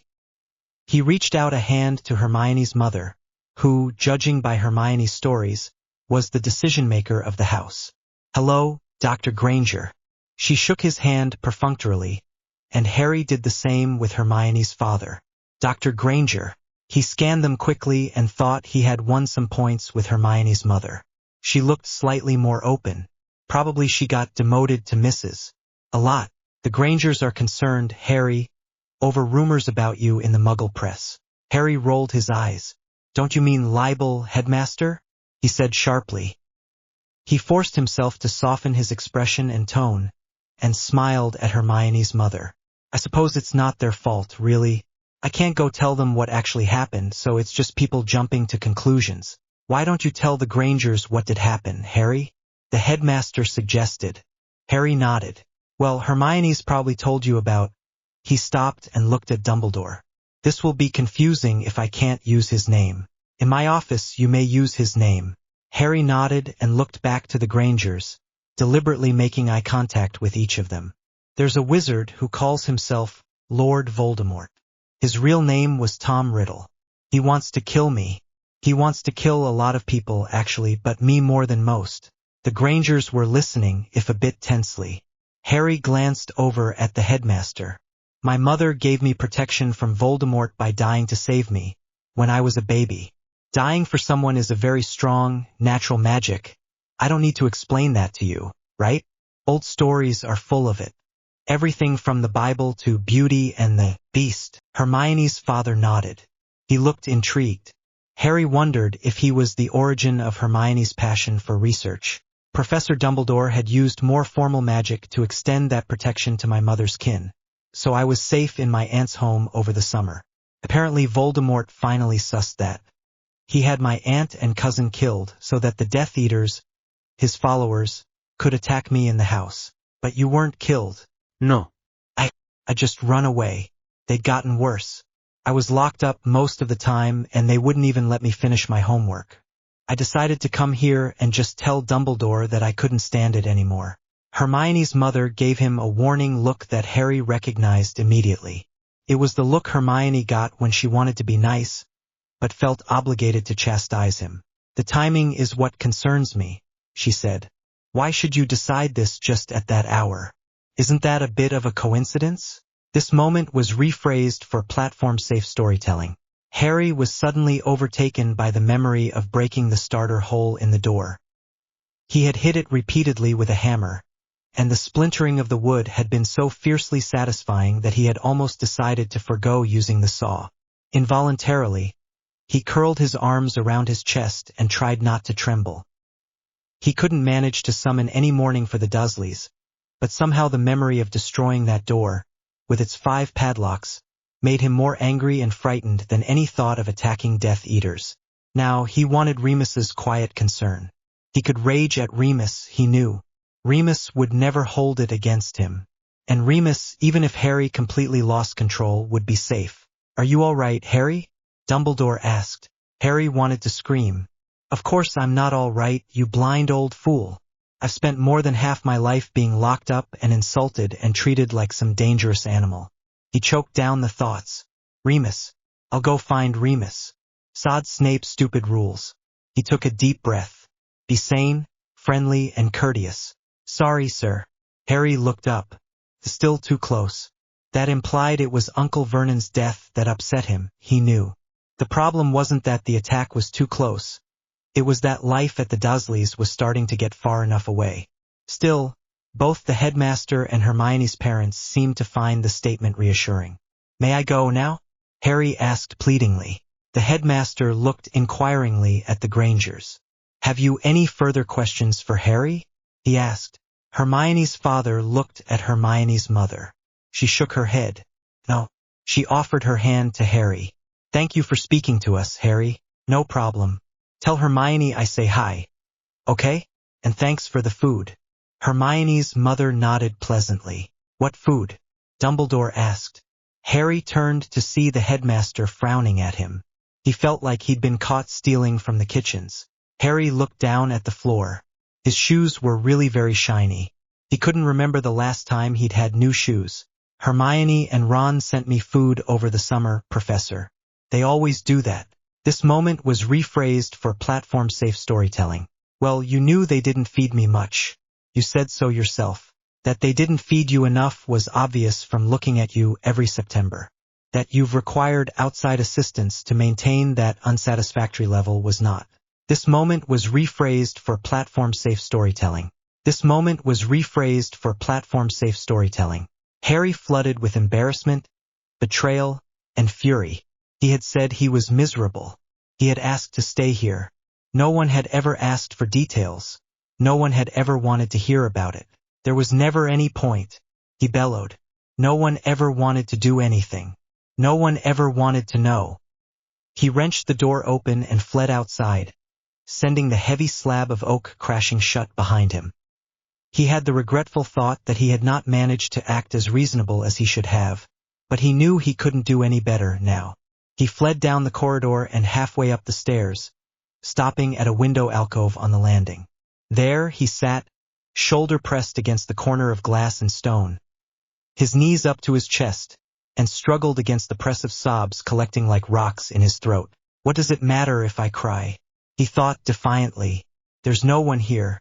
If Snape catches me and tries to bully me, I'll just go to Remus. I'll tell him Severus was mean to me, and he'll take me in. He let the hard lump of distress come up. The sound was frighteningly loud in the empty stairway, and immediately followed by a rush of tears that, once started, seemed unstoppable. Alarmed, Harry got up and ran, looking for someplace more private. His recently corrected vision was blurry again, but he realized he was by the Defense Against Dark Arts teacher's office and stumbled to the door. Then, when it opened inside, Remus was not in the room. This moment was rephrased for platform-safe storytelling. He was nearly done, only hiccuping slightly, when the door opened. Harry pressed his face into the cushions. Footsteps hurried towards him. Harry, he felt Remus sit on the edge of the couch, beside him. Tentatively, one of Remus's slender hands settled between his shoulder blades. Remus thumped him helpfully a few times after the next hiccup, then let the hand just rest on him again with comforting weight. It felt almost feverishly hot. Harry wondered if that was from the lycanthropy. Harry, Remus asked gently, are you all right? This moment was rephrased for platform-safe storytelling. He pushed himself back into the corner of the couch to sit with his knees drawn up. Remus looked at him sadly. I wish I'd known. You knew I didn't want to go back there. What did you think that meant? Have I ever been fussy? You knew I was ready to run off with Sirius when I didn't even know him. I thought it was just that they hated your parents, Harry. You told me that, and didn't approve of magic, and hated me. Harry, what did you think I meant? Harry screamed. That they wouldn't buy me sweets? His throat hurt. He buried his face in his knees and tried to stay completely still. He heard Remus shift on the couch. This moment was rephrased for platform-safe storytelling. What did I ever say to make you think my relatives were decent people? Harry asked indistinctly. Remus sighed. One tends, most of us tend, Harry, to assume it of people, at least when dealing with their own blood. The couch softened as Remus's weight left it. Rest a moment. I'll get us both a cup of tea. Remus came back a few minutes later with sweetened tea and a damp washcloth for Harry's face. My eyes hurt, Harry grumbled, as he rubbed white spots of salt from his glasses. I know a spell for that, Remus said cheerfully. He pulled out his wand and tapped it a few inches in front of each of Harry's eyes. There, he said. Better? Much, Harry admitted, drinking the warm tea gratefully. The burning feeling in his eyes had gone away, and his vision was clear again. Of course, Remus said wryly, now no one can tell you've been crying. That's not always the best thing. I hate crying. It just lets people know they've won. Harry, Remus sighed. Harry, love, you are far too good at acting like nothing's wrong. I'm not going to whine, but you see why no one suspected. Yes, you said you were unhappy, but you never seemed depressed. You were no more insecure or violent than many boys your age. On the whole, you've always seemed quite normal, and we assumed your problems at home were similarly normal. Remus sighed. Of course, one of us should have realized that your idea of normal trouble was bound to be skewed by a mile. The rest of Harry's visit with Remus was fairly peaceful. Remus apologized for pushing his way into Snape's apartments that morning. He seemed to want to say more after that, but Harry was fairly sure he didn't want to hear it. He hurriedly asked Remus how he was settling in, and when the next full moon was, and they talked pleasantly about Remus's lesson plans and more seriously about what Harry had already taught the members of Dumbledore's army. When Remus realized that Harry had never had lunch, he invited him to stay, but Harry, with a sudden twinge of guilt, declined. "I'm not even supposed to be here. Snape will be furious as it is. This is what makes me worry," Remus exclaimed. Harry looked at him, confused, and the werewolf continued, almost plaintively, "You don't respect rules, Harry. You don't go and do things you think are stupid just because someone tells you to.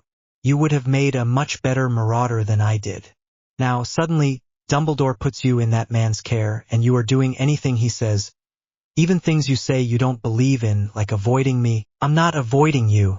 "Very well. Getting explicit permission to. I came and saw you when I needed to. Didn't I?" Remus was silent for a minute. "Yes," he conceded finally. "Well, there you go. Don't worry." Remus's kindly eyes narrowed and darkened. "Why did you leave?" "When? The Dursleys.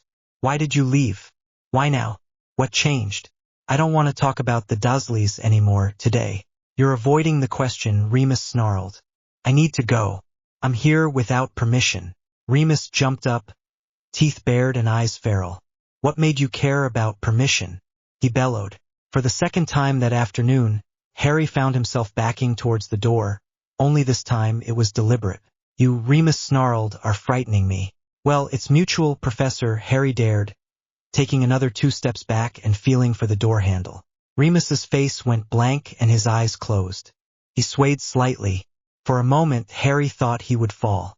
When he opened his eyes, he focused on Harry with his usual gentle intensity. "That's it," Harry thought suddenly. "That's what makes me feel special. It's that when I'm with him, I have his complete attention.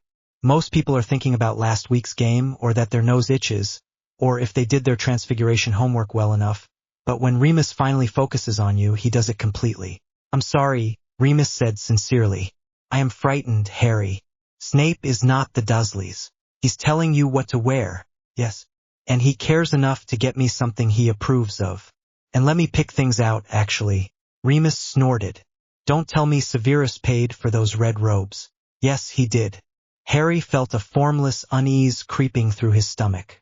"Why? Fire-dyed raw silk. Severus can't afford that," Remus exclaimed. "You picked them out." "Yes, and you're James's son. I know what sort of money you have." "Good Lord, Harry, Malfoy would respect those robes." "I got to go," Harry said. He left. On distinguishing evil from vice. On distinguishing evil from vice. Harry settled in the living room with Not Bad Enough and some spiced pumpkin juice. He had nearly finished the short section on death curses. In general, it was far less interesting than the section on command curses, where he had read about those out of curiosity. He pushed through this section with a grim need to know as much as possible about the origins of the curse to which he had lost so much. He was just looking at a table comparing the limitations and requirements of the killing curse, the curse of painful death, and the curse of sleeping death, when there came a pounding at the door. "Harry!" Snape screamed. Before Harry could reply, Snape yelled his name again. "Open the sodding door this instant. You had damned well better be in there." Harry ran over and opened the door. "Sor, what in bloody Hades do you think you're doing? Some kind of frigging joke, ch. Remus followed me down here this afternoon," Harry said angrily, over Snape's words. "I'm sure he heard me give the password. I thought you wouldn't want him having the password to your rooms, so I changed it. You could have told me," Snape snapped, but he was obviously mollified. "You could have knocked politely and waited a moment, then asked me what had happened," Harry countered. "Anyway, the new password is aconitum. Change it if you like." Snape snorted in amusement. "Aconitum? You mean wolfsbane?" "I was a bit annoyed at him," Harry admitted. "Anyway, we made up later." He bit his lip. "I was in his rooms, by the way.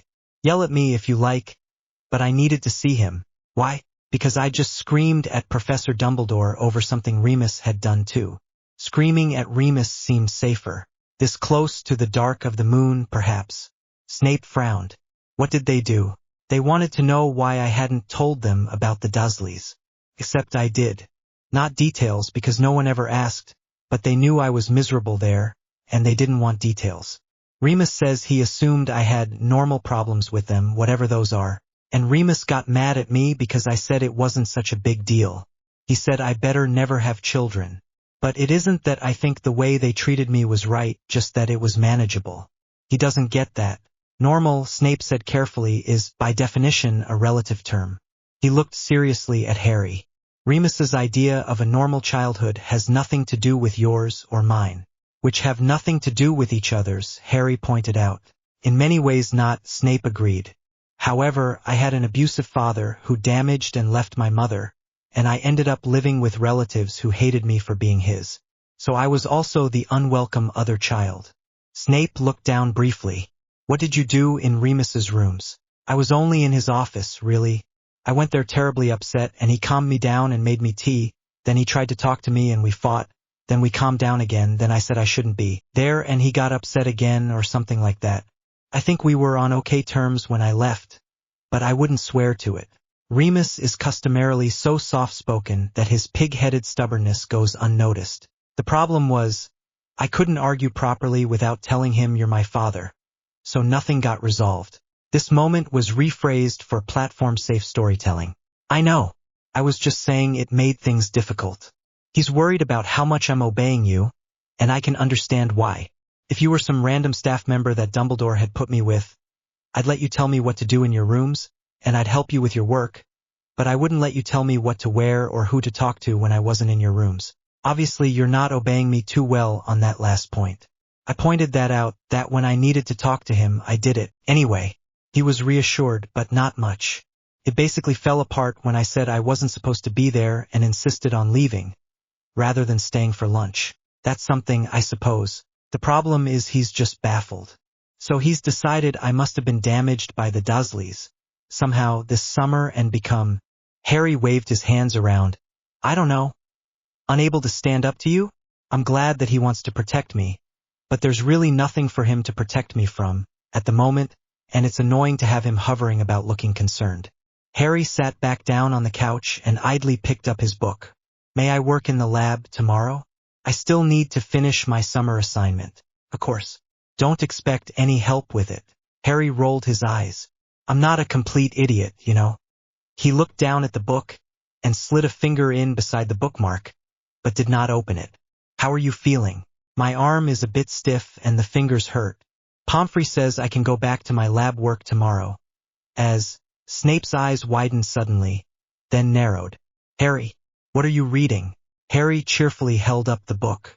It's a history of the origins of the unforgivable curses. Snape covered his face with one hand. Whatever possessed you to pick that? I have hundreds of books here, at least a third of which wouldn't give the headmaster fits. Honestly, Harry admitted, I think it had the brightest cover. It's pretty good, though. I enjoyed the general parts and the section on command curses anyway. I had to slog through the one on death curses, and I couldn't manage to read the section on pain curses at all. The brightest cover? Well, I still would have picked something else if it looked boring when I started leafing through it. Snape sighed. Very well. What have you learned? As I recall, that author does not adequately describe the distinction between dark arts and spells that are unethical. Really? Harry was confused. That was part of what I liked. In the command section, she had this section on the binding oath, the fealty spell, and the master spell, explaining why the binding oath was legal. Well, as we've discussed, I had only 2 years of defense against the dark arts that were worth anything, and our third year was entirely dark creatures, Harry protested. He looked up at Snape, who was still standing. So explain it to me. Let me get some wine. Should you be drinking now? Don't start that. I was quite careful to refuse the pain-blocking potion. Pomfrey only tries to give it to me so that I can't drink. She knows I can tolerate the pain. It's one of her pet theories that alcohol inhibits healing. I think it does. In reasonable quantities, the effect should be minimal. Snape came back with a goblet of dark red wine, and sat down in the armchair at a corner to Harry. Dark arts, he said formally, settling back in the chair and fixing his gaze on Harry. First, being harmful does not make a spell dark arts. If it did, All you horrid little brats cursing each other in the hallways would create far more of a problem than it does. Harry grinned. Second, not all dark arts spells are harmful. There are healing spells that are dark arts. He raised an eyebrow at Harry's look of surprise. I assure you, Harry, this is quite true. The majority of dark arts spells in common use are harmful, because a person who wants to cause harm is far more likely to be willing to take the risk. And here we get to the distinctive nature of dark arts. Any work in the dark arts opens your soul in a way that can be dangerous. The likely nature of the danger depends in part, but only in part, upon the nature of the spell. Snape was silent for a moment. He looked meditatively off into the air beyond Harry's shoulder, while he stroked the stem of his goblet of still untouched wine. There is an ethical distinction I would like to be sure you understand, he said. He frowned. That muggle drug, the tobacco cigarettes, is it bad of you to smoke them? Well, no, he ventured. I mean, there are any number of reasons why I shouldn't, but it's not immoral. This moment was rephrased for platform-safe storytelling. Harry found that he had edged to the front of his seat and forced himself to sit back. Snape had paused to take a sip of the wine and was again running his fingertips absently along the stem of the goblet. Harry found himself wishing he had something to do with his hands, which still held the book, with one finger of his right hand between pages, holding his place. That doesn't mean the fuss is undeserved. They are a very powerful vice and, like many vices, provide convenient pathways to evil. As an example, consider the Cruciatus curse. Harry, as Snape seemed to be waiting for some response, nodded. Cruciatus, he affirmed. He frowned. Except I do consider that evil. Snape inclined his head slightly. We will get back to more ambiguous magics later. Contempt crept into his distant look. I understand you attempted to cast Cruciatus on Lestrange? Harry bit back an impulse to bring up the circumstances of that event. He looked down. I will not defend the indefensible. Yes, sir, he said. Despite the fact you consider it evil? Well, no matter. Harry looked up to see Snape smiling slyly at him. In any case, Snape continued, you failed to cast it effectively. Why was that? Harry remembered what Bellatrix Lestrange had told him and what he had read in the beginning of the book section on pain curses. He looked down at the book. This moment was rephrased for platform-safe storytelling. But you were unable to do it, Snape finished succinctly. He looked evaluatingly at Harry, but the contempt at least was gone. So, imagine you decided that you were going to cast the Cruciatus curse, and you were willing to meet this prerequisite. What could you do? You could incline yourself towards sadism by mental preparation, reading materials that arouse that inclination, talking with friends who were more so inclined, casting emissaricurs on yourself to restrain any counter. Emissaricurs, the merciless heart curse. It is occasionally useful, self-inflicted, though you must remember to give it an end trigger, so Snape stopped suddenly. His face spasmed as he shuddered. What am I? Forget I said that. If I ever catch you using that curse, which is, in itself, dark arts, I will demonstrate far more of the use of it than you ever wish to see. It doesn't really sound like my kind of thing, Harry pointed out, and I can't imagine wanting to cast the Cruciatus curse in any premeditated way. Understood. That is one reason I picked it as an example. The chances you will run out and try this are minuscule.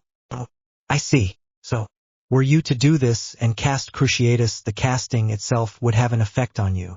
Opening my soul, you said. This moment was rephrased for platform-safe storytelling. Snape's voice was as soft as silk. Harry could see his hand trembling where it stroked the stem of his goblet, and he found that even more disturbing than the man's words. That is the corruption caused by an evil spell in the dark arts. The evil of it becomes enmeshed in your soul. Snape's voice lightened slightly. So, let's take a more ambiguous example. You were reading about the binding oath? Yes. The book says it's still a prerequisite for certain government positions. This moment was rephrased for platform-safe storytelling. This moment was rephrased for platform-safe storytelling. Know the effects, and I can talk about them as much as I wish, just like the binding oath. Does that make it right? Harry could not have said a word, even if he had known what to say. He sat staring at the mark of his father's servitude, his eyes drawn to the snake emerging from the skull until he was afraid it would speak to him. His scar hurt, so he concentrated on not thinking anything. Harry, with a sharp tug, Snape covered the mark with his sleeve. Harry, you did know, didn't you? Harry nodded dizzily. It helped when Snape covered the mark. Sorry, my scar started hurting, so I was working on not thinking anything. Go on anyway. Did you have something to say about the binding oath? It is still dark magic. It still endangers the mental and emotional state of the caster. Snape shook his head and rubbed his fingers across his forehead. I don't recall where I was going with this. I'm afraid. Sorry, that's fine. Harry looked down at the book. May I finish this, then? Snape nodded. Yes.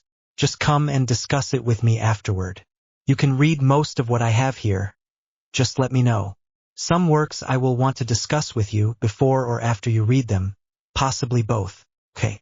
The next morning, they went to Snape's lab, Snape to work on the dreamless sleep potion, and Harry to finish his summer homework.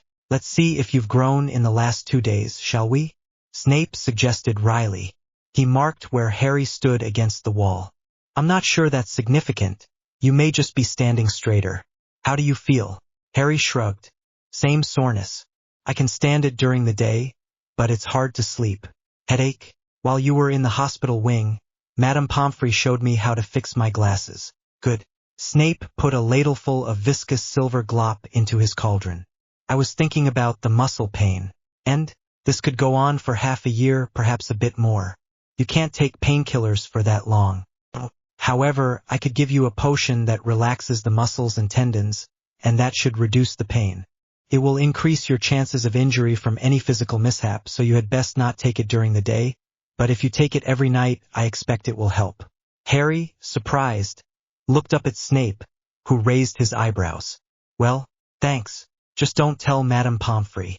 Harry spent most of the morning doing his homework assignment, then most of the afternoon doing it again. The second time seemed to work, and when he called Snape over, his father gave him 9 of 10 for it. Ideally, it would be completely clear, he said, explaining the missed point. I'd guess that you neglected to tap the dust out of your chopped dry vervain. Was I supposed to? Yes. The instructions don't say that. If you are supposed to add an ingredient chopped coarsely, does it not make sense that you should add only that of the ingredient which is coarsely chopped? I suppose, but Hermione will tap off the dust, because she is meticulous. Draco will do it, because he can't stand anything less than perfection. If one other person remembers, I will be impressed. So part of this exercise was to see if we knew that. No. Part of this exercise was to see if you could figure that out. Snape glared at Harry. I do not always give full instruction, nor does the world. If you can't think, this is all useless. When Snape finished his second batch of dreamless sleep, Harry reminded him that they had a group dinner that night. Snape looked vexed, but immediately began cleaning up. Back in his room, Harry combed out his hair and put on clean trousers. He looked at the red robes and was reminded of what Remus had said. Thoughtfully, he drew them on and checked his appearance in the mirror. After some consideration, he put on a black shirt and opened the robes, slightly. Another look in the mirror showed him that he looked like an affluent, perhaps rather flashy, young wizard. He wondered if he liked that. You do look sharp, dearie, the mirror affirmed. Is it a date? Or a chic business engagement? Just a dinner, Harry said. They'll be intrigued, the mirror promised him. So proper, yet with hints of untapped strength. And it suits you, dearie. How do I look? Snape smiled with obvious satisfaction. If you weren't you, he declared, I could take you to Malfoy Manor. Harry walked into the room. He sat balancing on the arm of the couch. Remus said you couldn't afford these. He'd assumed I'd paid for them. Snape looked curiously at him. What odd conversations you have with Remus. So, were I restricted to a teacher's salary, Snape said, he'd be right. However, I am professionally rather well known and occasionally freelance for certain difficult potions, such as the Wolfsbane, and working for the Dark Lord, he smirked, is not without recompense.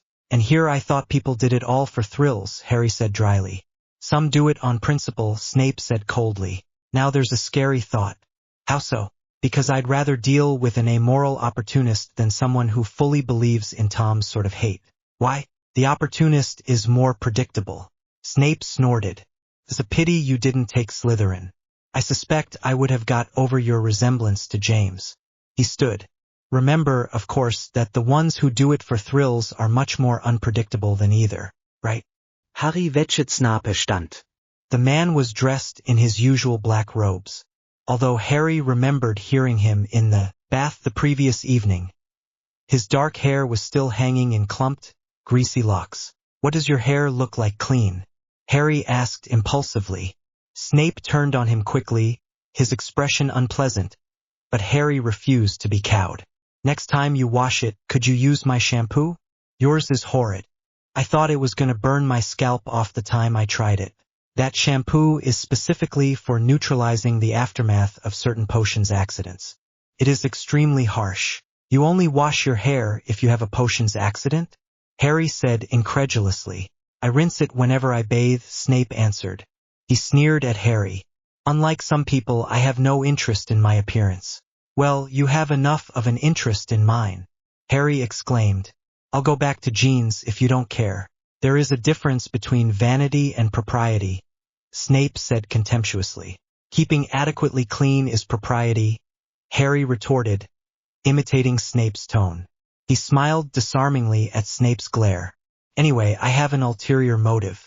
I'm fairly sure I'm going to end up with your hair. I'd like some indication of what it will be like.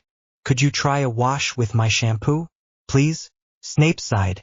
You're an irritating boy, and I'm busy, I know, but I'll help you with brewing tomorrow. I must be saving you enough time for that. All right, next time I bathe. But don't expect much. It only stays clean for about 12 hours when I'm working. That's okay. Do it before the next dinner then. Now you want me to show off? Snape asked caustically. If you're going to the trouble, you might as well. Snape scowled. I don't like looking attractive. Why not? It reminds me of a time in my life that I would much rather forget. Snape glowered at Harry. Come along now. We'll be late. When they got to the Great Hall, Professors Dumbledore, Lupin, Vector, and Flitwick were already present, as were Madame Hooch and Madame Pomfrey. Of the people who usually attended, Harry thought only Professor Sprout was missing. He wondered when Hagrid would return. He hoped Hagrid wasn't bringing back any more giants. This moment was rephrased for platform-safe storytelling. Good evening, Severus, Dumbledore exclaimed. We wondered if we would see you this evening. Mr. Potter, Professor Vector interrupted. Those robes are stunning. She smiled slyly at him. Please assure me that you will be wearing your school robes in September, or I will need to update my wardrobe. Of course I'll be wearing school robes, Harry exclaimed. He sent a nervous look at the headmaster. Unless I manage to get myself kicked out. You have done nothing to merit that recently, Dumbledore responded. Snape snorted. And this definition of recently. In the last day, perhaps? Harry shot him a quick grin as they sat. Harry next to Madame Hooch. Remus, on Hooch's other side, bent forward. How did you afford those robes, Severus? Sorry to put you on the spot. The other day, I had thought Harry was paying. Harry stiffened, as he realized, did Snape, beside him. Snape either had to admit he paid for the robes, causing everyone to wonder why Snape was buying such an expensive item for his least favorite student, or deny it, making Remus suspect that Harry had lied to him. Dumbledore stepped in. Why, I gave him an allowance for Harry's clothes, Remus. He may, perhaps, have exceeded it slightly. This moment was rephrased for platform-safe storytelling. This was the safest story for Snape, but Harry could tell he was humiliated by it. Eyes on Remus, Snape said caustically. Not that paying for it would have been a problem, Lupin. Thanks to my experience with you, I am now the primary provider of wolfsbane potion to several apothecaries. He smirked at the werewolf. Those who need it pay quite well. Remus glared. You are the sort of parasite Randolph rails against, Severus. This moment was rephrased for platform-safe storytelling. But you receive far more than a day's pay, do you not? Does this Randolph wish to nationalize my services? No, Remus said flatly. He wishes us to hunt humans, as nature intended. That is the only way, he says, to regain control of our lives. Harry looked at Dumbledore. The headmaster was attending to the conversation and people's reactions, but he did not seem inclined to intervene. Harry spoke above the whisperings from the other end of the table. Some control, he said. Yes, well, some people ignore that, Remus said lightly. You'd spend the rest of your short lives being hunted. Madame Hooch exclaimed. Ah, Remus said, smiling slightly. But Voldemort has promised. He lifted his gaze and looked straight into Harry's eyes. That we shall be allowed to hunt muggles when he rules the world. And the point to displaying this savagery, Lupin? Snape sneered. The point, Remus returned softly, is that extremism does not arise in a vacuum. There is a better solution for us, but most of us cannot afford it. I cannot afford it. When I am not at Hogwarts, I buy the Wolfsbane potion as often as I can, which is about every 3 or 4 months. I get through my other moons the old-fashioned way, and I am not surprised that many of my kindred, set upon by society as we are, have started to think that they would prefer tearing someone else up to tearing themselves up. Would you rather I did not make the Wolfsbane potion? Snape asked caustically. That would only decrease the supply. No matter what I charge, the apothecaries will charge what the market will bear. And the Department for the Control of Magical Creatures, you will note we are not human anymore, will continue to prosecute. This moment was rephrased for platform-safe storytelling. Harry interrupted before Snape could respond. Can werewolves, during the moon, that is, actually tell the difference between a muggle and a wizard? Of course not. He proposes to designate hunting areas that witches and wizards will be warned to avoid. How would you feel about killing Hermione's parents? Harry asked coldly. Remus closed his eyes for a moment. Horrible, he said. The whole idea is sick. But, he pushed up his sleeve well past the elbow. Harry was horribly reminded of Snape, displaying Voldemort's mark. There was no tattoo here, but scars marked every inch of the werewolf's skin. One bite mark was still red and swollen. 309 times I have done this. How many more can I stand? How many would stand even that? But every month it is this. I kill myself, I kill someone else, or I mutilate myself yet again. His eyes met Harry's with renewed intensity. The flecked brown shifted nearly to lupin gold. I am a very patient man, Harry. I cannot endure to cause harm. I would kill myself before willingly killing another. But I cannot stand this. I was embarrassed at my relief to be trapped here once again, with my most beloved enemy. Here he nodded at Severus, to brew my salvation. Those intense eyes fluttered closed, then open again. For another 11 moons, I need not make my choice, and I rage for those who are less fortunate. Mutual distrust, mutual distrust. The arrival of food was a relief to all of them, Harry thought. Snape and Lupin continued to snipe at each other, but the volleys were almost pro forma, as if both were too preoccupied to launch another dedicated attack. Dumbledore sat back and watched with less than his usual amusement. When they got back to the dungeons, Snape gave Harry some of a muscle-relaxing potion to have before bed, and promised to make more the next day. He warned that it would be more effective as a preventative than a cure, but even so, Harry found the effects immediately helpful. He slept better than he had any night since he had returned to Hogwarts. Harry woke late to a dimly lit room. The sky outside his magic window was gray. He felt disoriented at being alone and indoors, and remembered that he had been dreaming. He had been lost in a strangely non-urgent nightmare in which he had stood wandless in the gardens on Magnolia Crescent and attempted to convince a werewolf that he was a half-blood, not a muggle, and therefore unlawful prey. Emotionally, it had felt more like trying to correct a clerical error than trying to preserve his life. Harry dressed absently in trousers and a shirt, and stared out the tower window. It was odd to look down on land he knew was a story above him, and probably in some other direction. The day was overcast, not rainy. It looked like the sort of day that might stay that way for hours. Suddenly, Harry wanted to fly. He went out to the kitchen. Snape wasn't there or in the living room. Harry called down to the main kitchens for eggs, bacon, toast, and marmalade. He made his own tea while he waited. "What is it?" Snape asked finally. "I wanted to go down to the pitch and get in some flying. May I, now that I have the ring?" Snape, frowning, considered the matter. Harry suspected that frowning was a natural part of Snape's thought process. "Your last 2 occlumency sessions have been acceptable," he admitted. "So? Is that yes?" You need to pay attention to your surroundings, and you need to have someone with you. Okay. Someone other than Lupin. Harry rolled his eyes. You know he'd be the easiest. And I know he'd be useless at best. Harry looked down. He wanted to ask what the big deal was about Remus, but he suspected such a general question would get him an equally general answer. You heard him last night, Snape said, sounding suddenly angry. He'd betray us if he dared. No. I heard him last night, and I think he is unhappy that no side has offered an acceptable solution to the problems of the werewolves. Believe what you wish. I say if you were attacked by his own kind, he would stand aside. Harry bit his lip. He was stung by the contempt in Snape's voice.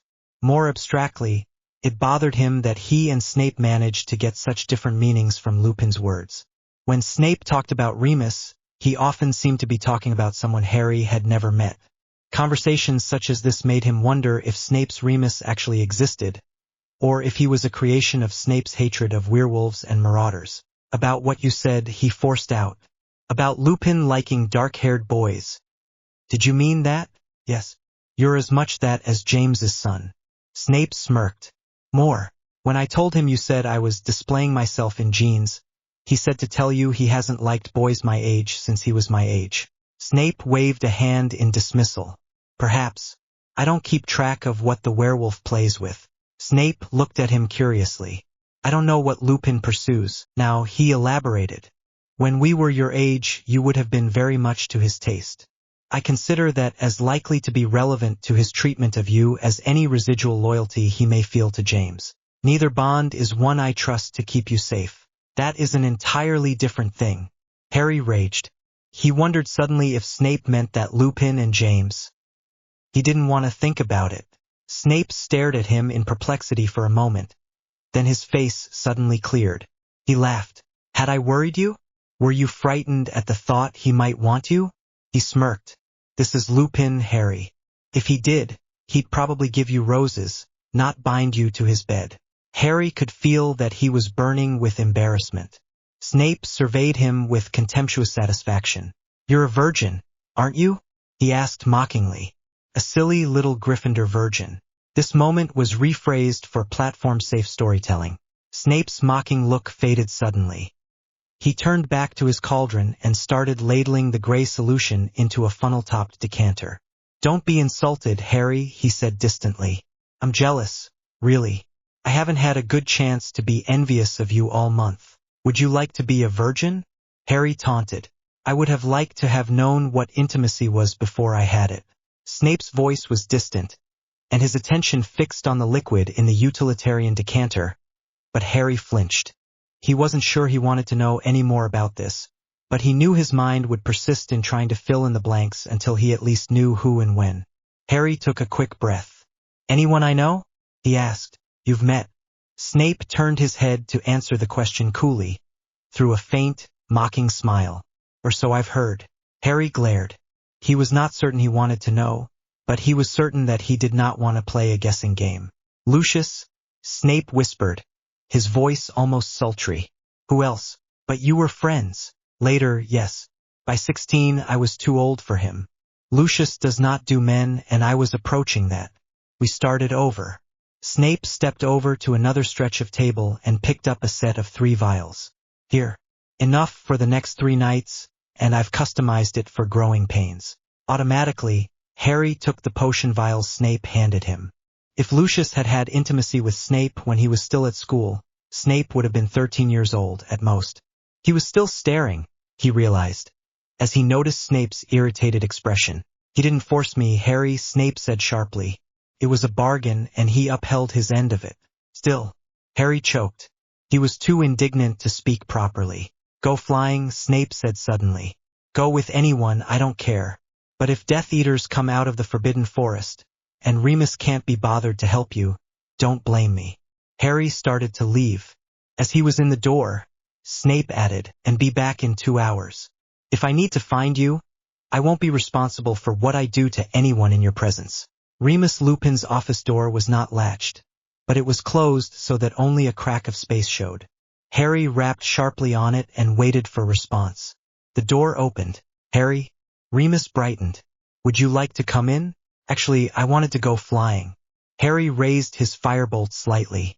Snape says I need someone with me. Do you have time? Professor Snape considers me suitable protection for you? Remus said in pleased surprise. Not really. But we fought about it, and he got so annoyed he said he didn't care who I went with. So I thought I'd take advantage of his temper and ask you. Remus looked slightly less happy, but he nodded. I'd enjoy that. I should get out a bit while I'm still feeling well enough. By this time next week, the moon will be too close. He yawned. Let me get on some shoes and we can go. While they walked through the castle and down over the grounds, Remus asked Harry for more specifics about Harry's study group of the previous year. They discussed learning methods that worked for specific students, and Remus, to Harry's surprise, remarked that he had the makings of a good teacher. Like Snape? Harry asked wryly. Remus sighed. Professor Snape understands it perfectly well. He willfully disregards it because he will not coddle his students. There, if you like, is an example of where I do not want you to be in 20 years. Harry's immediate thought was that Remus had somehow found out, or guessed, about his parentage. He tried to sound politely confused as he asked, What do you mean? Why would I be? I know you don't like me bothering you about the Dursleys, and you don't see what use it is now. However, I think it has affected you, and I would like you to determine how it has affected you and deal with that soon, while you are still young enough to recover. Harry considered this.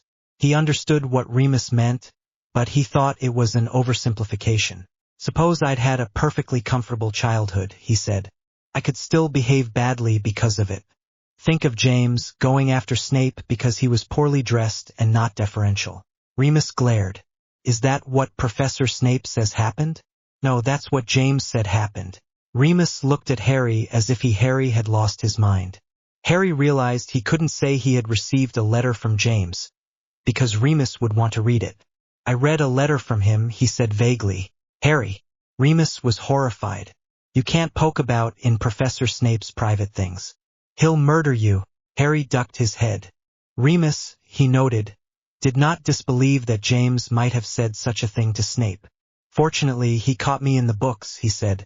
It wasn't too bad. I just got a fascinating lecture on dark arts, and a new set of rules about what I could touch and when. This moment was rephrased for platform-safe storytelling. I thought they didn't get along. Harry waited. Will he tell me? Remus considered this. For the most part, he answered carefully, they did not. As you have probably noticed, Professor Snape is not fond of Muggle-born witches and wizards. However, they were briefly friends, my fault, I'm afraid. I was trying to establish less hostile relations with Severus, and I took Lily along with me. Remus? Harry asked uncomfortably. Can I ask you a terribly rude, personal question? Remus sighed and rolled his eyes. No, he said, I have never killed or infected another person. He looked at Harry with a mixture of amusement and irritation. Was that it? No, actually. Remus's eyes widened briefly. He looked abashed. Sorry, that's the standard one. Ask then. Air. Did you and James ever? Ever what? Air? Have it off? Or, Harry was absolutely unable to get out another word. He had the background thought that he might kill Snape for making him need to ask this. Well, normally, no, Harry said. His face still burned with embarrassment, but Remus's reply enabled him to speak. Again. But Snape implied, you know how I get obsessed with things. I'll just keep worrying at it until I know. Remus shook his head. And there you are like Severus, which is why he knows how to take advantage of someone who can't keep his nose out of things that shouldn't concern him. By sheer force of will, Harry kept his head up and his eyes locked on Remus's. Should I put all this down as a yes? Remus rubbed his forehead and sighed again. Yes, he said precisely all of once, and it was explicitly experimentation on your father's part. In part because he was curious as to what I had been doing, and in part because he was angry at Sirius. Had he enjoyed it, he no doubt would have used me to give Sirius fits. So he didn't? No. He said it felt like wanking, not intimacy. Not very introspective, James. Fortunately, I had a recent experience with a female friend to draw on, and I told him I had found that similarly disturbing because she did not smell like a potential mate. He agreed that it was probably something like that at some subconscious level, and the attempt didn't come between us. Remus looked coolly at Harry. There. Was that sufficiently more than you wanted to know? I suppose. Harry drew a deep breath. This female friend. Harry, don't ask. Okay. Harry said quickly. Shall we fly then? Remus mounted the school broom, an old shooting star. I should warn you, I am not in your class on a broom. That's okay, Harry returned. Your broom isn't in my broom's class either. Victor Crumb couldn't keep up with me on that broom. This moment was rephrased for platform-safe storytelling. Everything all right? Remus called down, concerned, as Harry dismounted without ever leaving the ground. Fine, Harry called back. He took the vials out of his pocket and laid them carefully on the lowest bench of the stands. Be up in a minute. It was only a few seconds later that he was hovering by Remus, but Remus was still looking down at the bench, his brows furrowed in concern. What are those, Harry? Just some potions. Snape handed Professor Snape, Harry. Professor Snape handed them to me when I was on my way out here. I don't want to drop them. This is for study? Harry rolled his eyes. Something to relax my muscles. Okay? I strained some joints. Shouldn't you get those from Madame Pomfrey? Harry ignored the warning in Remus's tone. It seems rather silly when I'm staying with the potions master. Doesn't it? Madame Pomfrey, not geographical convenience, should determine whether or not you need the potions, Remus said severely. You just don't like Snape.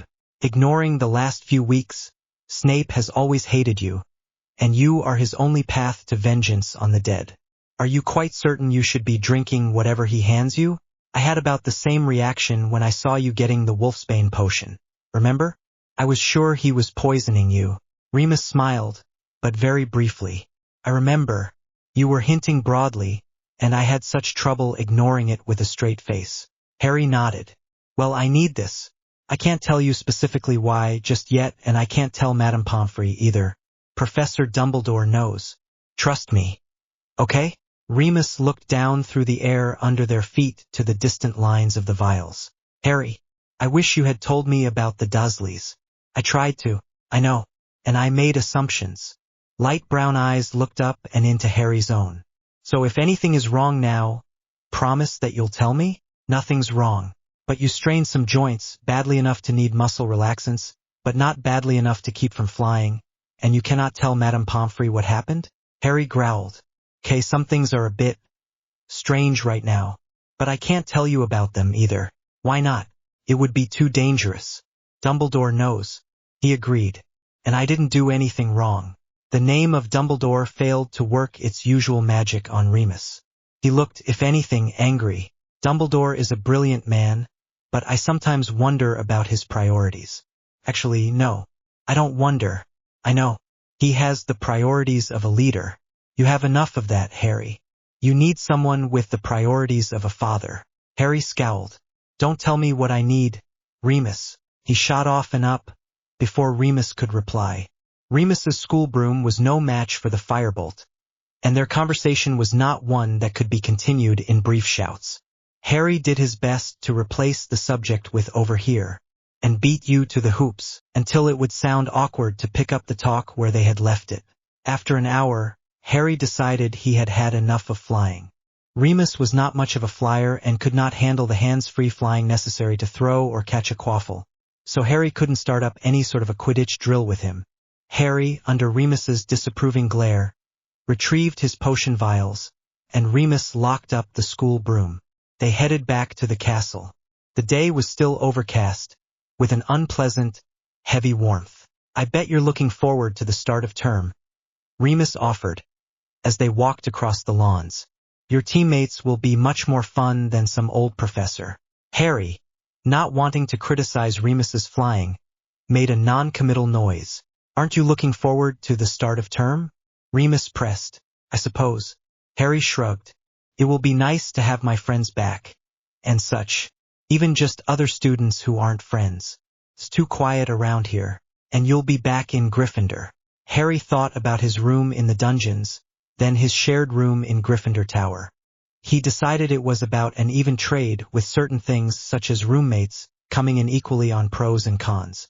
And Snape will be publicly torturing me again, he said irritably, for the benefit of Crabbe and Goyle and Malfoy and that ilk.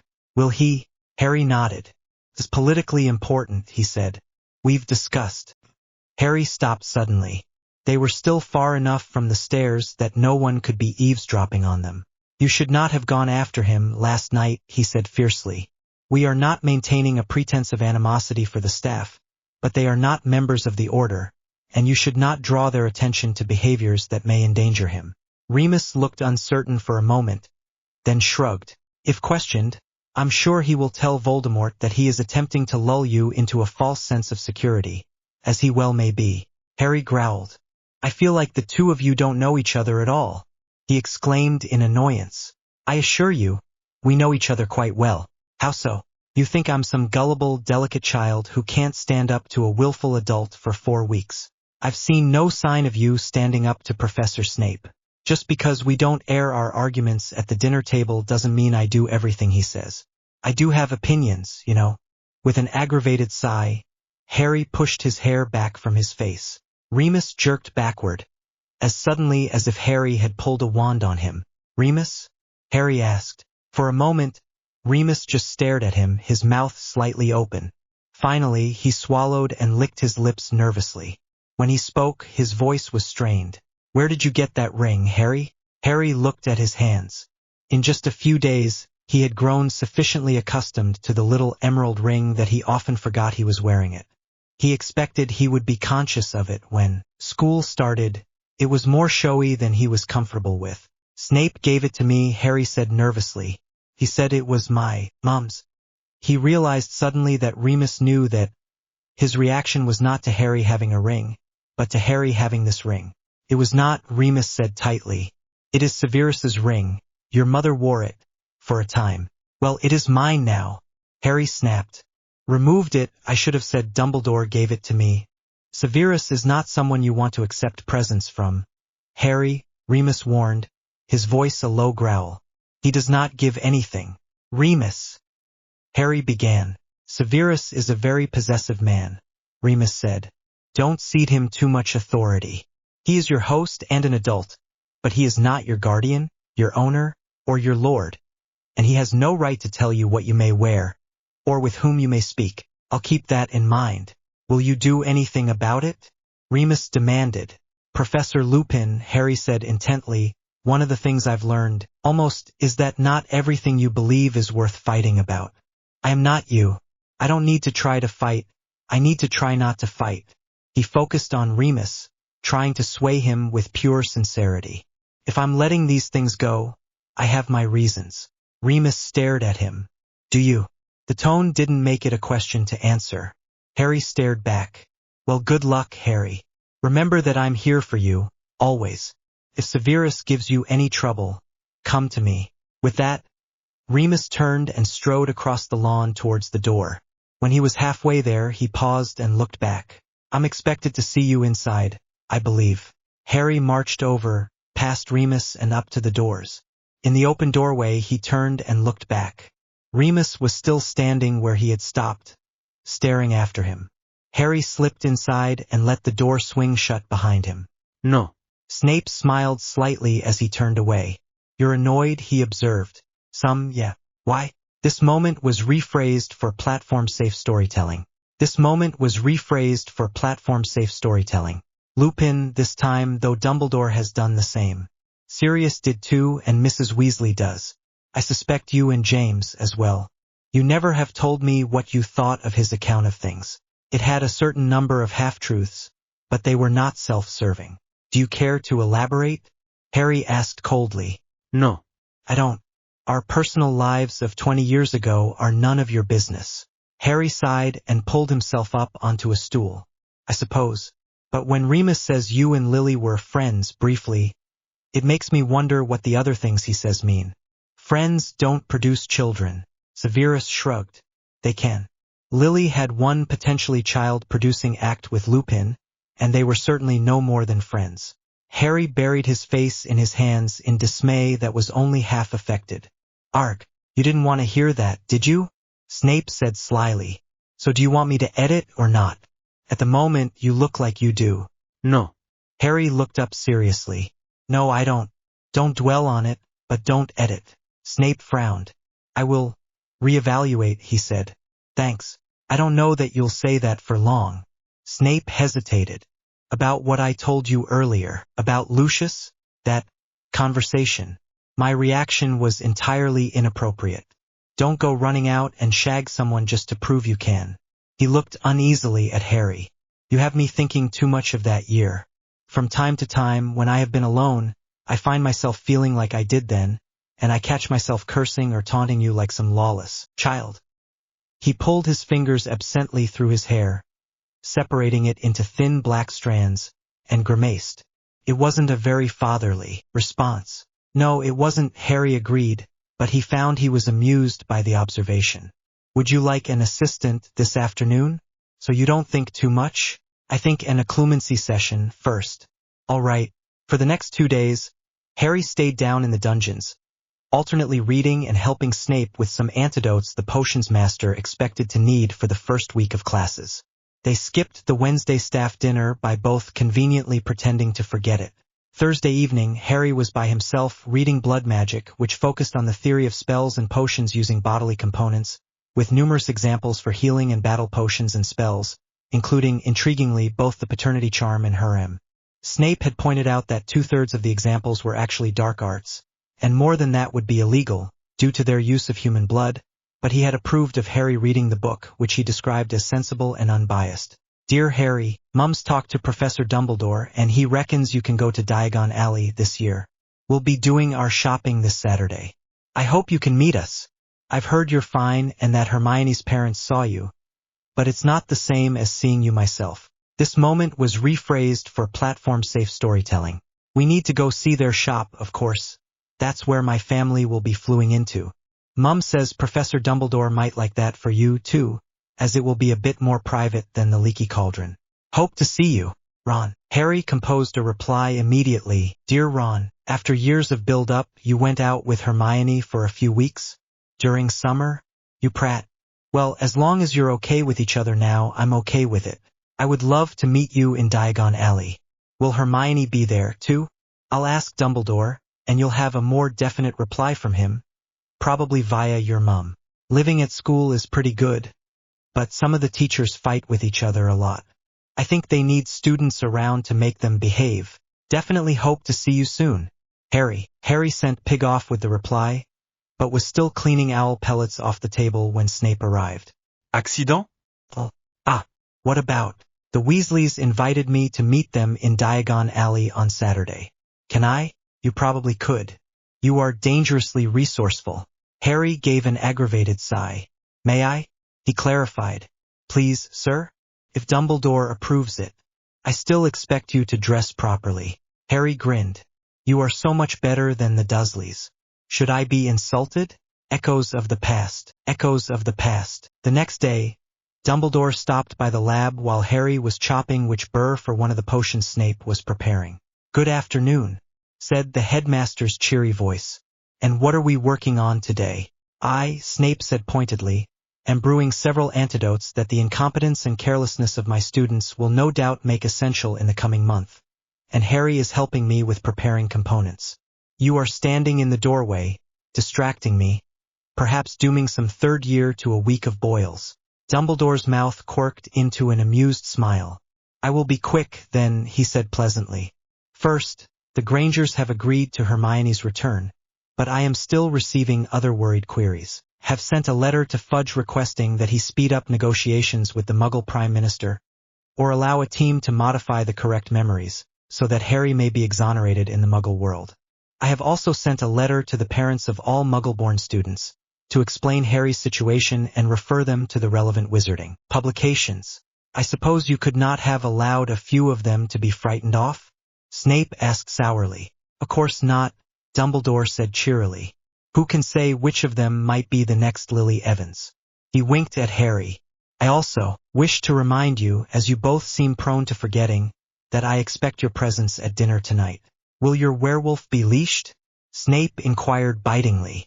I have reminded Remus of his duties in courtesy and discretion. Dumbledore nodded his farewell. At 7 this evening, then. They listened to his footsteps recede. I guess we better go, Harry offered, as he brushed the chopped which burr into a waiting bowl. "Hand me the cuttlefish ink." Unsealed. In light of that response, Harry was rather surprised when Snape actually did stop working at 5:30, and more so when Snape spent longer than usual in the bath. When the door to the bathroom opened, Harry was engrossed in blood magic. He looked up only when he caught a whiff of his own shampoo. Snape had used a drying spell on himself, as he usually did before emerging.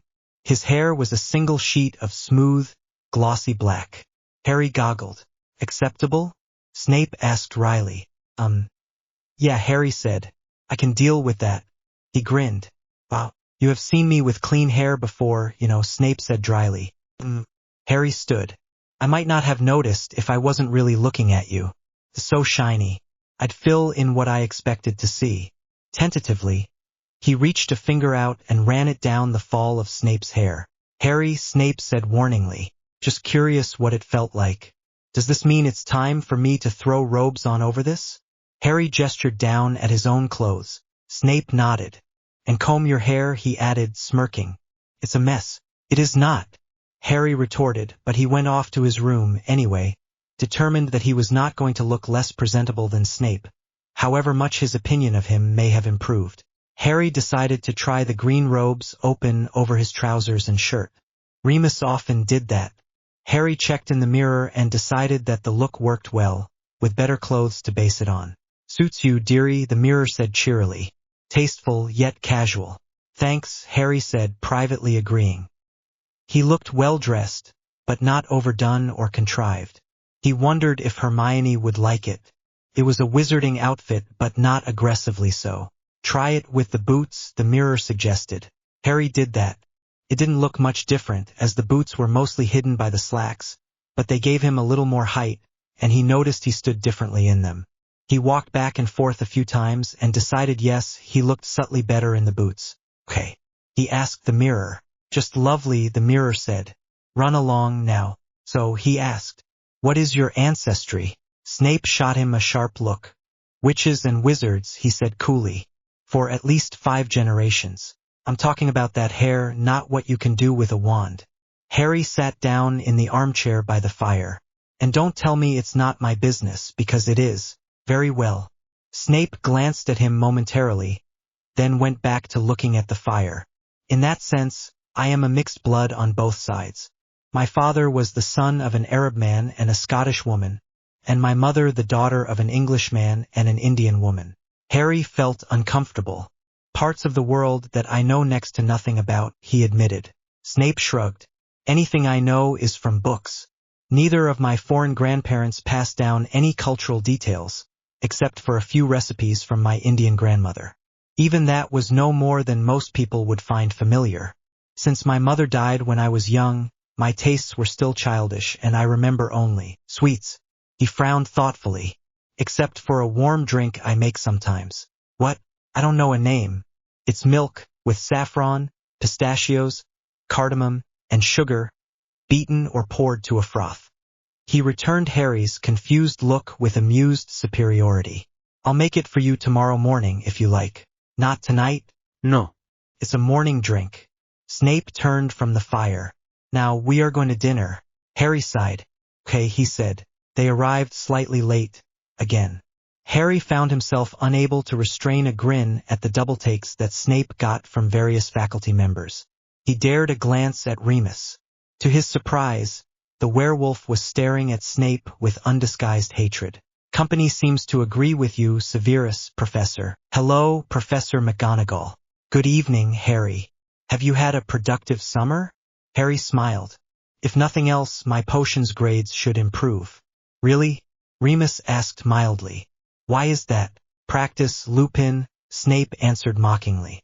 "You were familiar with the notion at some point in your life." Remus opened his mouth to answer, but Harry frowned at him and shook his head. While he was hesitating, Dumbledore intervened. "When I want to find you now, I check Severus's lab." He smiled slightly at Harry. "Not a development I expected. He is merely bored," Severus stated. "The moment his friends return, I'm sure he will drop all productive activity in favor of causing trouble on a daily basis."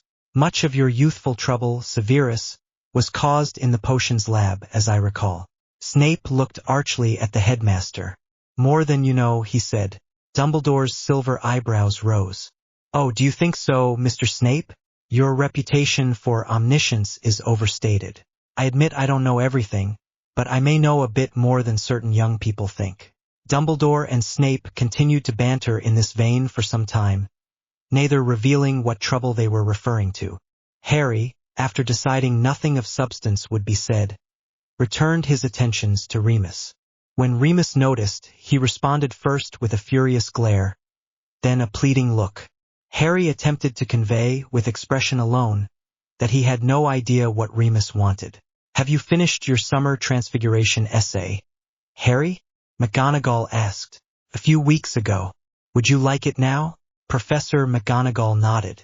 It would be one less thing to grade the first week of term. She looked thoughtfully at Harry. We could discuss career planning as well. Are you still interested in becoming an Auror? Harry was suddenly aware that Snape and Dumbledore were no longer talking. In fact, no one else was. He suspected Snape did not think much of Aurors. Yes. That is, I think so, he said, stumbling over the words. He felt his face heat. It is a difficult path, Mr. Potter. I think you had better be sure. Perhaps we should discuss it on Monday. Professor McGonagall looked puzzled.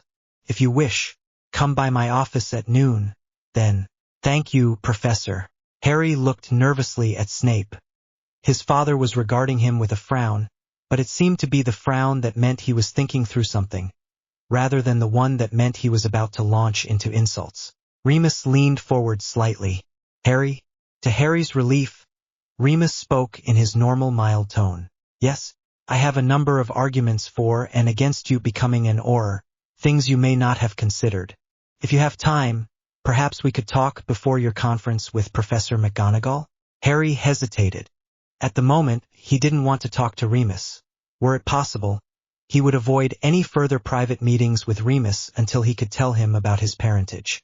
Lupin, the boy does not need you to choose a career for him, Snape said contemptuously. Am I supposed to leave that up to you? Remus retorted. Anyway, I don't want to choose for him. I just want to point out some. Fill his head with muddled ideas of righteous glory. Severus, I don't want him to become an Auror any more than you do. Remus snapped. Remus, Dumbledore warned. Excuse me, does this mean we don't need a conference? Harry asked. I want you to understand why, Remus said intently, and also that I recognize there are reasons to do it. I will respect that decision if that is what you make, but I want you to hear me out. Harry sighed. Fine. Monday at 11. Remus shook his head. That doesn't give you time to process what I say. How about tea tomorrow? Tomorrow, Dumbledore contributed, Harry will be going to Diagon Alley. Yes, Harry exclaimed, delighted. Thank you. Tea Sunday then, Remus said doggedly. Harry looked at Severus, who muttered you may, as if the words were physically painful. Relieved, Harry nodded at Remus. Sunday then. He saw McGonagall open her mouth, then shut it without saying anything.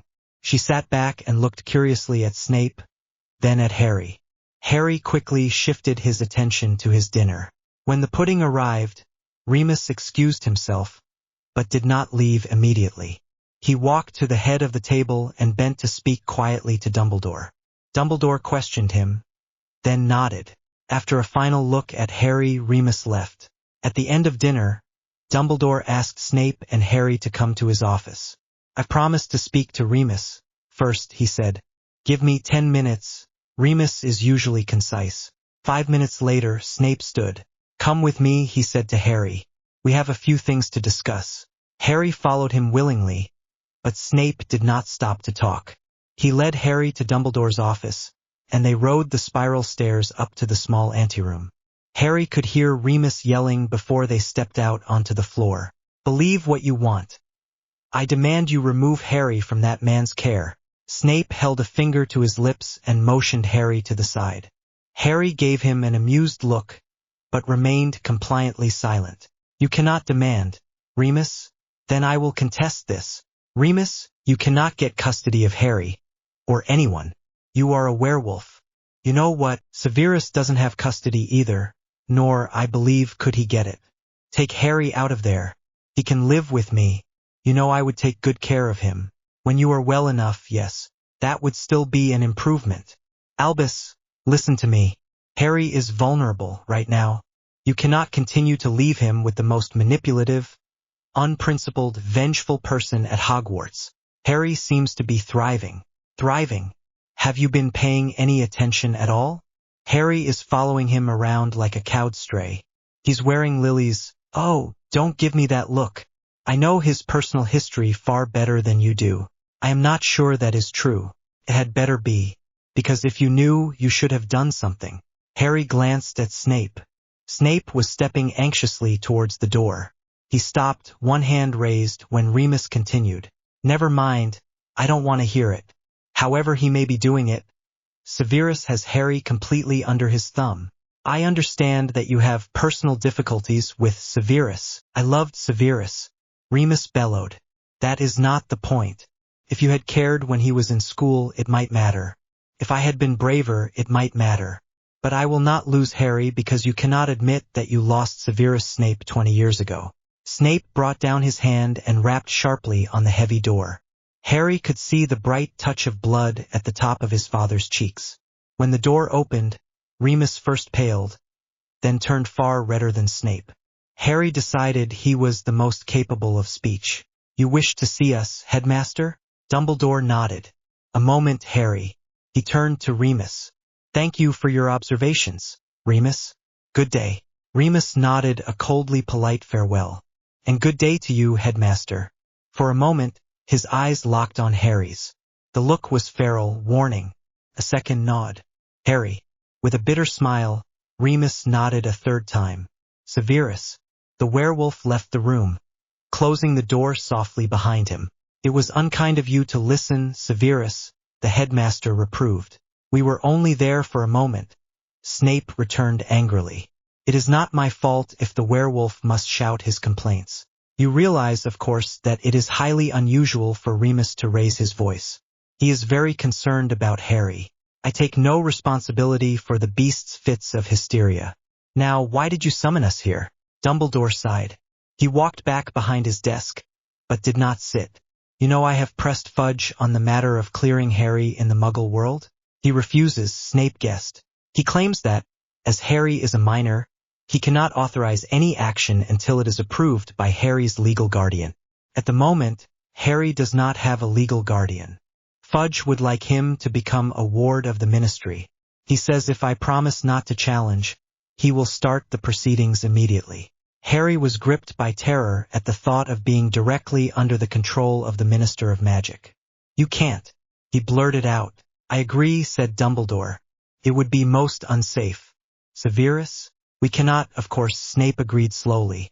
However, I had hoped that I could maintain my position as a spy at least until Halloween. Then we are in agreement. Dumbledore, who had looked relieved at Snape's statement, finally sat down. I will apply to be Harry's guardian. Will that change anything? Harry asked. I hate being bounced around like this, he thought. It isn't as if I wanted to live with Snape, but I'm used to him now. I know what he expects. Other than legally, Harry? No. This moment was rephrased for platform-safe storytelling. Dumbledore sighed. Harry, he will continue to be under my care? Snape interrupted. Covertly, yes. Then I agree. Harry, as far as I can tell, I'm just the bloody quaffle. If that were true, Harry, Snape said tightly, I would not be asking for your opinion. Both of us have asked for your opinion. Now stop sulking like a spoiled child and reply. I don't. Harry stopped before saying he didn't care. He tried to figure out what he was thinking. Finally, he said, whatever happens, Professor Dumbledore will continue to manage my life, or as much of it as he feels politically necessary, and Professor Snape, you'll still be my father. I've never thought about what I want because it just doesn't matter. Of course I can't go to the ministry, and of course we can't give up our spy any earlier than we need to, so there's no choice to be made. He turned to Dumbledore. You will become my guardian. That's fine with me. I'll try not to be rude about it, but don't pretend we have options. We understand your position now, Harry, Snape said coldly. Now, apologize to the headmaster for being rude. Respectfully. Harry glowered briefly at Snape, who looked contemptuously back at him. Sighing, Harry turned to Dumbledore. I'm sorry I was rude, sir. At Dumbledore's unhappy expression, Harry found himself more sincerely contrite. I like you and, under other circumstances, would have been happy to have you as a guardian. Harry thought for a moment. Although I think you'd be a bit weird and difficult to figure out, he added honestly. He looked back at Snape. I apologize for sulking, sir. Is that better? Much, Snape said with arrogant satisfaction. You are not an adult, Harry. If you want to be treated as a mature young man, you must remember to act like one. He sighed and rubbed his temples. So, you become his guardian, he said to Dumbledore. That will work while he is perceived as an orphan.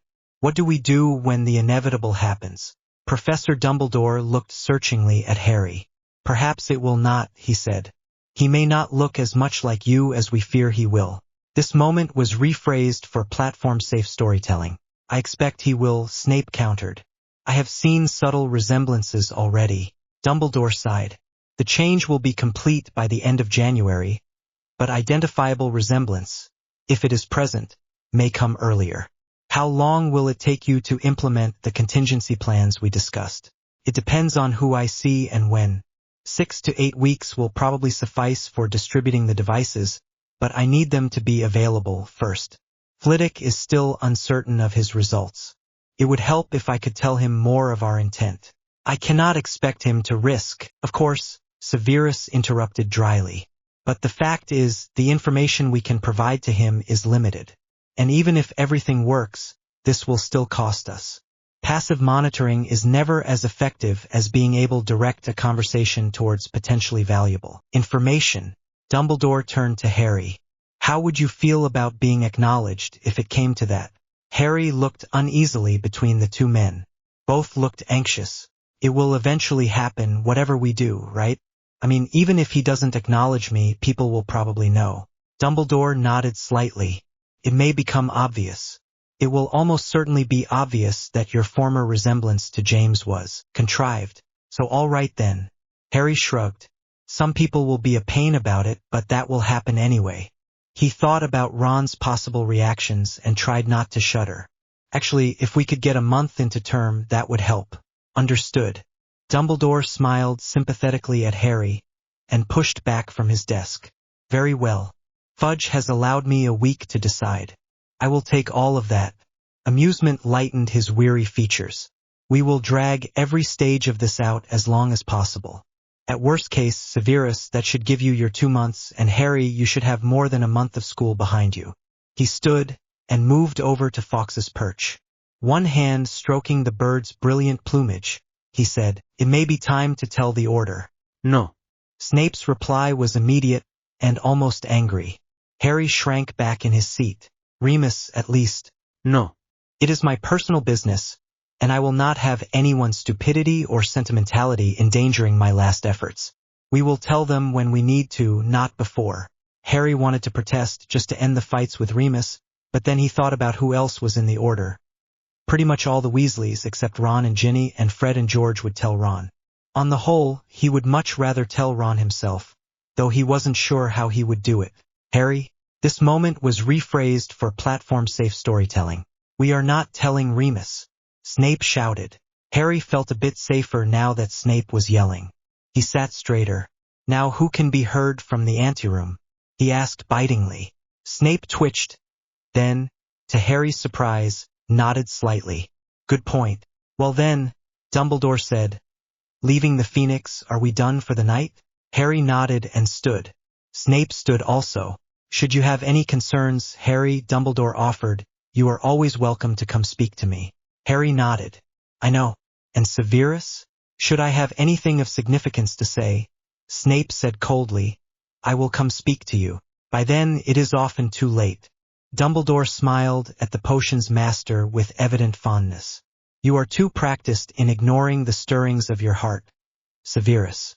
And that, Harry knew, was intended for him as well. Snape snorted contemptuously, much as Harry wanted to, and bid the headmaster good night. They walked to the dungeons in silence. As soon as the door of Snape's quarters closed on them, Harry turned on Snape. I want to tell Remus, he said fiercely. I have told you before, Snape said, in a threatening low voice, and I tell you again, no. What is your problem with Remus? Harry demanded. Don't tell me he's a werewolf. That doesn't half explain it. You can brew the wolfsbane potion, so you know that's a disease, not an indication of character.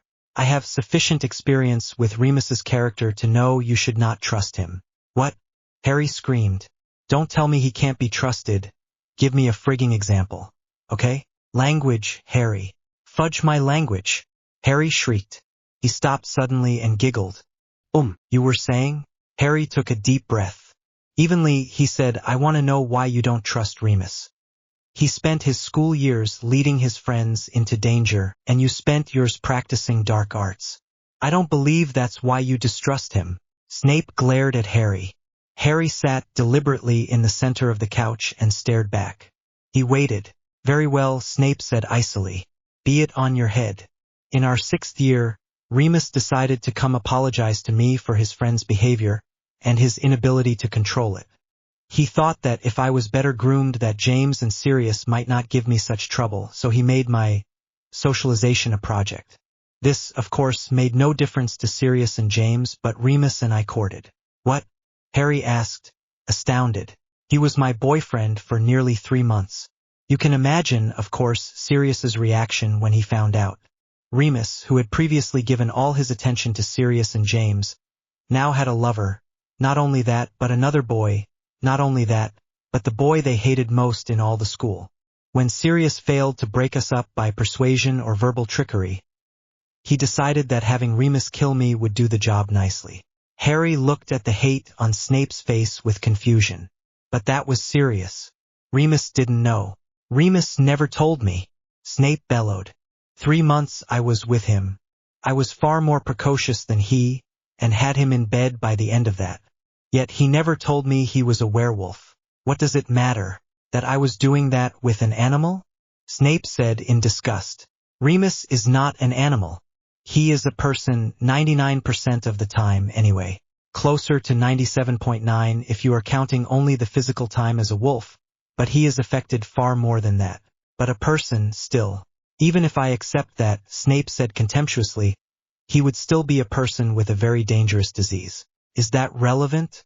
I thought it could only be spread by a bite in the wolf form. Snape shivered.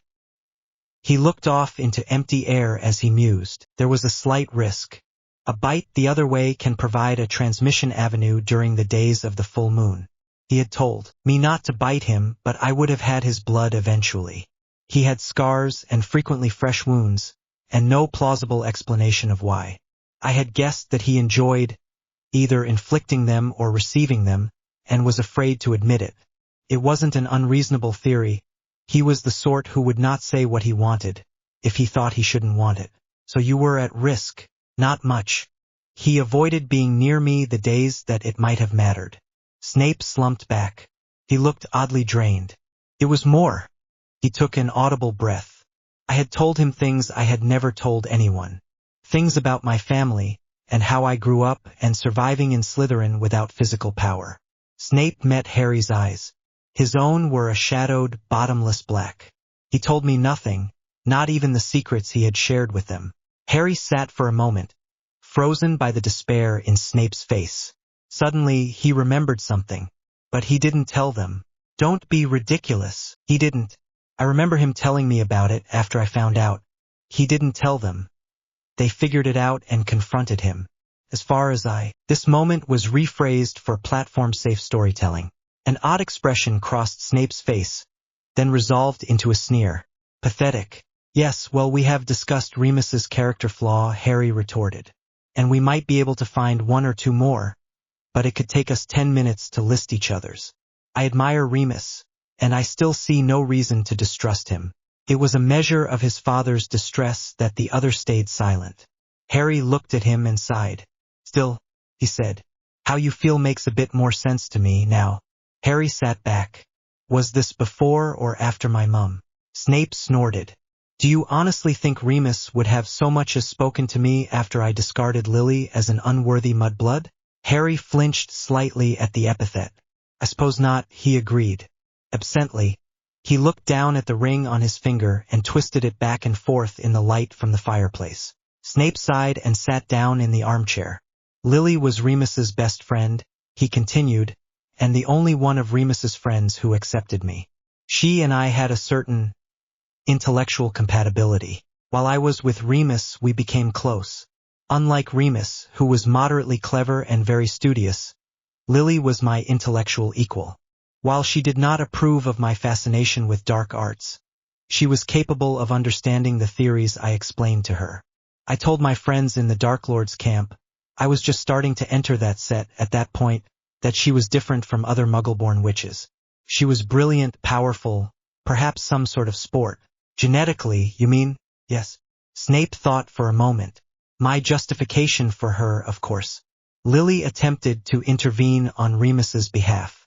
Neither of us was precisely sure when we switched to talking about ourselves. I asked her out before the month was over. Remus and I avoided each other as much as possible. He got top marks that term. Sirius was as awful as ever. But James had finally seen Sirius do more than he was willing to go along with. He kept Sirius in line, and was actually civil in his interactions with me. Peter followed the lead of the most powerful one present, whether that was Sirius or James. You weren't with her for very long, though. No. It had been 4 months when term was over, but you proposed to her. Harry looked down at the ring again. He and Remus. Does Remus think he gave me this because I have taken her place? He winced. Oh heck, that's exactly what he thinks. I know more of his history than you do. Himself? No, Dumbledore seemed to know about that. Oh Lucius. Heck, impetuous. Snape was saying. She didn't think we were old enough, but she loved me, and perhaps hoped to bind me to her to temper my prejudice. She accepted on the basis of long engagement. We would not marry until we graduated. I gave her the ring. She went home to her Muggle family, but I did not want to go home no more than you did. I split my summer between Augustus's house and Lucius's, and became a Death Eater. Snape clasped his hands before his face and nodded. Yes, I did not take the mark until Halloween, but I made my first kill in August. I broke up with her on the train in September, and I was back to outright war with James before we set foot in school. Snape grimaced, and he had her by October. Harry rested his chin in his hands. And I thought my personal life was complicated. Don't speak too soon. Your 6th year hasn't started. Harry nodded. Severus, he said earnestly. What did you just call me? Severus. Is there something you would rather I called you? Harry bit his lip. Professor seems a bit distant. And you're not a dad, sort. Snape thought about this for a while. You may refer to me by my given name, he decided, since you refer to James that way. I still do not want to be addressed that way. I would not object to father in absolute private, though I do not expect it. He snorted. On the whole, I think you would be foolish to become accustomed to anything you cannot use in front of your fellow students. Father, Harry started again. The word sounded odd, coming from his lips. For a moment he felt as if he were in a play, and then he felt very emotional. He tried to ignore both feelings and plowed on. Remus is very worried about me. I have noticed that, Snape said dryly. He has warned me you are possessive, sometimes unreasonable. He is correct. Fine, but I do not want Remus Lupin informed of any further details of my private life. Snape bellowed. Harry flinched. He recalled noting that when he was ordering Remus out of the Snape's rooms. Go to bed, Snape ordered. It's late. Oh fine, Harry muttered. Ordering Remus out. In the door to the kitchen, he turned back. Where do you think Remus thinks I sleep? He asked. The words out, he fled. Harry considered his own words while getting ready for bed. Perhaps it would help matters with Remus if he simply talked about his bedroom, and how much he would miss the privacy when term started. It's a plan, he decided. I'll base my tea time conversation on why I'm not completely thrilled about returning to the dormitory. Neither of us has to admit to thinking anything improper. That settled, he fell into bed, and, immediately, asleep. The twins' new trick. The next morning, Harry initially dressed in the gray trousers, a white shirt, and the green robes. After examining this in the mirror, he decided the gray combined with the green made the outfit far too Slytherin. He switched to the black trousers and decided the same of the white and green. He changed to a black shirt as well. Finally, he closed the robes so that it no longer mattered, except he thought that I'm wearing green. The robes, he discovered, now showed a half-inch of his trousers below them. He seemed to have grown taller again, but apparently in the torso. Harry looked closely at his face. He thought his lips might be thinner, and his face as a whole slightly more elongated, but he wasn't sure. He wondered if he could surreptitiously get an old picture of himself from one of his friends. Snape banged on the door. The Weasleys are expecting us in 20 minutes. If you want breakfast, you need to get out here now. Harry came out quickly. Sorry. I was trying to decide if I look different. Of course you look different, Snape said sarcastically. You look like a wizard, not a Muggle refugee. Now, I'll be back in time to flew ahead of you to that joke shop. Snape preceded Harry to Weasley's Wizard Wheezes, with instructions to Harry to wait 2 minutes before following. Harry complied. When he arrived, Snape had already left.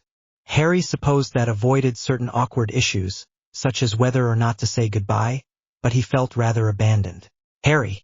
Mrs. Weasley exclaimed, drawing him into a hug, then brushing ash of his robes.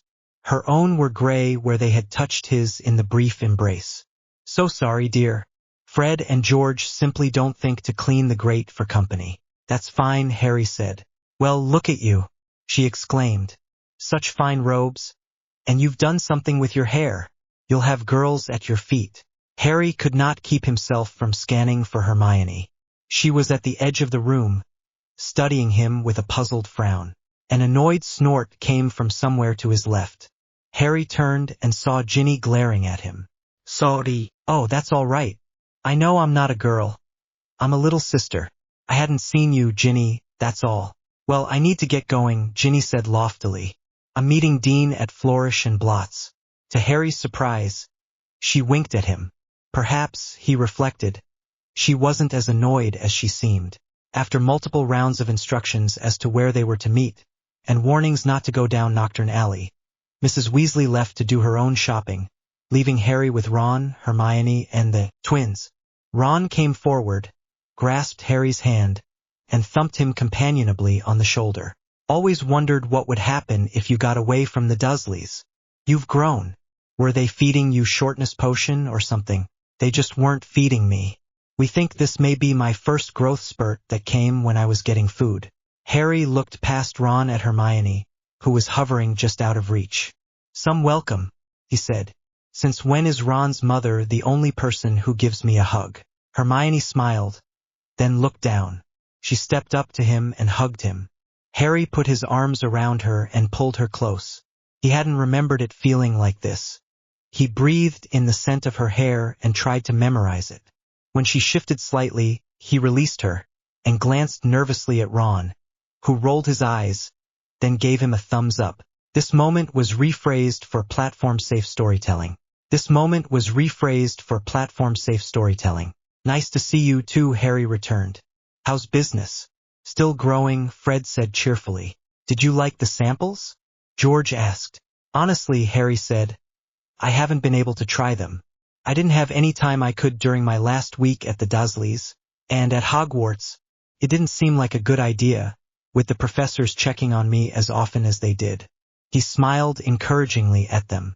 I have plans to go at them the first few weekends of term, though. We have something you should try now, George confided.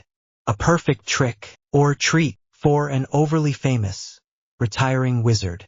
Fred pulled out a small box from his inner pocket, opened it, and took out a reddish-brown candy, which he handed to Harry with a flourish. Harry examined it suspiciously. This isn't going to make me invisible, is it? He asked. Or tiny, or otherwise unable to buy my school supplies. Not at all, Fred assured him. You will be perfectly visible and mobile. Human? Yes. Harry eyed the twins suspiciously for a moment, then with a shrug, popped the candy into his mouth. It had a strong chocolate taste, but that didn't manage to cover something unpleasant beneath that.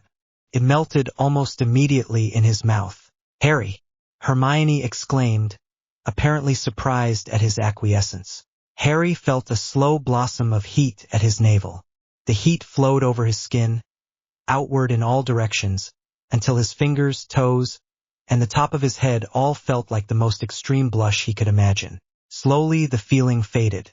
"Wow," he said. Ron giggled. Harry looked at him, and Ron choked. Suddenly, the redhead looked very alarmed. Harry looked down at his hands. They were brown. Not paint brown, but a natural-looking dark skin brown, lighter on the palms. He looked up again. Hermione was staring. "Got a mirror?" he asked. George pointed his wand at the window between this room and something that looked, from Harry's brief glance, like an office, and the window became a mirror. Harry stepped up to it. "This is great," he exclaimed, examining his reflection. His skin was dark, but his features were unaffected. Chocolate brown skin combined oddly, but attractively, with his slightly wavy black hair. It made his scar even more noticeable, but if he covered that, somehow no one would recognize him. "I dunno, mate," Ron said, "but I wanted to go into Muggle London." Harry explained. "I can do it like this."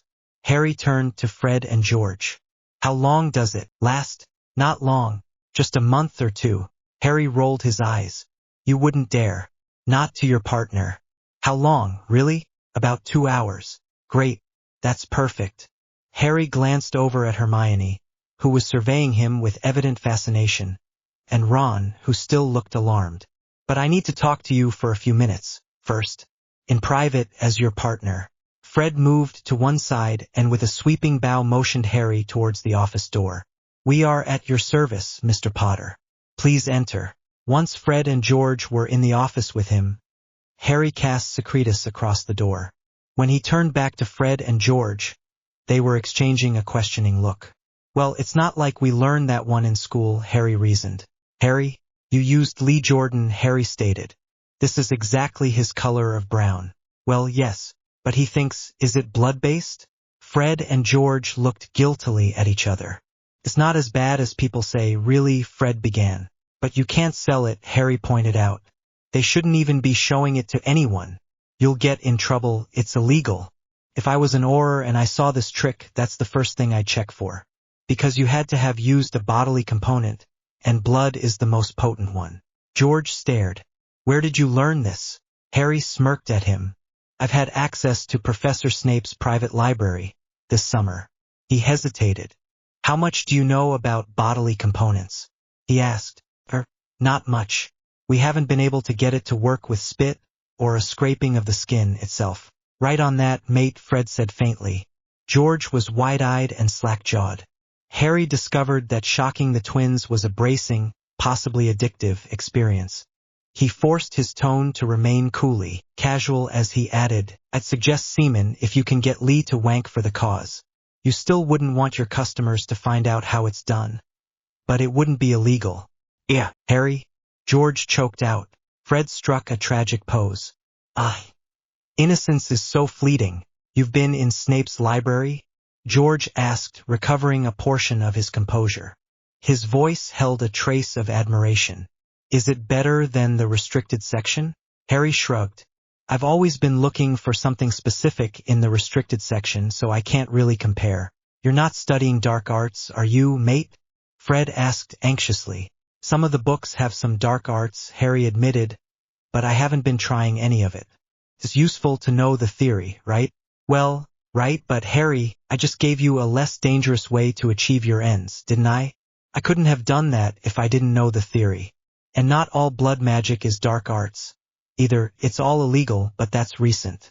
And if you're actually using human blood, you've no grounds to go after me for just knowing how to use it." George shivered. "True enough. You two be careful, all right? If you get in trouble for illegal components, I'll be implicated too. And it could ruin your father." Even Fred looked embarrassed. It was just too good not to show someone. "It's great," Harry agreed. "Look, I better get going before this wears off. I'll send you a list of titles you might want to look for." "Okay?" "Absolutely." Harry grinned. "Will loan me some money?" "Loan you? I'll pay you back this afternoon. But I can't go to Gringotts like this." "Course you can." "Seriously?" "Seriously." Changing your skin color won't fool a goblin. Okay. Later then. Wait, Harry turned back. He wasn't sure which twin had hailed him. What? George held out another sweet to him. Take an extra. Just in case you're delayed. Back in the main room, Harry went back to Hermione and Ron. We couldn't hear a thing, Ron complained. And you didn't want to, Harry informed him smugly. Let's go. I have an errand to run in Muggle London. With you dressed like that? Hermione chided. Harry, I've never seen you look like such a wizard. I've got normal clothes on underneath the robes. I can just duck into the first doorway and move the robes into my bag. Harry grinned at Ron. Come on. It'll be fun. Gringotts, first. Ron nodded, but anxiously, as they headed out onto the street. You look really odd, Harry, Hermione said, matching his pace at his side. You think? I thought I looked pretty good. Those green eyes, do they clash? Not clash exactly, but they don't look natural. Harry shrugged. So people think I have special contacts. Oh, my scar. I need a headband or a low hat. In here.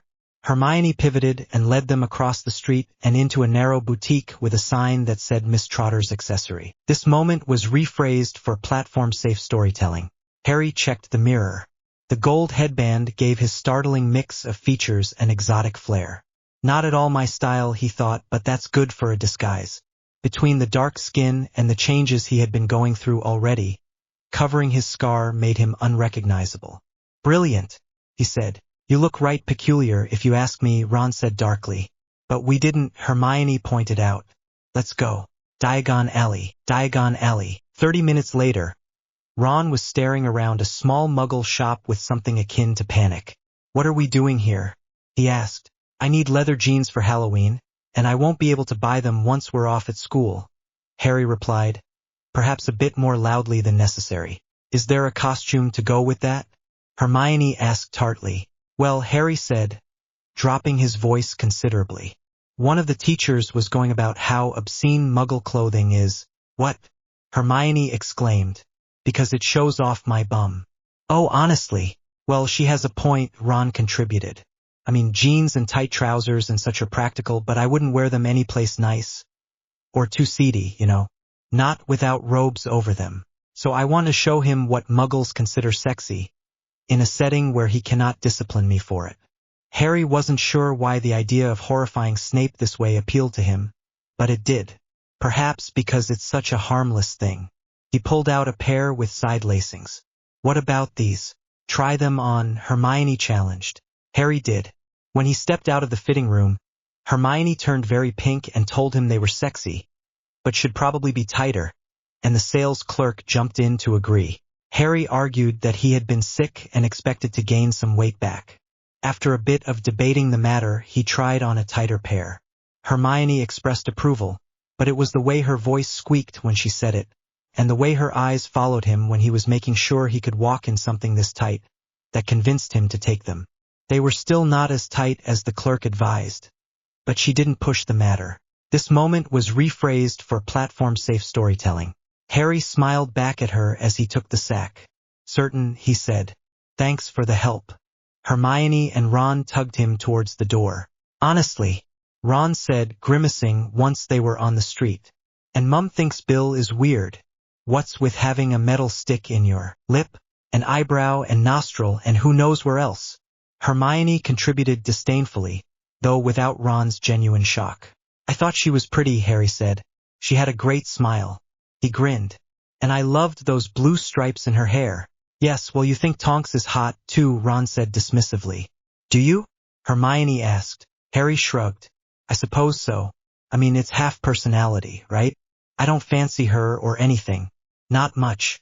Halfway back to Diagon Alley, Ron pulled them into a corner shop to look at Muggle sweets. He got a selection of ones he had never seen before, and Hermione got fruit drink. Harry got 2 packs of 10 of Silk Cut and a glare from Hermione. Harry, she scolded.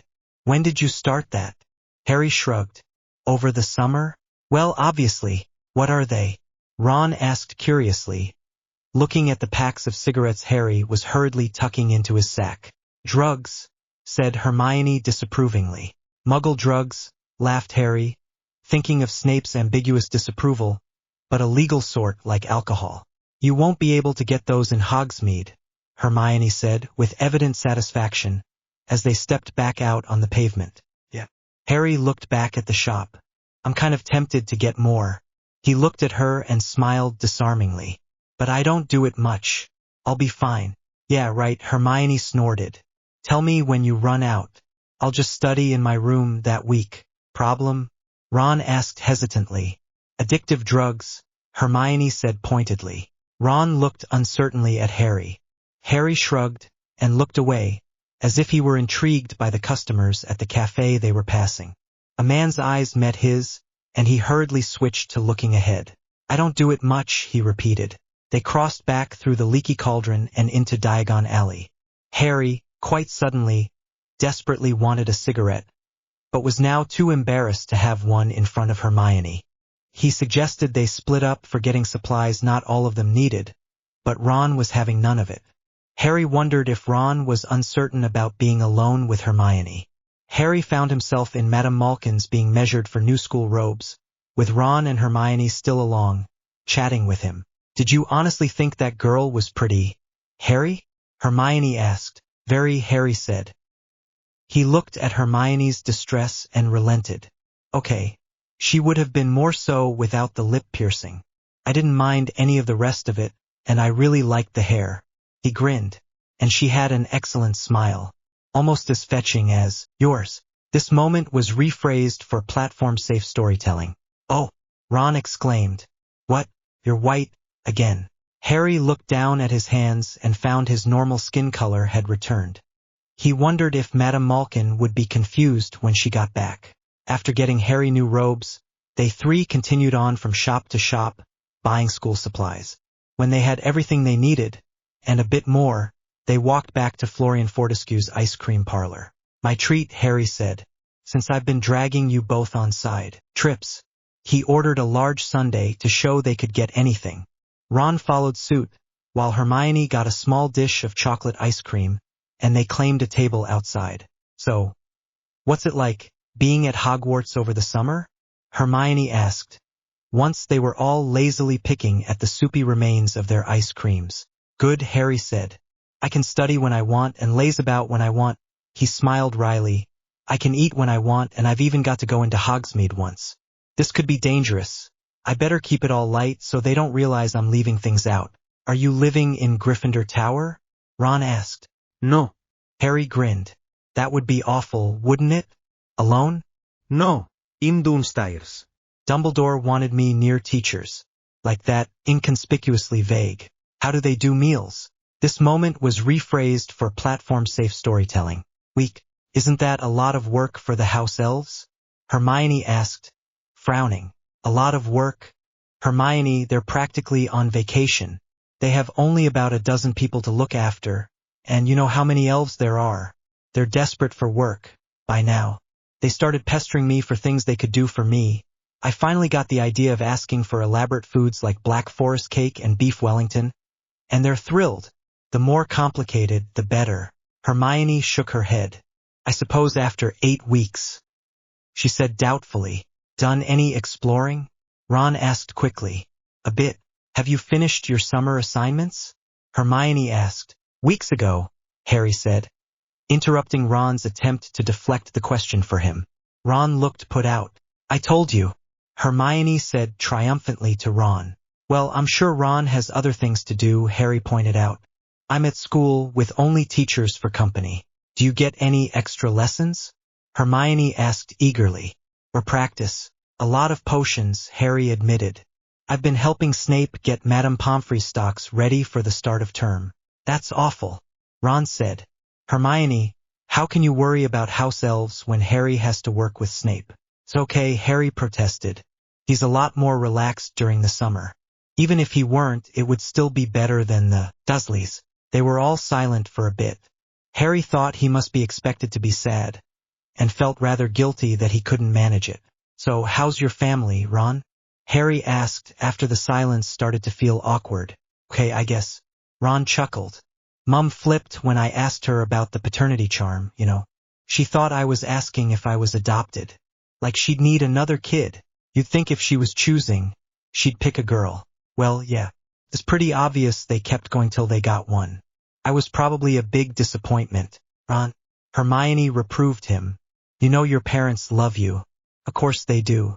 But that's not the same as being what they wanted. Again, there was silence. Harry tried to think of something to keep his friends from bringing up the paternity charm or the Dursleys. Again. Oh, I know who the new Defense Against Dark Arts teacher is. Want to know? Or would you rather be surprised? Not Snape, Ron pleaded. Not Snape. Is it someone we know? Hermione asked eagerly. Yes. Someone competent? Yes. They both thought earnestly. Harry supposed that did narrow it down considerably. Someone from the ministry? Ron asked. No. Someone we knew as a student? Hermione asked. No. Hermione bit her lip. Someone who's done it before? She asked tentatively. Yes. Professor Lupin? A wide smile lit her face, then faded. He couldn't, could he? I mean, yes, Harry said, grinning. Moony's back. Hermione and Ron both cheered. A few people turned to look at them. Harry was surprised at how pleased he was again now that he was thinking of Remus as Professor Lupin, the Defense Against the Dark Arts instructor. That's great. Hermione crowed. He's intelligent, he's nice, She blushed hot. She covered her mouth. Oh my God. Harry looked at her slyly, remembering how she had looked at Remus when he was saying goodbye to them in the spring, and bent. Oh no. Hermione exclaimed, looking simultaneously shocked and fascinated. Honestly, give it up now. Harry narrowly restrained himself from revealing that Remus had gone out with Snape in school. If any gossip about that surfaced, Snape would never tell him anything again. They fell silent again. After a moment, Ron sighed and rested his chin on one hand. We're not kids anymore, are we? He asked gloomily. What? Hermione returned, confused. Well, you're both talking about who's cute and who likes. What, Harry's buying sexy clothes to irritate a teacher and would rather have drugs than sweets, and I... Ron hesitated. He admitted, just looked across the room at some disgusting little boy who's talking with his mouth full and thought he really ought to learn some manners. Bad sign, Harry said sympathetically. Tragic. Is that a problem? Hermione said testily. I thought it might be rather nice if the two of you finally caught up with me. Not that I consider Harry's behavior mature. Glad of an excuse, Harry took out a cigarette and lit it, as if to tease her. She glared. Harry took a deep drag, then quickly another, and felt himself starting to relax, despite his embarrassment. Ron looked at him oddly for a moment, then went back to his sulk. Well, what do we do if you end up with someone who isn't one of us? Ron asked gloomily. Harry now wondered if Ron was regretting breaking up with Hermione. No one who isn't me is going to put up with Harry, and no one who isn't Harry is going to put up with me, and it will all just be over. I'm not going out with anyone who won't put up with you and Harry, Hermione said firmly. You don't understand men, Hermione, Ron protested. Even if you say it's platonic, they just won't allow. It's not all men, Ron, Harry countered. If I were seeing Hermione, I wouldn't mind if she had a male friend who wasn't you. Being someone's boyfriend doesn't give you the power of veto over there. This moment was rephrased for platform-safe storytelling. Thank you, said Hermione. She glared at him again. Not that I'd go out with someone who smokes. Hermione, Harry said desperately. I mean, that's disgusting. And stupid. And it's got to taste awful. This moment was rephrased for platform-safe storytelling. Well, she said shakily. All right, Ron exclaimed cheerfully. That's settled, then. They both glared at him. This moment was rephrased for platform-safe storytelling. Mr. Potter, Snape said as he approached, sneering, the headmaster feels that you need a nursemaid for your return. He might have continued, but on stopping next to Harry, glanced down, and saw the cigarette end in his ice cream dish. Harry saw his sneer break, then return. Who gave you that? He snarled. His eyes moved to Hermione. Harry supposed that might make sense from Snape's point of view. Hermione was from a Muggle family. No one. Has Florian taken to offering sundaes with a side order of imported poisons? I find that difficult to believe, Mr. Potter. We took a little detour into Muggle London. What? You brainless, reckless. I was well disguised. I don't care if you were transfigured. Snape screamed. He caught himself. His face twisted into an expression of pure contempt. We will discuss it later, with the headmaster. Now, Snape held out a hand. Harry decided that faking ignorance was not worth getting himself further into trouble. Reluctantly, he handed over the open pack of cigarettes. Snape responded with a satisfied smile that promised further penalties later. Harry! Hermione hissed at him. Let's go, then, Harry said. He stood up. Harry! Hermione insisted. Is there a problem, Miss Granger? Snape asked acidly. He has a second pack. Hermione! Harry snapped. Well, he's right. Hermione said defensively. You shouldn't. Snape snorted. The dangers of Gryffindor friends have not changed much since my time, I see. He held out his hand again. The rest of them, Mr. Potter. What would you know about Gryffindor friends? Ron said angrily. Snape favored him with a hard stare. I had several, Mr. Weasley, and I could never depend on them. They'd back me in a lie only if they agreed with my reason for lying. Ron looked furious, but Hermione seemed to accept Snape's words as a compliment. He looked down and across the table at her. His eyes narrowed in evaluation. I accept you as a temporary ally, Miss Granger. Mr. Weasley, you may want to look up a Gryffindor named Augustus Maitland. I am certain you would find his history educational. Mr. Potter? Harry fished his other packages out of the bag from the Muggle shop. Hold on a moment, he said. I put my stuff in with some of Hermione's. He looked up at her as he handed over the cigarettes, to confirm she would not betray him about the leather trousers. She nodded slightly. Thanks for your help with my shopping, she said, her voice quavering slightly. See you on the 2nd of September, right? Harry nodded, but couldn't manage to smile at her. In consideration of her current discretion, he managed not to glare. He said a brief goodbye to Ron, and followed Snape down the stairs. Minutes later, he was stepping out of the grate in the bare room next to Dumbledore's office. Truth, blood magic, truth. Severus turned on Harry as soon as he was clear of the hearth. What did I tell you about the Muggle drugs? He hissed. That I couldn't have any after term started. That you could finish what you had, Severus corrected fiercely, on the information that was 10 or less of them before term started.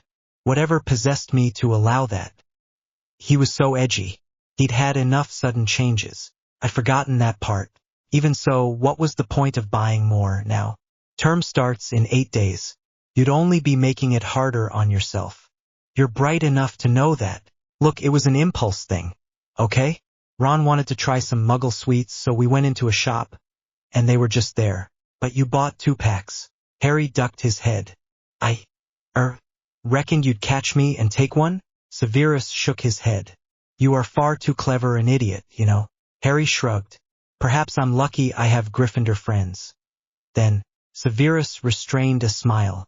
He brought his focus back to the problem at hand. You should not have been in Muggle London to begin with, he said. He had no trouble getting angry again. That had been far too risky. You're wanted for murder there, in case you've forgotten. I didn't look much like me, or so you thought, Severus added to himself. Do tell me it wasn't a hat and different glasses. Harry laughed. Fred and George gave me something that made my skin turn brown, African brown, and I put on a headband to cover the scar. If I talked to a classmate, they would have figured it out, but no one was going to recognize me from a 6-year-old picture. Something about Harry's knowing smile caught Severus's attention. He caught Harry by the shoulders and pulled him closer to the wall torch. He examined Harry's face closely. He was almost certain that the boy had changed from that morning. Don't do that again, he said sharply. The Weasleys, whatever. Why not? Switching back could accelerate the changes. I think it has. The boy's eyes widened. Sorry. This moment was rephrased for platform-safe storytelling. Severus opened the door and gestured for Harry to follow him. They walked in silence down to the ground floor. I need to ask him about Remus, Severus thought. I won't be able to have a normal conversation with him until I do. On the stairs to the dungeon, Severus began to speak. About last night, he asked hesitantly. What? Do you believe Remus thinks I'm... Severus trailed off again. How do I phrase this? Yes, Harry answered, not waiting for the continuation. Or he at least thinks it's likely. If I have to hear one more thing about how I can always come talk to him if I need help, I am gonna scream. I don't think he was suspecting that. He had decided I'd been so damaged by the Dursleys that I'd become neurotically submissive. Then he saw me with my mum's engagement ring. Probably no one else will recognize it, but Remus does. He asked where I'd got it, and I wasn't thinking and told him you'd given it to me. Then he got very strange. I didn't put it together until last night, when you were talking and I was looking at the ring. Then I remembered how he mentioned it in Professor Dumbledore's office, and Professor Dumbledore cut him off as if he'd brought it up before, so he thinks it's important, somehow. And, I see. Severus's mouth quirked. I suppose that would seem odd, at best. Please may I tell him? He won't tell. You know he won't. Severus clenched his jaw. He won't volunteer it, but if threatened. On the other hand, he had spent most of the last day running through Remus's behavior, and his conversation with Dumbledore, and had to agree with Harry's conclusion. Better this slight risk than to have him think I've taken a student as my lover. He won't accuse me directly, but he could make my life very difficult. They had stopped in front of Severus's rooms. Harry nodded eagerly. Thank you. He stopped only long enough to drop his shopping in his room, then bolted for Remus's office. By the time he had reached the right floor, Harry was less enthusiastic. Telling Remus that Snape was his father meant telling him that James wasn't his father. Despite what Remus had said in the Three Broomsticks, Harry wasn't sure it wouldn't change their relationship. He liked being special to Remus, as aggravating as the last few weeks had been, and he was afraid he would be giving that up. Remus's office door was ajar, but Harry knocked anyway. Come in, Remus called absently. Harry, quietly. Harry closed the door behind him. He looked back at Remus, and saw the werewolf's eyes narrow. I must smell frightened. Harry's stomach clenched as he hesitantly approached Remus's desk. I have something to tell you. His throat was suddenly dry, making his voice come out as little more than a whisper, and he found himself looking down at the desk, rather than at Remus. He was embarrassed to feel so terrified. I fought for this, he chided himself. I want to tell him. Why do I feel like I'd rather be facing him down as a wolf? A hand touched his arm. Harry had been staring so hard at the desktop that he had not noticed Remus rising from his chair. Come sit down, Harry.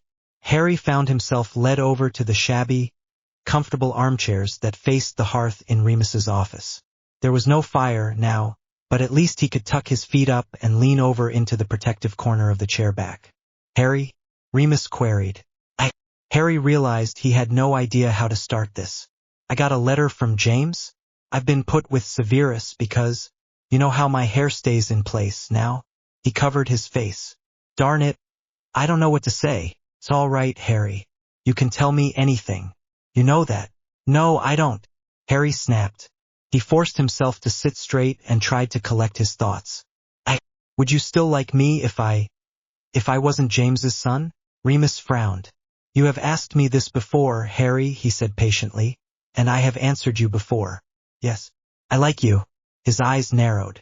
Why do you need to be told that? Harry steeled himself. Because I'm not.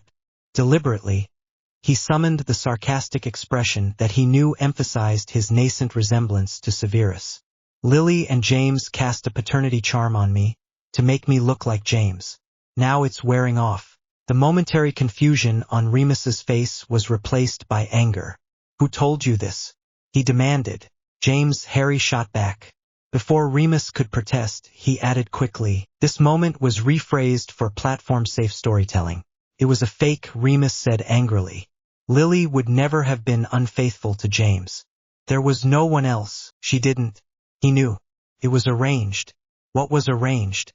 Remus snarled. It was for Hiram. Severus asked, and they thought he was dead. Severus would never have asked for a muggle-born girl for Hiram. Remus screamed. Harry stared back at him. Slowly, the werewolf got his fury under control. Harry watched his breathing steady. Remus closed his eyes. Harry thought he must be remembering Lily, perhaps after Snape had broken up with her. He appeared to be preparing to speak. That was why James said yes, Harry said softly. Harry, this cannot be true, Remus said. Can't it? Look at me, Harry said. He stood up and walked over to Remus' chair and stood, arms crossed, a few feet away from Remus. Look at me. You saw me in June. Do I look like I did then? Like I did 3 weeks ago? Remus licked his lips nervously. What about the potions? He asked suddenly.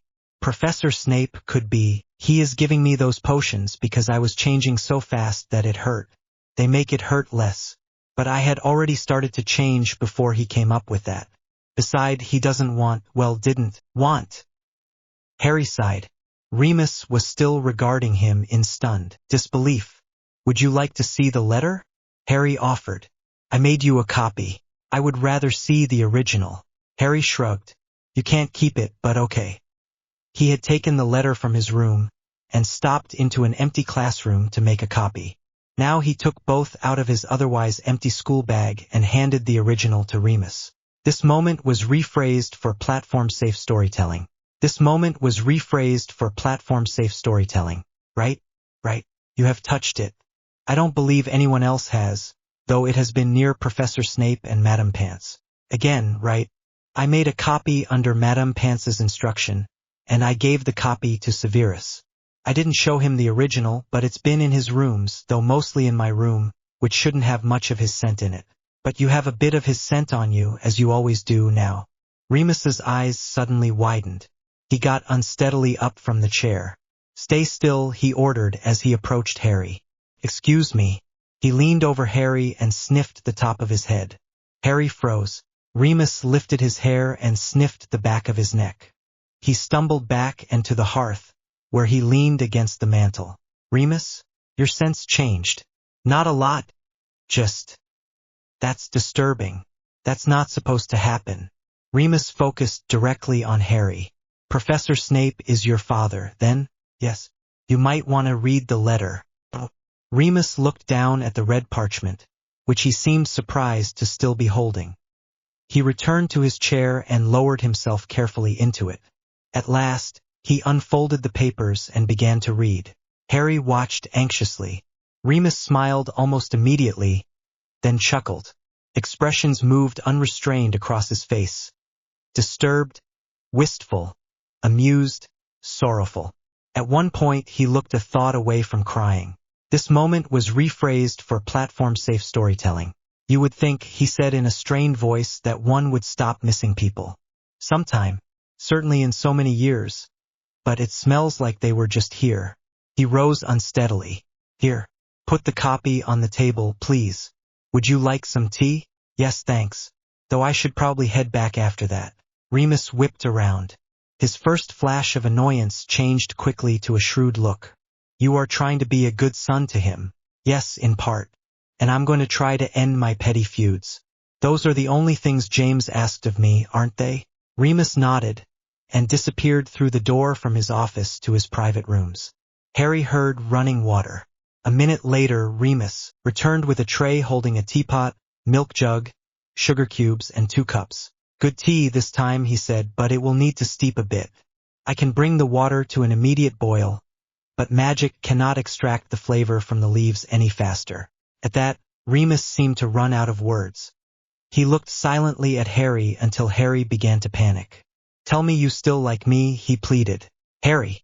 Remus shook himself from his reverie and reached out to grasp Harry's forearm. Harry lamb, of course I still love you. Harry nodded and took 2 deep breaths to try and steady himself. Don't ever doubt that, Remus soothed. Have you been afraid to tell me? No, well, yes, but it didn't matter because Severus wouldn't agree to it.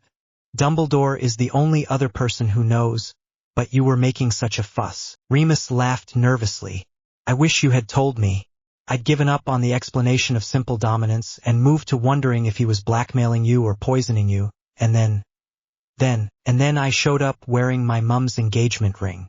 Well, yes. Yeah, I figured out what your problem was with that last night. That's how I got him to let me tell you.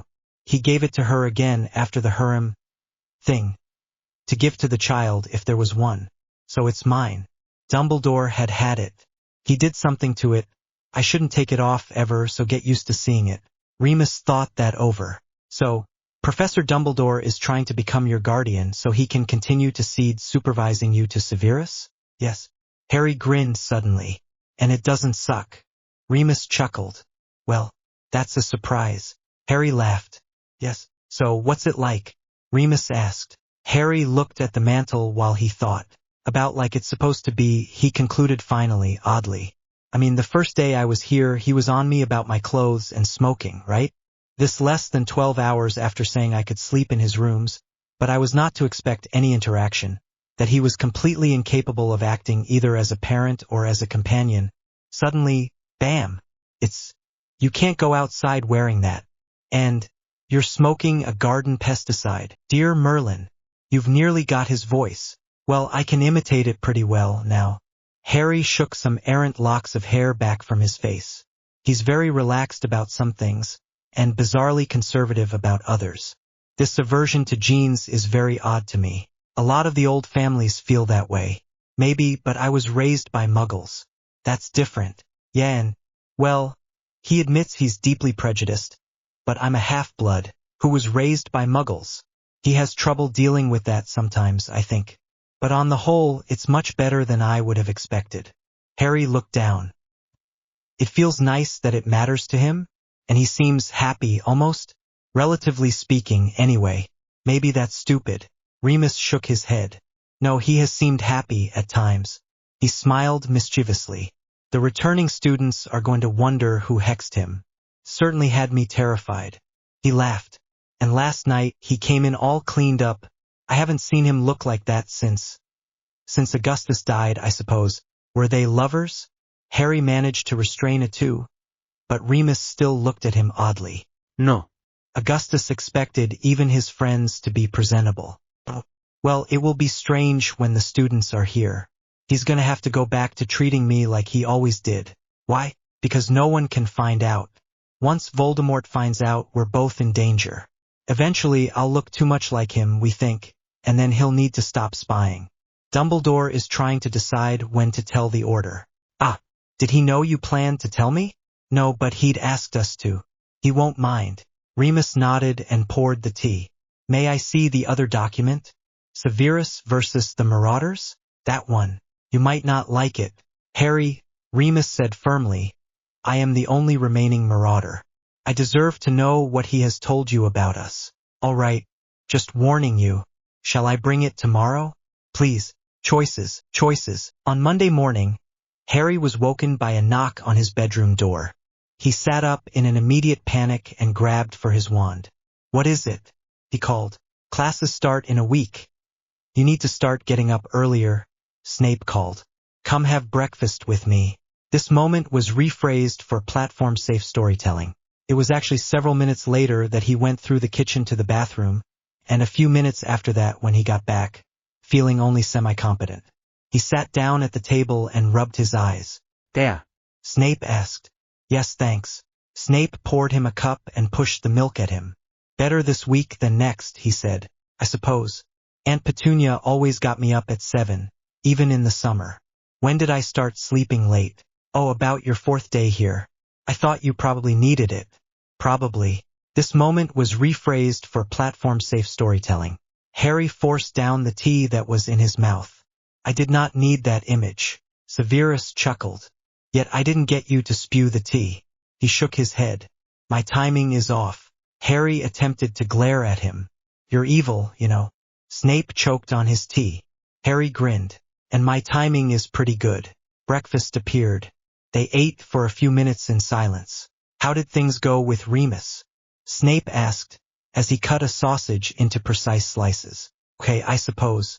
It was calmer than telling him about you, but just as emotionally draining. What with going over James's history, Remus described that as portrait of the author as a bullying git. He wanted to tell me things he liked about James, that he was a devoted friend and a generous companion, and protective within his own society, which at school he defined as Gryffindor. We talked a lot about cliques and other subdivisions of the world, and how various people define which people matter to them, humans or purebloods or people of their class or their house or their politics or their field or whatever. Harry paused. With or without magic, he added. That's really the biggest one around here, isn't it? It does make a genuine difference. Harry shrugged. They all do. The question is whether the difference in treatment is appropriate or useful or fair. He thought a moment. One problem with Hermione is that she only sees the fair part.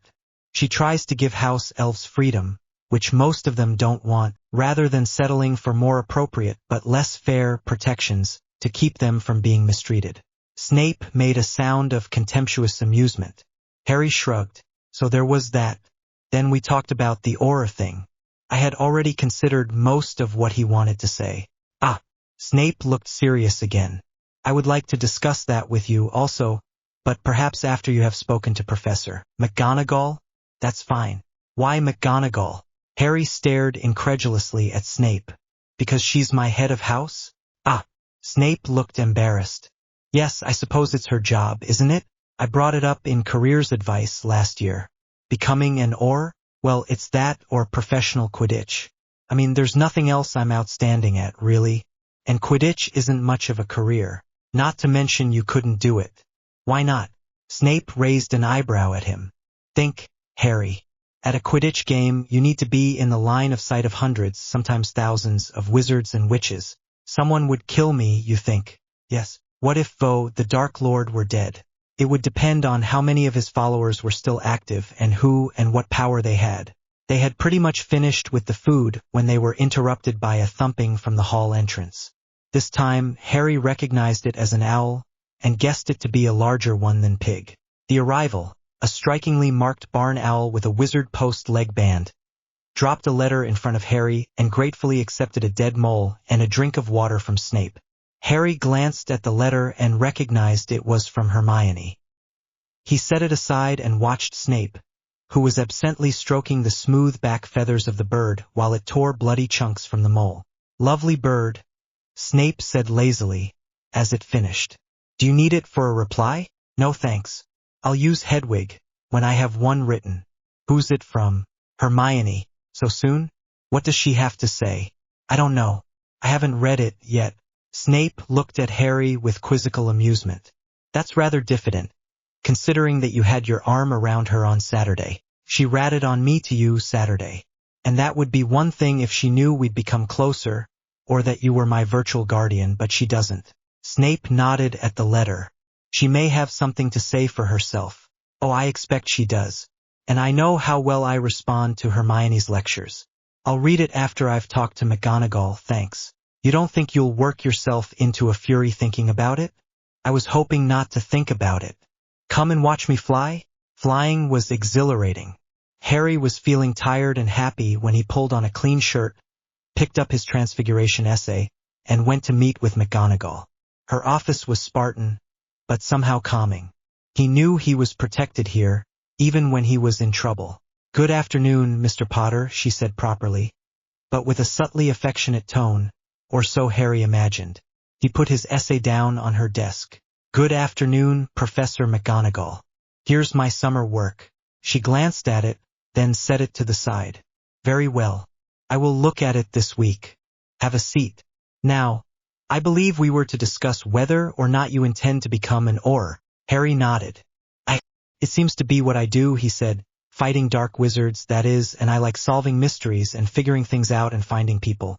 You do have a reputation for being terribly nosy, Mr. Potter, she said, by way of agreement.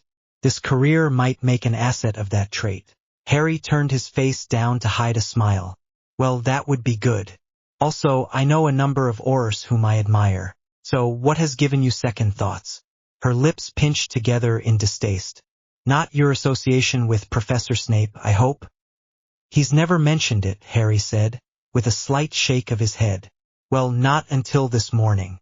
No, it's more what Professor Lupin wanted to point out to me, which was, the Minister of Magic has a great deal of influence, not just in how the law will be applied, but in the details of what the law forbids and requires.